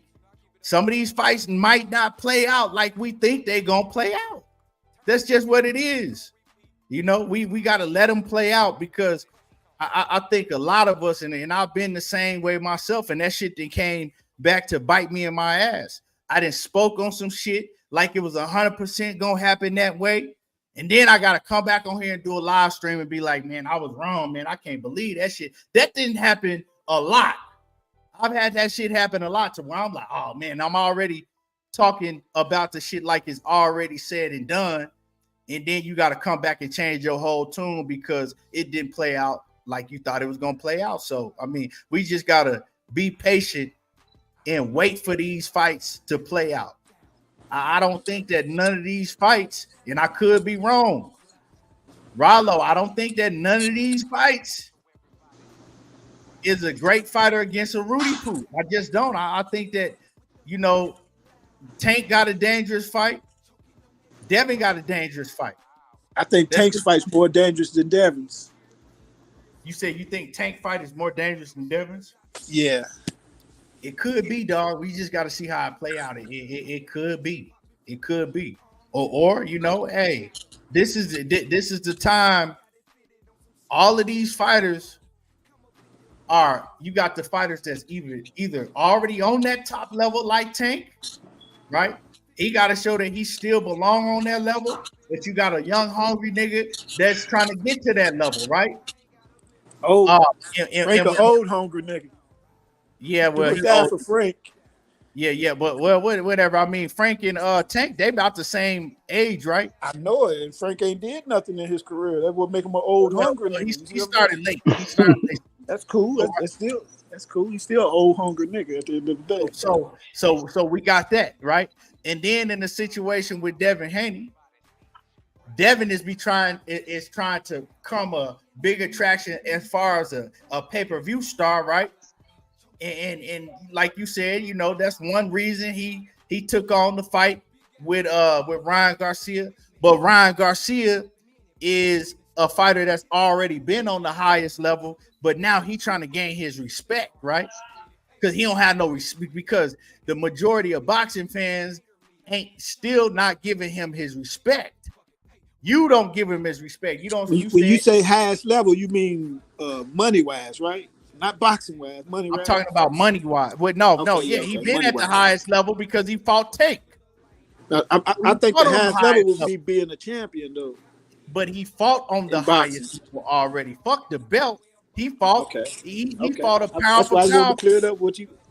Yeah, he fought a pound. He fought a pound for pound fighter already, right? He's been on the highest level, so he's trying to get. He's still trying to gain respect of his boxing peers, of the fans, right? So he fighting for his respect. They all fighting for something, all of them. So ain't none of these niggas going in there to lay down because they all got a lot on the line. They all got a lot on the line. You know what I'm saying? Because Ryan will never get respect that he deserves if he go in there and lay down.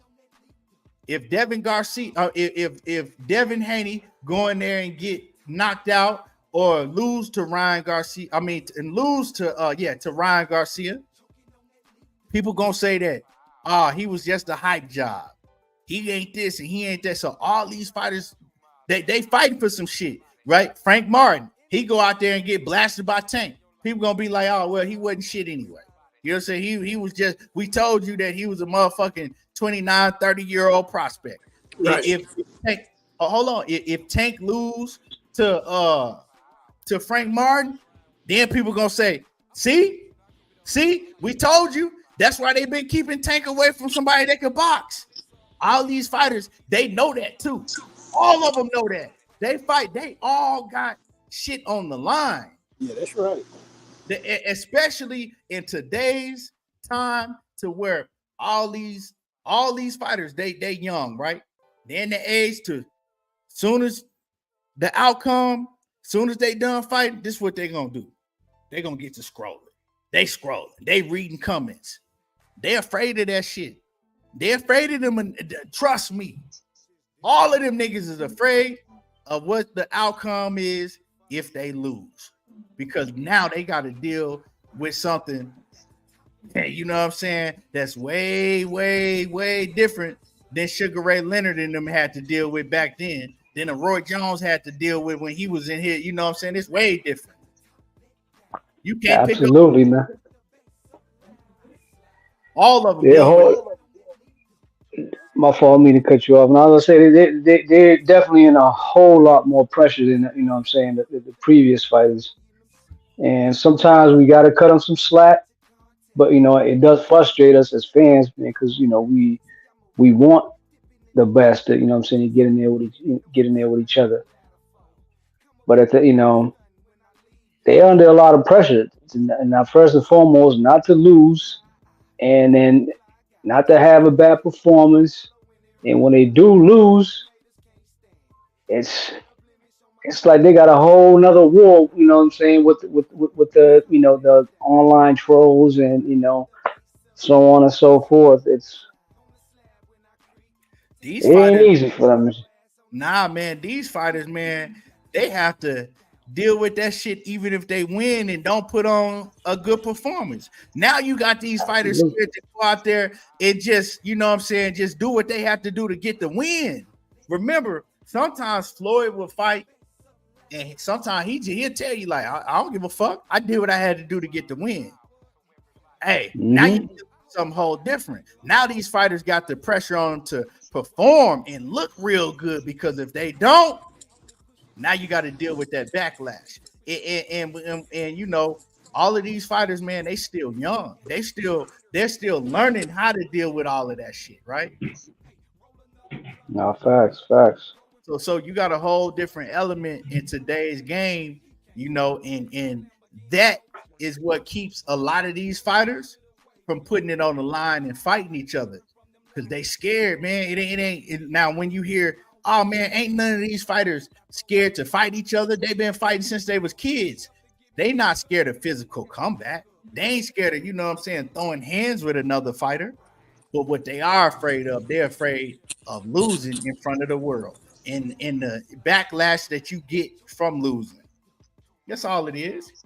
Now, in certain instances, you do have fighters that's scared to get in the ring with a man if that man is dangerous, like a Matias, right? You got fighters that's scared to get in the ring with a motherfucker like Matias when you hearing how hard he hit. He done already killed somebody. We seen fighters that were scared to get in the ring with Tyson. Even the fighters that got in the ring with Tyson, once that bell rang, they was about to shit on themselves. You know what I'm saying? So you do have that element, but more so now they're afraid to take that L. They're afraid of that backlash.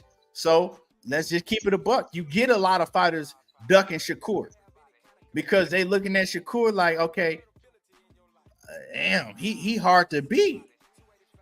I got to figure out how to beat him. Now, are you willing to put your O on the line? Are you willing to put your fucking you can talk all the he gonna run shit and this and that. Are you willing to put the O on the line? You ain't willing to do that. So now I gotta come up with an excuse. I gotta make narratives. Same thing with fighters like Jaron Ennis, right? That's why he get ducked at 147. Damn, I don't know if I can beat him. How can I beat him? What vulnerabilities have he shown?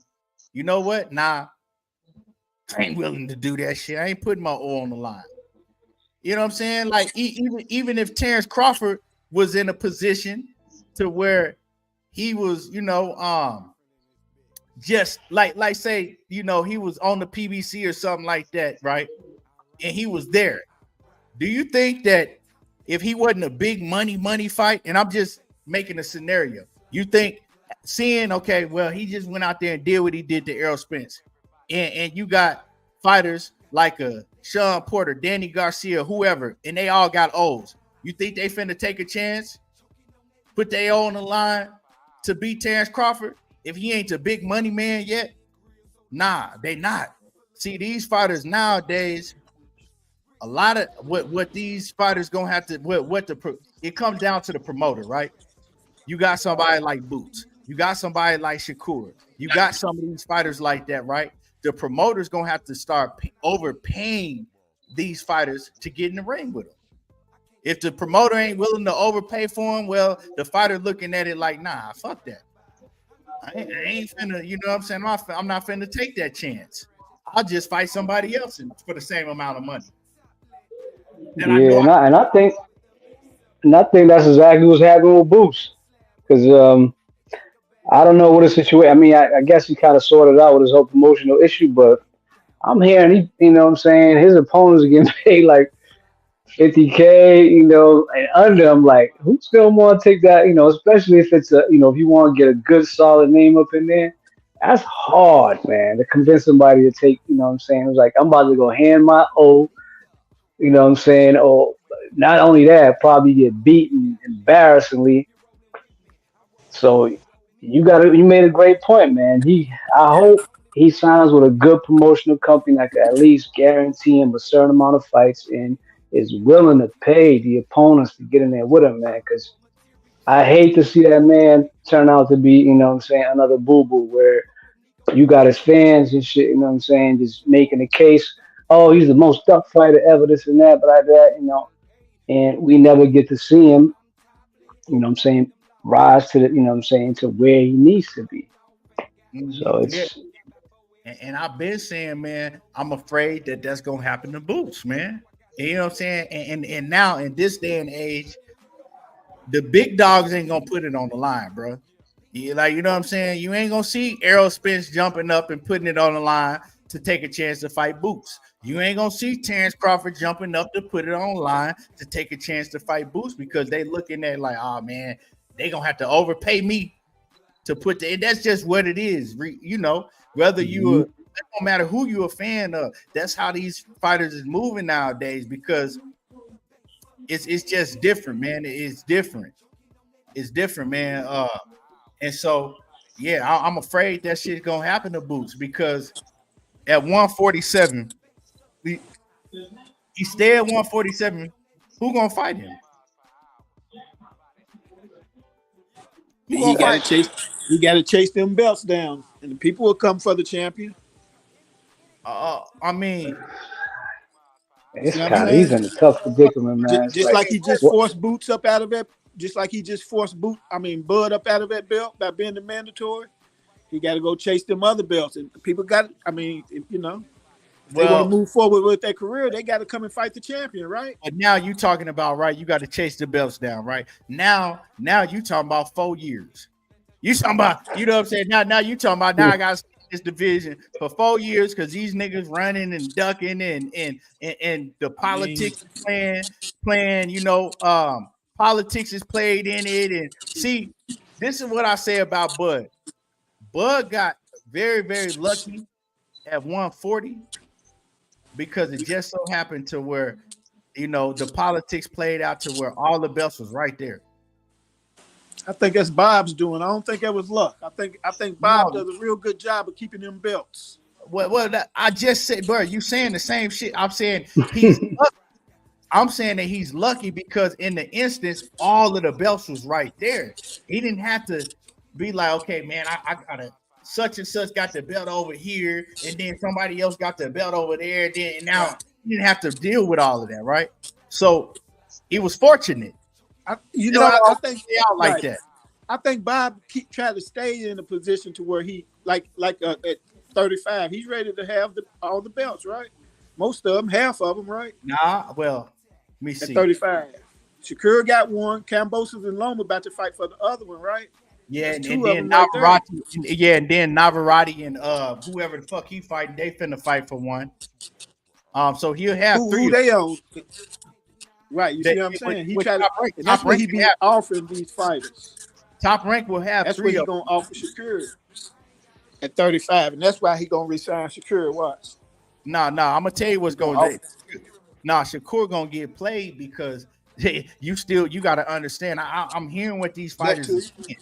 I'm hearing what these fighters are saying. Right? Shakur finna sit over there with Top Rank. He gonna get played. Because and they gonna force him, and what's gonna happen is they gonna force him to move to 40 because they already got their shit plotted out, right? I think that Lomachenko is gonna beat Kambosos, right? And then Lomachenko and Navarrete, they gonna fight each other because I believe that Navarrete gonna beat the guy that he fight. I don't know who he is, I forgot his name. He gonna beat the guy that he fight. And then Lomachenko and Navarrete gonna fight each other. Meanwhile, Shakur sitting around, and he just sitting around. He fight whoever he fights, but they fighting around him because all of a sudden that WBO strap don't mean shit because he got the strap. I think it builds up to a Loma. Loma's exit is gonna be Shakur tying up the rest of them belts. I think that's what Bob is promising Shakur is belts and Loma at the end of that contract. We talking like that, but see what y'all don't understand is Lomachenko has already turned Shakur down, right? On several occasions already turned him down on several occasions, right? Lomachenko does not believe that he could beat Shakur Stevenson. I'm telling y'all right now. They sparred already on several different occasions. This was when Shakur was young. He was whooping Lomachenko ass. Money Brown partner, that's a fighter, was in the ring on several different occasions when they sparred, and he was like, and Money had him on the channel. I can't remember his name, but he talked to this was a couple years ago. He talked about it. He was like, nah, I was there. He said Shakur was beating Loma ass. It wasn't even competitive. He said Shakur was beating his ass. So with that being said, Lomachenko already know that. We see how Loma takes his L's. When Lomachenko lose, he don't like that shit. Lomachenko ain't never lost a fight where he was able to admit that he lost. Never. When he fought, when he lost to Salido, he said he got robbed. He made up all type of excuses. When we seen him lose to fucking to Teofimo Lopez, right? We all seen he lost that fight. He made up excuses and said that he was robbed, and he threw a tantrum and said he was gonna he said he was gonna protest and all of that shit, right? Said he's gonna protest and all that shit, right? Did he take that L well? No. He did, but look, then he lost. Hold on. Then he lost to Devin, and he was crying, man. He was upset. He was distraught about losing to Devin. Yeah. You think that he gonna take a fight against somebody that he don't even believe he can beat? He ain't taking that fight. I do. I really do, because it, like all boxers, you start off, you want to be this, then things happen and you can't be that no more. So you strive for that. I think he, at 37, by the time his fight we talking with Shakur comes, it's gonna be. He already done had 3-4 losses, and it's gonna be the big payday for him to exit the business. He is not. I'm telling you right now, bro. He is not taking. Once he fight Kambosos, if he beats Kambosos, he ain't gonna fight Shakur Stevenson over a Navarrete. He's not gonna do that, bro. No, I'll give him the Navarrete fight first. But then you talking about, we know how boxing is. You talking about Shakur gonna be sitting around waiting into 2026 or late, or at the soonest, very late 2025. He's sitting around waiting for all that shit to play out. That ain't but 18 months in boxing. Shakur got a fight coming up. But that's a long time to have to deal with the boxing fans still telling you still ain't fought nobody. And at the same time, you got Tank doing big shit. They moving around you. Maybe you have Devin doing big shit. All of your peers, now they doing bigger shit. They doing big shit, and you still waiting around on a Lomachenko fight, hoping and wishing you get it. I understand, but I'm just saying, and this is just my opinion. Bob's pitch to him is whatever they were saying, the $3 million every fight for so many fights, and at the end, I promise you, the unification bout with Lomachenko. See what I'm saying? You promising some shit that you can't make happen. Bob can make it happen. Bob cannot make Lomachenko get in the ring with Shakur Stevenson if he say he don't want to fight it. Yeah, I just believe that he could try to put in, you know what I'm saying? Loss don't make a difference. But see, the thing is, all of that time, that's your big fight. Now you waiting around. Now this nigga 37, 38 years old. What the fuck is that fight then? You're gonna have all the belts though. What is it then? You're gonna be a wash old Loma. Like you're not even gonna get credit for it at that point in time. And now you done wasted all your fucking time on waiting around on some shit. Bro, I think if he's gonna resign with him, if he's gonna resign with TR, he need to, you know what I'm saying, him and Jay Prince need to do that. You know, they need to handle their business and put it in the stipulation in the contract, say, okay, I need that winner of Kambosos and Loma next. If not, I'm sorry, man. NAH. We need it now. NAH. It ain't no if, because he already done re-up with Top Rank. He ain't put the news out yet, but I know he done re-up with Top Rank because he just made a deal with fucking with more Tyler's people. And what he said, I don't know if you watched the video. He said he agreed that him and Raymond Moore Tyler was gonna fight in December, right? And they was going back and forth, and Shakur was like, "Shit, ain't no reason the fight ain't gonna happen. Like, what's the reason it ain't gonna happen? If you said if Moore Tyler say he wants to fight, and we gonna have the fight 100%. Okay. It's gonna happen. We can fight in December. So if he's already agreeing 100%. That him and Moore Tyler gonna fight in December, that means that he already know that he's re-signing back with Top Rank. They already made the agreement. They just ain't came out with the news yet. Right. So that's what I'm that's saying. The case, you man. think he re-signed with Top Rank without getting that promise and getting a shot at them titles? You don't think that was part of the pitch? I think what it is. No. I think what it is that I think that first of all, it don't really have no bearing. Like, yeah, they telling him like, nah, we gonna do this and we gonna do that. I don't think none of that shit in writing. And why is because once you see Shakur walking around claiming mob ties, he got this chain on, he with Jay Prince, he mob ties, bro. Right. Once we've seen that, we know that he is not going nowhere.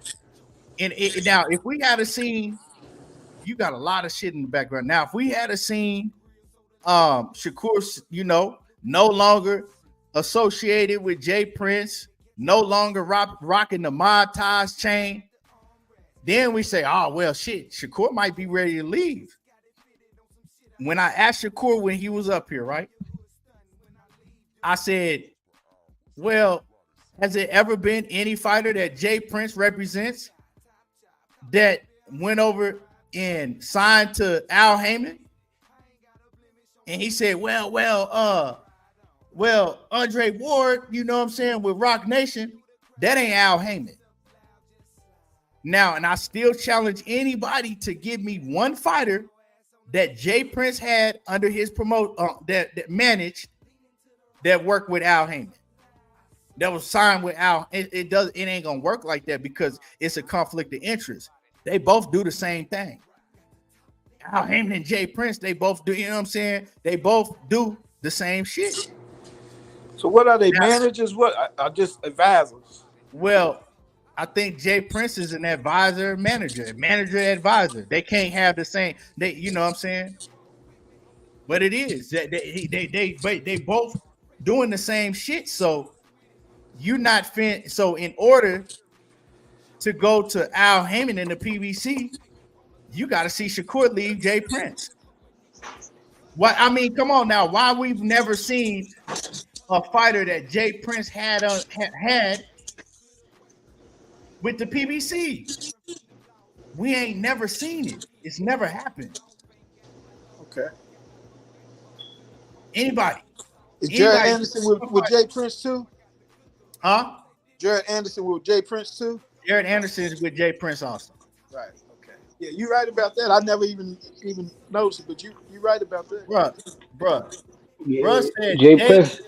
Bruh, let me answer this. Cornelius Bennett. What you saying in the comments has nothing to do with what we talking about right now. You said Mayweather was managed by Jay Prince. When Mayweather was managed by Jay Prince, he was not with Al Heyman.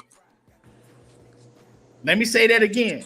Right. When Mayweather was with Jay Prince, he was not with Al Heyman. Mayweather didn't get with Al Heyman until well after he left after he was no longer with Jay Prince.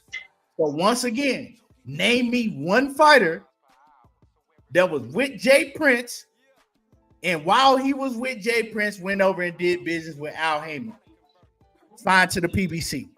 It ain't happened ever. As a matter of fact, man, you know what I'm saying, when Floyd tried to leave Jay Prince to go to Al Heyman, I don't know if y'all remember, y'all hear, the story how Bob tells it. Yeah. When they ran up in the gym with some bats. Right, yeah, everybody heard that. So Al Heyman, so the truth is that Al Heyman and Jay Prince don't even rock with each other like that. They don't fuck That's with what I heard too. Hey, listen, I'm predicting Shakur about to undisputed at 135. Tank going up to 140 to fight Tank and drop his 135 belt. That's my prediction. Next 2 years. I don't know about that, but it's just why y'all think y'all never seen Andre Ward do no business with the PBC when he was fighting? Why you think Andre Ward was with Jay Prince? He was with Jay Prince. Jay Prince had a lot of fighters. Roy Jones Jr. was with Jay Prince. You think it's a bigger fight out there other than Tank and Devin for Tank than Pitbull right now? With Tank and Devin? I'm saying other than Tank and Devin. Do you think it's a bigger fight out there for Tank right now than Pitbull? We know Devin and Tank are the biggest fight. Shakur. You think so? Yeah, bro. I don't think so. I think listen. You see the Migos going crazy about Pitbull? They going crazy. That man shot up 2 million followers in 3 days. They going crazy. Ain't nothing bigger. I'm talking. You might be right. You see what I'm saying? You might be right because, like I said, boxing is ran by a casual fan base. We as the diehard boxing fan, we don't move the needle no more. But Pitbull the champion too, so that's respectable for Tank to go up and fight the champion at the same time. You see what I'm saying? I'm just giving. We don't move the needle. We just I know that. We the small percentage of the fans now. The ones that really you know what I'm saying, kind of then took over boxing is the fan that really don't know shit about boxing. The casual I fan, agree with that. the fan that watch TikTok, the fan that'll jump in Right. and watch TikTok. The reason why Ryan and Tank is the superstars and the less accomplished out of all the kings. Well, I mean, I'm not finna get into that discussion, but I'm just saying, as boxing fans, I mean, that's a perfect example of what you're saying. Hard boxing fans don't move the needle. It's all about the casual. KQ, man, before we get up out of here, man, you have something you want to add? Yeah, I just want to say I keep on hearing Tank and Devin. Listen, I'm gonna keep on telling y'all this. Stop talking about that. That's not going to happen.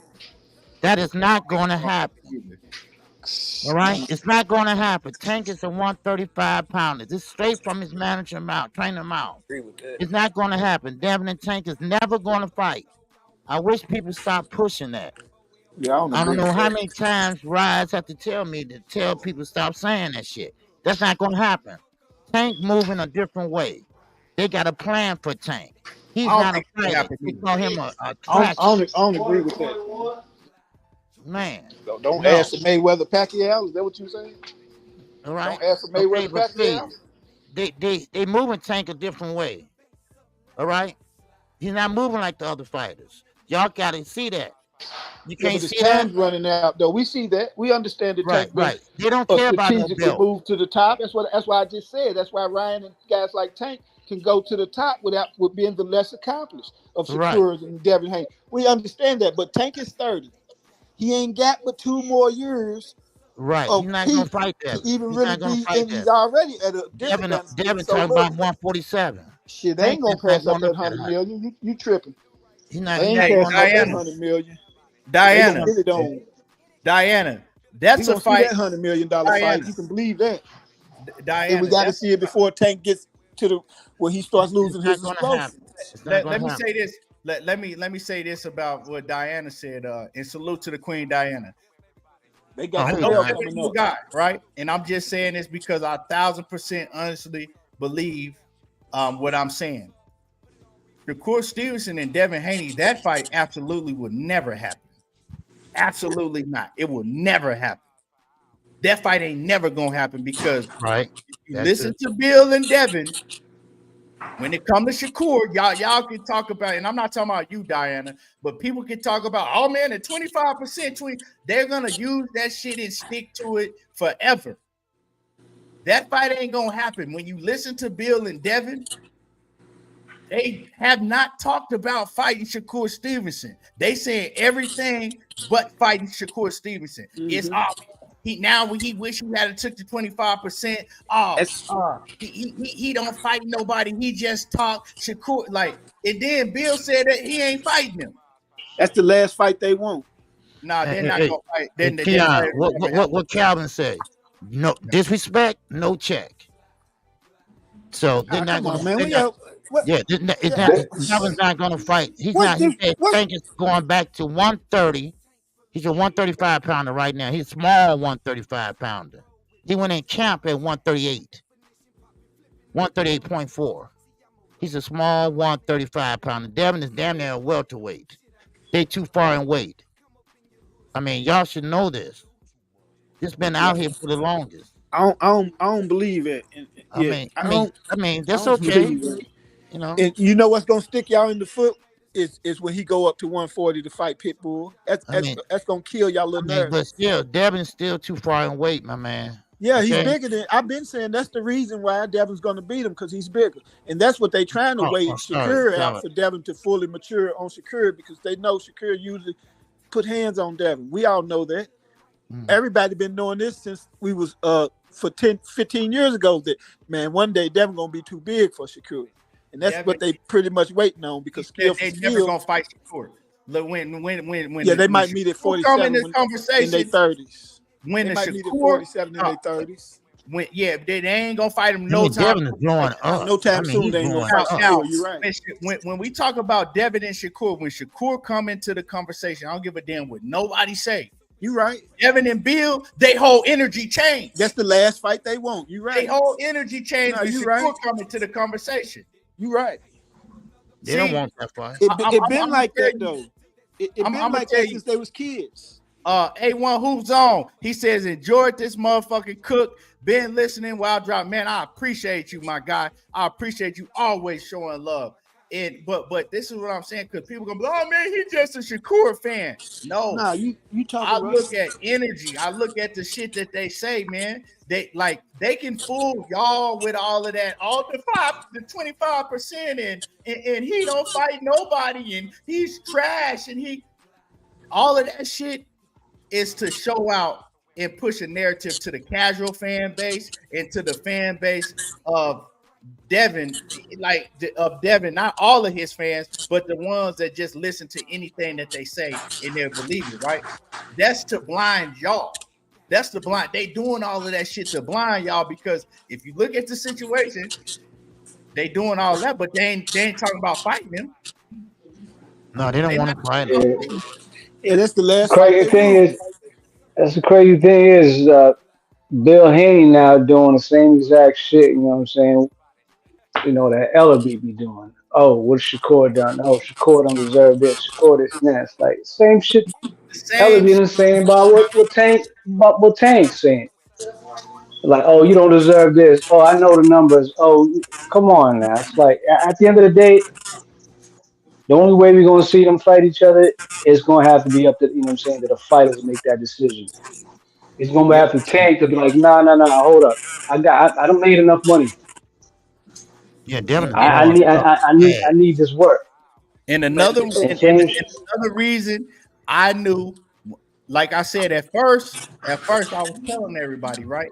And people that listen to me remember, I was telling everybody for the longest time, I was like, nah, Devin ain't scared of Shakur. Like, Devin ain't ducking Shakur. He just can't make the weight. I continued to say that for the longest time. I was like, nah, he just can't make the weight. So all that 25% shit, I don't believe it, because I know that Devin ain't never fighting at 135 again. When certain Shakur fans were saying, oh man, he ducking, I was against it, right? But then I'm analyzing the situation. Every time I hear Devin talk about Shakur, he's saying some different lie, like, oh man, that 25% was gonna pay him more money than he ever made in his whole entire career with all his fight purses combined. And then he'll come up with another lie, then he'll come up with another lie, then he'll say something else. And I'm listening to all of these lies that he's saying, and I'm like, why is he telling all these lies?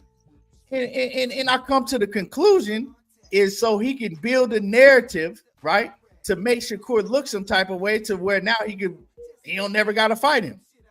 He don't never got to fight him. I'm building this narrative up for the audience, you know what I'm saying, that follow us. I'm building this narrative. I don't never have no intentions of fighting him. And if you listen to him, he don't never have no intentions of fighting Shakur Stevenson. It ain't gonna happen, man. That matchup stylistically doesn't favor Devin Haney. I'm just telling y'all, it don't favor Devin Haney stylistically. Devin is blowing Yeah, up I don't though. know. I don't agree with that, man. You know, I'm gonna disagree with that. I know, but I'm just saying stylistically that it don't favor Devin Haney. It just don't. You know what I'm saying? I can't really. After I seen Shakur put out bullshit performances. You know what I mean? Okay, I mean I you can. mean, I still think we, Shakur got the highest chance of beating Devin than anybody. But I mean, I'm scared of Shakur the most. I think we watched Tank. I ain't gonna lie. We might they might call the fight late. We're gonna put so many hands on Tank. But yeah, Shakur though, I can see them waiting for save him for last. Make sure we fully developed at our highest weight, and he got to be pudgy coming in, and that's what's gonna happen. By the I time we don't ready think to that. fight Shakur, we're gonna be 30 years old, grown man strength, and he gonna be big as he got to be, and still have to come up a weight class to fight him. I don't think that none of these fighters wash each other. Like I don't think that Me Shakur neither. I Yeah. got watch. Tank. Yeah, I I ain't don't gonna think lie. that Shakur just washed Devin and Devin just washed Shakur, or Tank just washed Devin or Devin just washed Tank. I don't think none of them just wash each other. But when it comes to Shakur and Devin, I believe that um it'll be a strategic kind of chess match. Right, yeah, Shakur and Devin will be. I think Shakur and Devin will be a chess match, but I think that overall, when it play out, I think that Shakur Stevenson just his skill is on a different level than Devin, and then when it comes to defense, right, and who can gauge the distance better, like Shakur is levels above Devin in deep with defense, engaging distance and things like that. Like to me, he's levels above him. So I agree 100%. Most 100%. I agree with that. really levels above. Yeah. When it comes to Yeah. defense, You telling me that wasn't masterful gauge distance and range distance? Hold on. Against Regis. When it comes to defense, But that's Regis, though, man. Who has Shakur fought better than Regis to say that Valdez and Regis they about the same fighter? When it comes to like this is my thing, right? He played good in mid range. I'm gonna break this fight down with what Valdez both fighters. I'm gonna break this. Let me break this fight down on both ends, right? I think that when it comes to, like I said, I think that Shakur is levels above Devin when it comes to defense. When it comes to defense, engaging distance, right? Now, where Devin is more polished is I think Devin is a better combination puncher, right? Devin tend to let his hands go more, right? Shakur let his hands go, and then he'll jump back and kind of look at his shit, right? And then jump back in, right? I think that Devin is more polished with his hands, like as far as putting together combinations, right? But you know what I'm saying? Shakur Stevenson is great defensive wise, and he a great counter puncher. So so when you break it down, it's not a good stylistic matchup for Devin Haney at all. That's why and you can disagree with me all you want. That's why Bill Haney is not that's why he doesn't want to even entertain Devin and Shakur. That matchup it's not a good stylistic matchup for Devin Haney. And that's not saying that Devin ain't a phenomenal fighter. Certain styles just make fights, and that's not a good style for Devin. And I think that Tank, right? Tank is a better style for Devin. I you know what I'm saying? Now, I don't think that I agree with that. I don't think that Devin beats Tank, but I could be wrong. I think it's a close fight, right? But I think that Tank eventually, may knock him out, right? But I could be wrong. I'm not. I wouldn't be willing to put no money on it. I'll tell you like that, right? Let me ask you something, Key. I think that Tank is a better style for Devin because Devin is gonna try to play that. Oh, I'm gonna stay on the outside. Distance game, right? I don't know if it's going. I don't know how long that'll work though, right? Because Tank got boxing skills and he all he got to do is be able to close the distance. But Tank, he don't let his hands go like that. You know what I'm saying? So we got to see how that play out. But that's why he loses. I mean, you could say that, but he could, But Tank still got that factor in fighting Shakur. He still got that factor to where he could catch one of them and sleep them. Yeah, right? Hell yeah. Like I said, Tank, about boxing, like I said about Devin, you're gonna have to fight sooner or later. You can bag them up. You can go get in and get out. Once you get cut off that ring, bag you up. You can't clinch, but only so many times. You're gonna have to let your hands go with some fighters sooner or later, just like Pitbull did Rolly ass. You're gonna have to fight. So sooner or later, a fighter, he gonna run into a fighter. They're gonna have to bag him and corner him. He gonna have to fight. Well, see, he's gonna have to hit him with something to keep him off of him. Win. It ain't no win though, because we seen an aggressive come forward fighter in Cambosis not be able to do it. Rollo. We seen a guy who was respected for his power in Regis not be able to figure it out and get in there. In Regis flat-footed. You see what I'm saying? Rollo, I think what KQ is saying is that what he's ultimately saying is that at 140 pounds, it ain't no soft touches unless we're talking about Pitbull. Because I think Devin Haney fucking washes Pitbull. I think he watched Matias just as much as he watched Pitbull. Matias is too dangerous. Y'all tripping. Matias ain't like that. Yes, he is. Matias also is easy work. No, he's not because you got to be standing. You got to be long. He's long. He's bigger than Devin. He punch fucking hard and he's relentless. You gonna have to have some fuck you behind your shit to stop Matias from coming at you. That's what I'm What you saying. what you think he Absolutely. had behind it to Pump stop in your Regis shit. from coming? Why you think Regis just been rushing there? Regis Oh, arm length Regis. was like this. Regis ain't, man, come on now, bro. How you compare Matias to Regis? That's two totally different fighters, bro. Come on, man. Listen, before Devin did Regis like that, Regis was ranked higher than Matias was. Wait, hold on. People were more higher on Regis Hold on. than they was Matias. All Who of a had sudden, y'all Regis high beat? on. Y'all Who high had on Regis? Matias. Who had Regis beat to show any of that? About the same people Who had Matias beat. I'm asking you a question. About the same people Matias beat. What? About the same level of fighters What that are you talking Matias about the same level of that fighter that beat. Matias beat? Once again, man, this is the I thing. can, I'm saying Rollo, I can do the same thing with but Matias see, Rollo, as you doing with Regis. You see what I'm saying? But Rollo, Regis got a more extensive record than Matias. Rollo. Regis is a 2-time champion. He's been at 140 handling his business. Rollo, let me say What something. Matias been at the whole time? Rollo, He been losing to guys like Ponce. oh, hold on.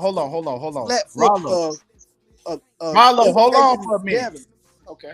Rollo, you too old, right? You too old and you've been watching boxing for too fucking long not to understand that different styles make fights, right?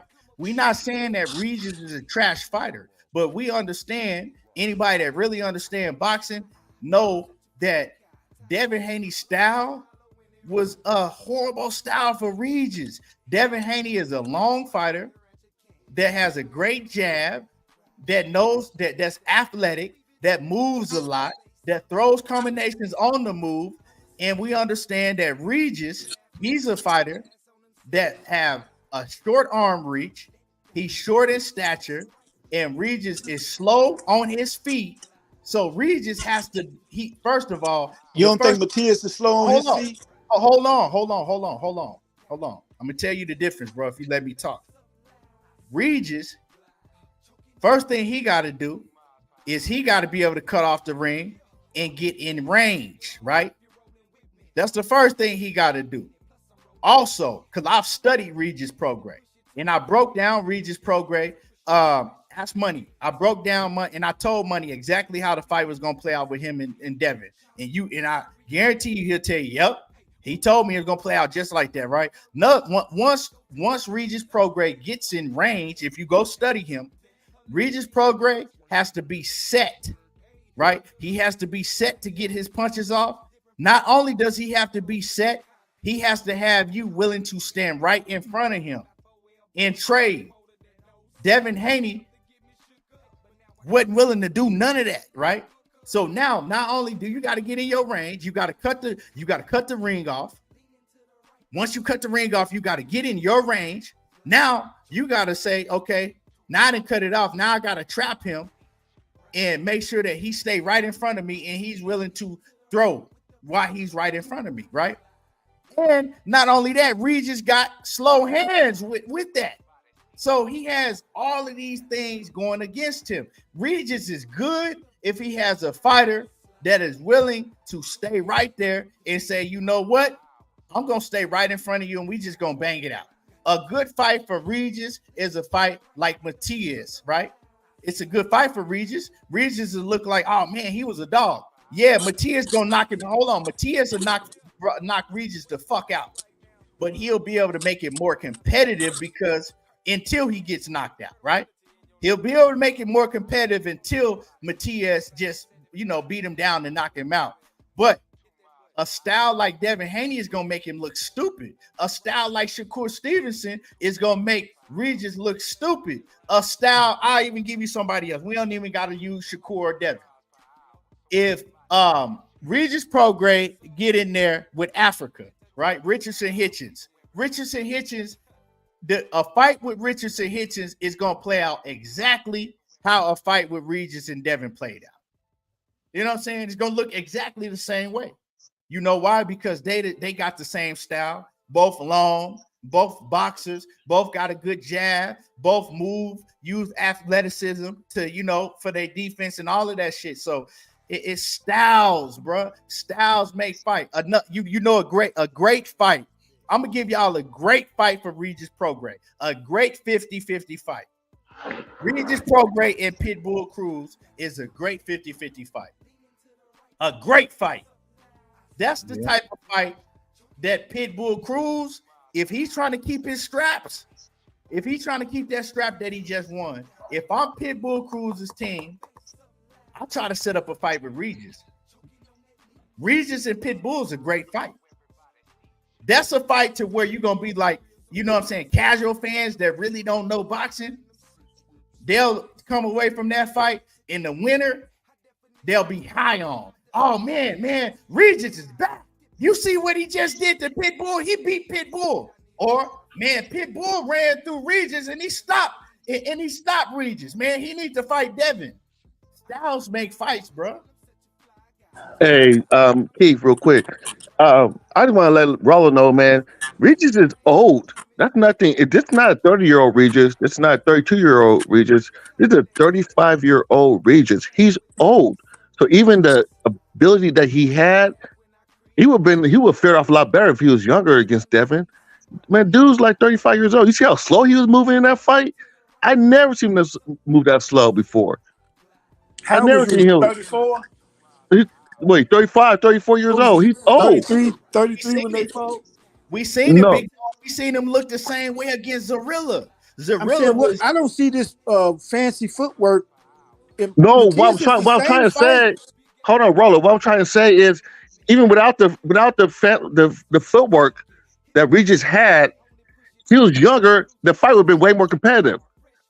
Listen, if you got in and out, what? Matias, how old is Matias? Matias is way better. Come on, man. Stop it. Matias is way better than Regis right now. Matias, 28? He's a lot younger, and he's quicker, he's faster, and he punches harder. That's all he is. It's all he is a younger Regis. No. That's all he is. But far as he's bigger. He's bigger than Devin. That's why Matias would be a better fight for Regis, because Matias is going to be there. No, but what I'm saying, we're talking about Matias and Devin. Matias is a lot bigger than Regis, and he's bigger than fucking Devin. He punches way harder. I don't think he's bigger than Devin. Matter of fact, I know he ain't bigger than Devin. Because you gotta listen, and when they fight, wait a minute, listen. Matias is fighting at the IBF, so that means he's coming in 150. The next day, he's probably coming in 157. No, you can't be hydrated over 10 pounds. That's what I'm saying. So the next day he's coming in at 150, right? Over 10 pounds. You got, but he's still got 12 hours to gain more. He rehydrated up to 165. I know it. So this is what I'm saying. Matias is probably coming fight night. When he get in the ring, he's 157. Let me break it down. Let me tell you. We know Devin's bigger than him. Let me tell you the difference. One of the difference, right? Because there's a lot of differences when you're talking about Matias in Regis Prograis, right? But one of the factors I'm gonna throw in there, right? Regis Prograis got a 66 arm reach. Matias got a 71-inch arm reach. Devin Haney got a 71-inch arm reach, right? I thought Matias' arm reach was a little smaller than that. 71. I got it right here. I'm looking at it right here. I got it right in front of me. I pulled it up on BoxRec. Okay. I thought it was like 69, 68. No. Right here. He got a 71-inch arm reach, the same arm reach that Devin Haney had, right? Okay. Matias is also taller than Devin Haney, right? Or maybe they around the same height. They're probably around the same height, right? How tall is Matias? So that right there. How tall is Matias is? 5'9". So same height. Yeah, so that right there, that shit already make a big difference, right? Now, okay, you got somebody with a 66-inch arm reach fighting somebody with a 71-inch arm reach. You already at a disadvantage, especially if your feet slow. Yeah, you right about that. Now, Matias, we're not saying that Matias is the most athletic and he got right. Man, let's talk about that. Yeah. But what he does is he's relentless. See what he's going to do? He's going to continue to come forward nonstop. He don't give a fuck about Devin Haney hitting him. Right? Easy fight. And he's going to punch Matias. What he does is he comes forward while he's punching with power. Yeah, that's So not he gonna work. hit Devin Haney on his arms, his body, wherever he can until Devin Haney slow down, and he make you slow down. It don't matter how much you move. He's gonna eventually make you slow down, and he's gonna make you fight. That's what I was trying to say. That's what I was trying to say. That's not gonna work. That's kind of how Cambosis was fighting. That's not Cambosis. Not the same person. Stop it, Rolo. Cambosis not the same person. Guy with short arms. I'm saying the style of fight. I understand that it's the same person. When I'm saying with some little less agility, bro, it's Devin. I don't see him. And you said that Devin and Shakur throw combos. I thought it was the other way around. Shakur put better combos together. Devin's more punch placement. I'm gonna stick you with this jab. As soon as you think I'm gonna stick you with this jab, I'm gonna sneak something else in on your. That's why everybody you heard, they be like, "What's it like getting in the ring with Devin?" They be like, "Man, he ain't extra fast, but he's sneaky." Rolo, what we're saying, Rolo. His hands go. If you got slow feet, Devin will pick you the fuck apart with them combinations. I think Matias got slow feet. Huh? I think Matias got slow feet. Yes, but Matias is not stopping while you're throwing punches. Matias is steady coming forward, walking through your shit. And we know Devin ain't got nothing to stop Matias. Exactly. They said the same thing about Regis. Regis is too. Never mind. With Regis Prograde, what we saw is Regis Prograde was stuck in his feet was stuck in the mud. And he was standing there. You know what I'm saying? He was standing there eating shit. He didn't know what to do. He was confused. Like, man, this man over here. Because you know why? He's throwing punches while he's on the move. So he was stuck. Matias is throwing punches while you're throwing punches, walking straight forward. I think Matias he was listening to y'all. And that's what he said after the fight. He said, man, I got to give it to him. He's a lot better than what the fuck I thought. Because he's saying the same thing y'all think. When you look at the fight, you can see that style Matias is doing. He's not fast enough to close no gap of Devin. Putting that one placement and ducking out to either side, rolling out the arm, clinching him. He ain't, man, that man ain't ready for that. Because Regis ain't ready for that. And around the middle round, when he think that's coming, just like Cambosis and Regis. Stop comparing him Cambosis to Regis. Where that come from? Let me. We talking about come forward fighters. Let me say this go right. Get their man. Let me say this right. Regis didn't look good when he fought Zorilla, somebody else that was a boxer. I can understand. Yeah, you right. So we seen it, right? But we didn't want to believe it because we like, well, you know, we don't know who Zorilla is. You know, maybe we all, even including myself, maybe, you know what I'm saying? Would you call Regis a come forward fighter? He go get his man? Had a bad night. Maybe he just had a bad night. But we had to come to realize that Regis had never been in the ring with somebody that box and move like that. That he just have trouble with that style. Another thing, right? Shakur, hold on. Shakur Stevenson gave Devin Haney the blueprint already because Devin said it. Devin was like, man, I'm finna wash Regis because me and Devin was sitting there laughing about how Shakur was beating the fuck out of Regis. So Devin already knew that Regis couldn't box somebody that was, that could box on the level that they can. That's why Devin was so confident. He was like, man, we was laughing at him. Shakur was beating the fuck out of him. I mean, I noticed too. Right. And when that was said, one thing you noticed is that Regis Prograde never denied it. He never denied it. They said it to him, right? He had nothing to say. Like, he was pretty much like, yeah, okay, well, you ain't Shakur. But y'all are similar, you know what I'm saying? Y'all both can box on that level. So it's not that Regis is a trash fighter. It's just the style was a horrible style. Style make fights. Now, am I so saying that's what I'm saying? How would you describe Regis' style? Is it come forward fighter? We still gonna give Devin Haney credit because what Devin showed is that if you put somebody that's short, that has short arms, that's not athletic in the ring with him, he's gonna show out on him. But Subriel Matisse ain't that. Subriel Matisse ain't a short fighter that have short arms. That you know, athletic. Is he more athletic than Devin? Rollo, real quick, Key. Rollo, I think Devin will win the fight against Matisse, but it's not gonna be what you think it's gonna be. It's not gonna be like, oh, he's gonna outbox him running around. No. Yeah, that's No, what I think. Devin's gonna feel some pain, and it's gonna be close. So don't just write him off like he's garbage or something, or like he's like, what's his name? Like Yeah, I got to Regis. be in an 8-4 on some cards. I don't know. 9-3. I don't know. That's not. You can't say that. I don't got Matias winning more than 4 rounds. I got Matias beating him, bro. Like to me, I do too. I just don't see how that's Devin. I just don't see Y'all how probably Devin had Josh is gonna beating take Tio that. too, didn't you? Nah, bro. I think Matias stops him because I just don't see how Devin Haney could take that pressure for 12 straight rounds with a motherfucker that's not going to stop. And The same way Punch did. It Same ain't. way It ain't. Punch did. Hold on. It ain't gonna be like fucking Regis Prograis because see, Regis could never get to Devin Haney. Regis couldn't get to him. He was too short. Arms was too. You trying to slap box with a nigga that can hit you from the kitchen.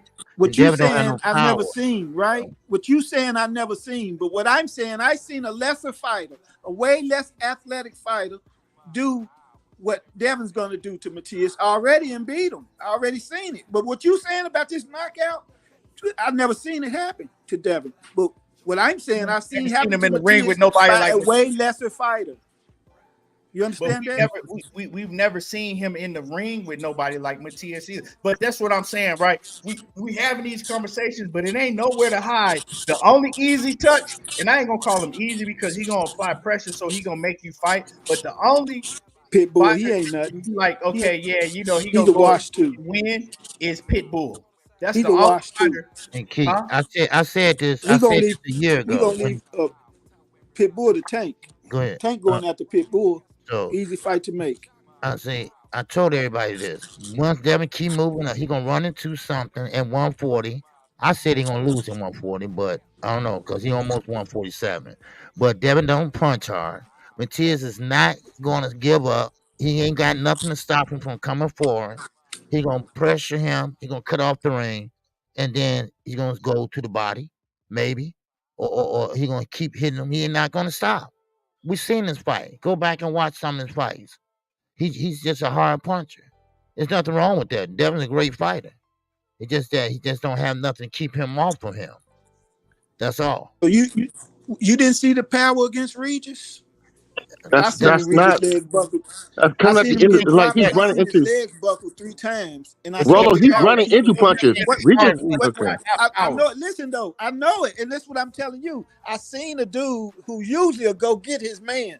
We know he has slow feet, but his style, his whole career has been to go get his Did he motherfucking go man. get But Zorilla? I seen him run into that trick shot and set him on his ass, and from the rest of the fight, he was Devin like, "Man, what had the fuck was Devin that? had Where a did that knockout come in from?" 5 Regis years. go get Zorilla when he fought him right before he fought Devin. Did he go get Zorilla? He was trying to. Did it work? He had the bad. When you box him, styles make It didn't fights. work. So It didn't work. I mean, he won, but it didn't work. I mean, he won. So obviously, but see, a lot of people were saying that he lost that fight. We ignored it. Now, yeah, am I but saying we he can't. lost? We just going by what the refs say, man. Let's just go. Let's just stick by what the refs say, but not it speculation. didn't. Let's stick It to facts didn't and not work. feelings. It didn't If work. he won, He was never able to close the distance like that. And really, he tried. I'm not gonna argue that Regis has a bad performance against boxers like that. That's why Devin watched him and dude gave him a hard time. What I'm telling you is I seen the same style that Devin tries to box, that Devin perfects. Let me get to that everybody else tries to box like. Shakur perfects it too. Africa them, they on their way there. But I seen that same style in Punch. Wait a minute, look, Punch, you know what I'm talking about? I seen that same style go 2 fights with Matias. Right? Beat him 1 fight. I seen that same style give Matias trouble. I seen that. Hey, he has a chance. He got a chance to prove it because that should be an easier fight to make, right? Because right. He got a chance to prove everything that you saying. Yeah, you right. That should be Devin's next fight, right? I think it should. It should be. I don't think the Tank fight. I don't think the Tank fight ain't happening. I don't think that's gonna happen, right? So I think that the next fight, when we talk about Devin Haney, it needs to be Matias. Matias is over there with Eddie Hearn now. So it's not a hard fight to make at all. Not a hard fight to make at all. And if Devin go and fight, first of all, he got to beat Ryan Garcia.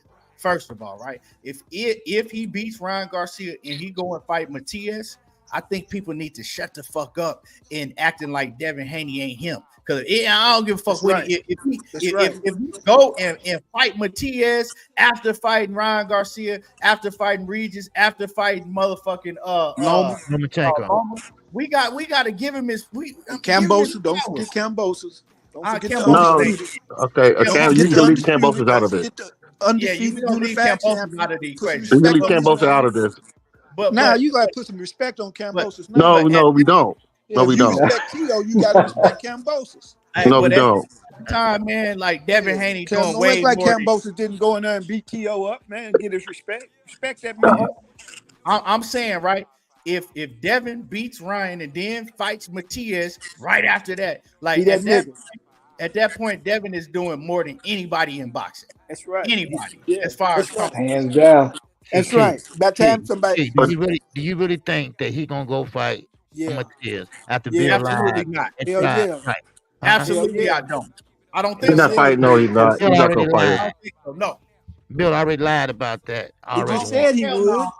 Matias. He just signed with his man. We know Bill and Eddie and Dev that's their partner. That's who they really want to be. I don't think they. He just signed with him. Nah, you can't trust Bill what he says. Come on, man. You already know that, Rolo. We don't trust history, and we know that Bill. No. Bill ain't history. Just on Tank's ass. Bill ain't history Eddie though. was just on Tank's ass, right?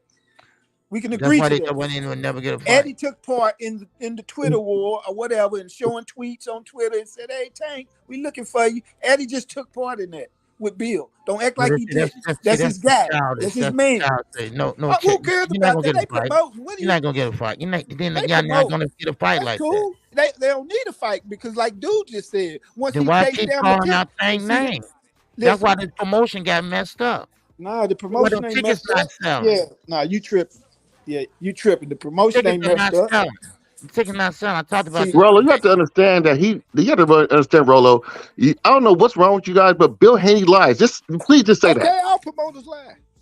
No. We talking about Bill Haney, especially Bill Haney. All promoters, Bob Erm, all of them. Let's just not Don King, all of them. We need to buy. Let's just not put it on Bill. All of them lie. Bill lying. All the promoters lie. What I'm trying to say is Bill lies tough. He already said thing. He already tried to dismiss Matias by saying he turned down $44 million. You can't do shit like that. Listen, man.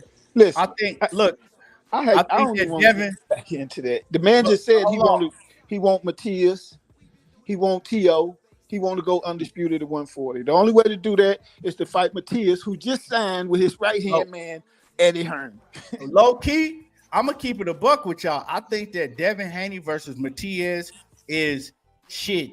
If I'm looking at the land, I think that's the fucking best fight at 140. And I'm gonna tell y'all why I think that's the best fight at 140, because of the style clash. You got one A+ level boxer, right?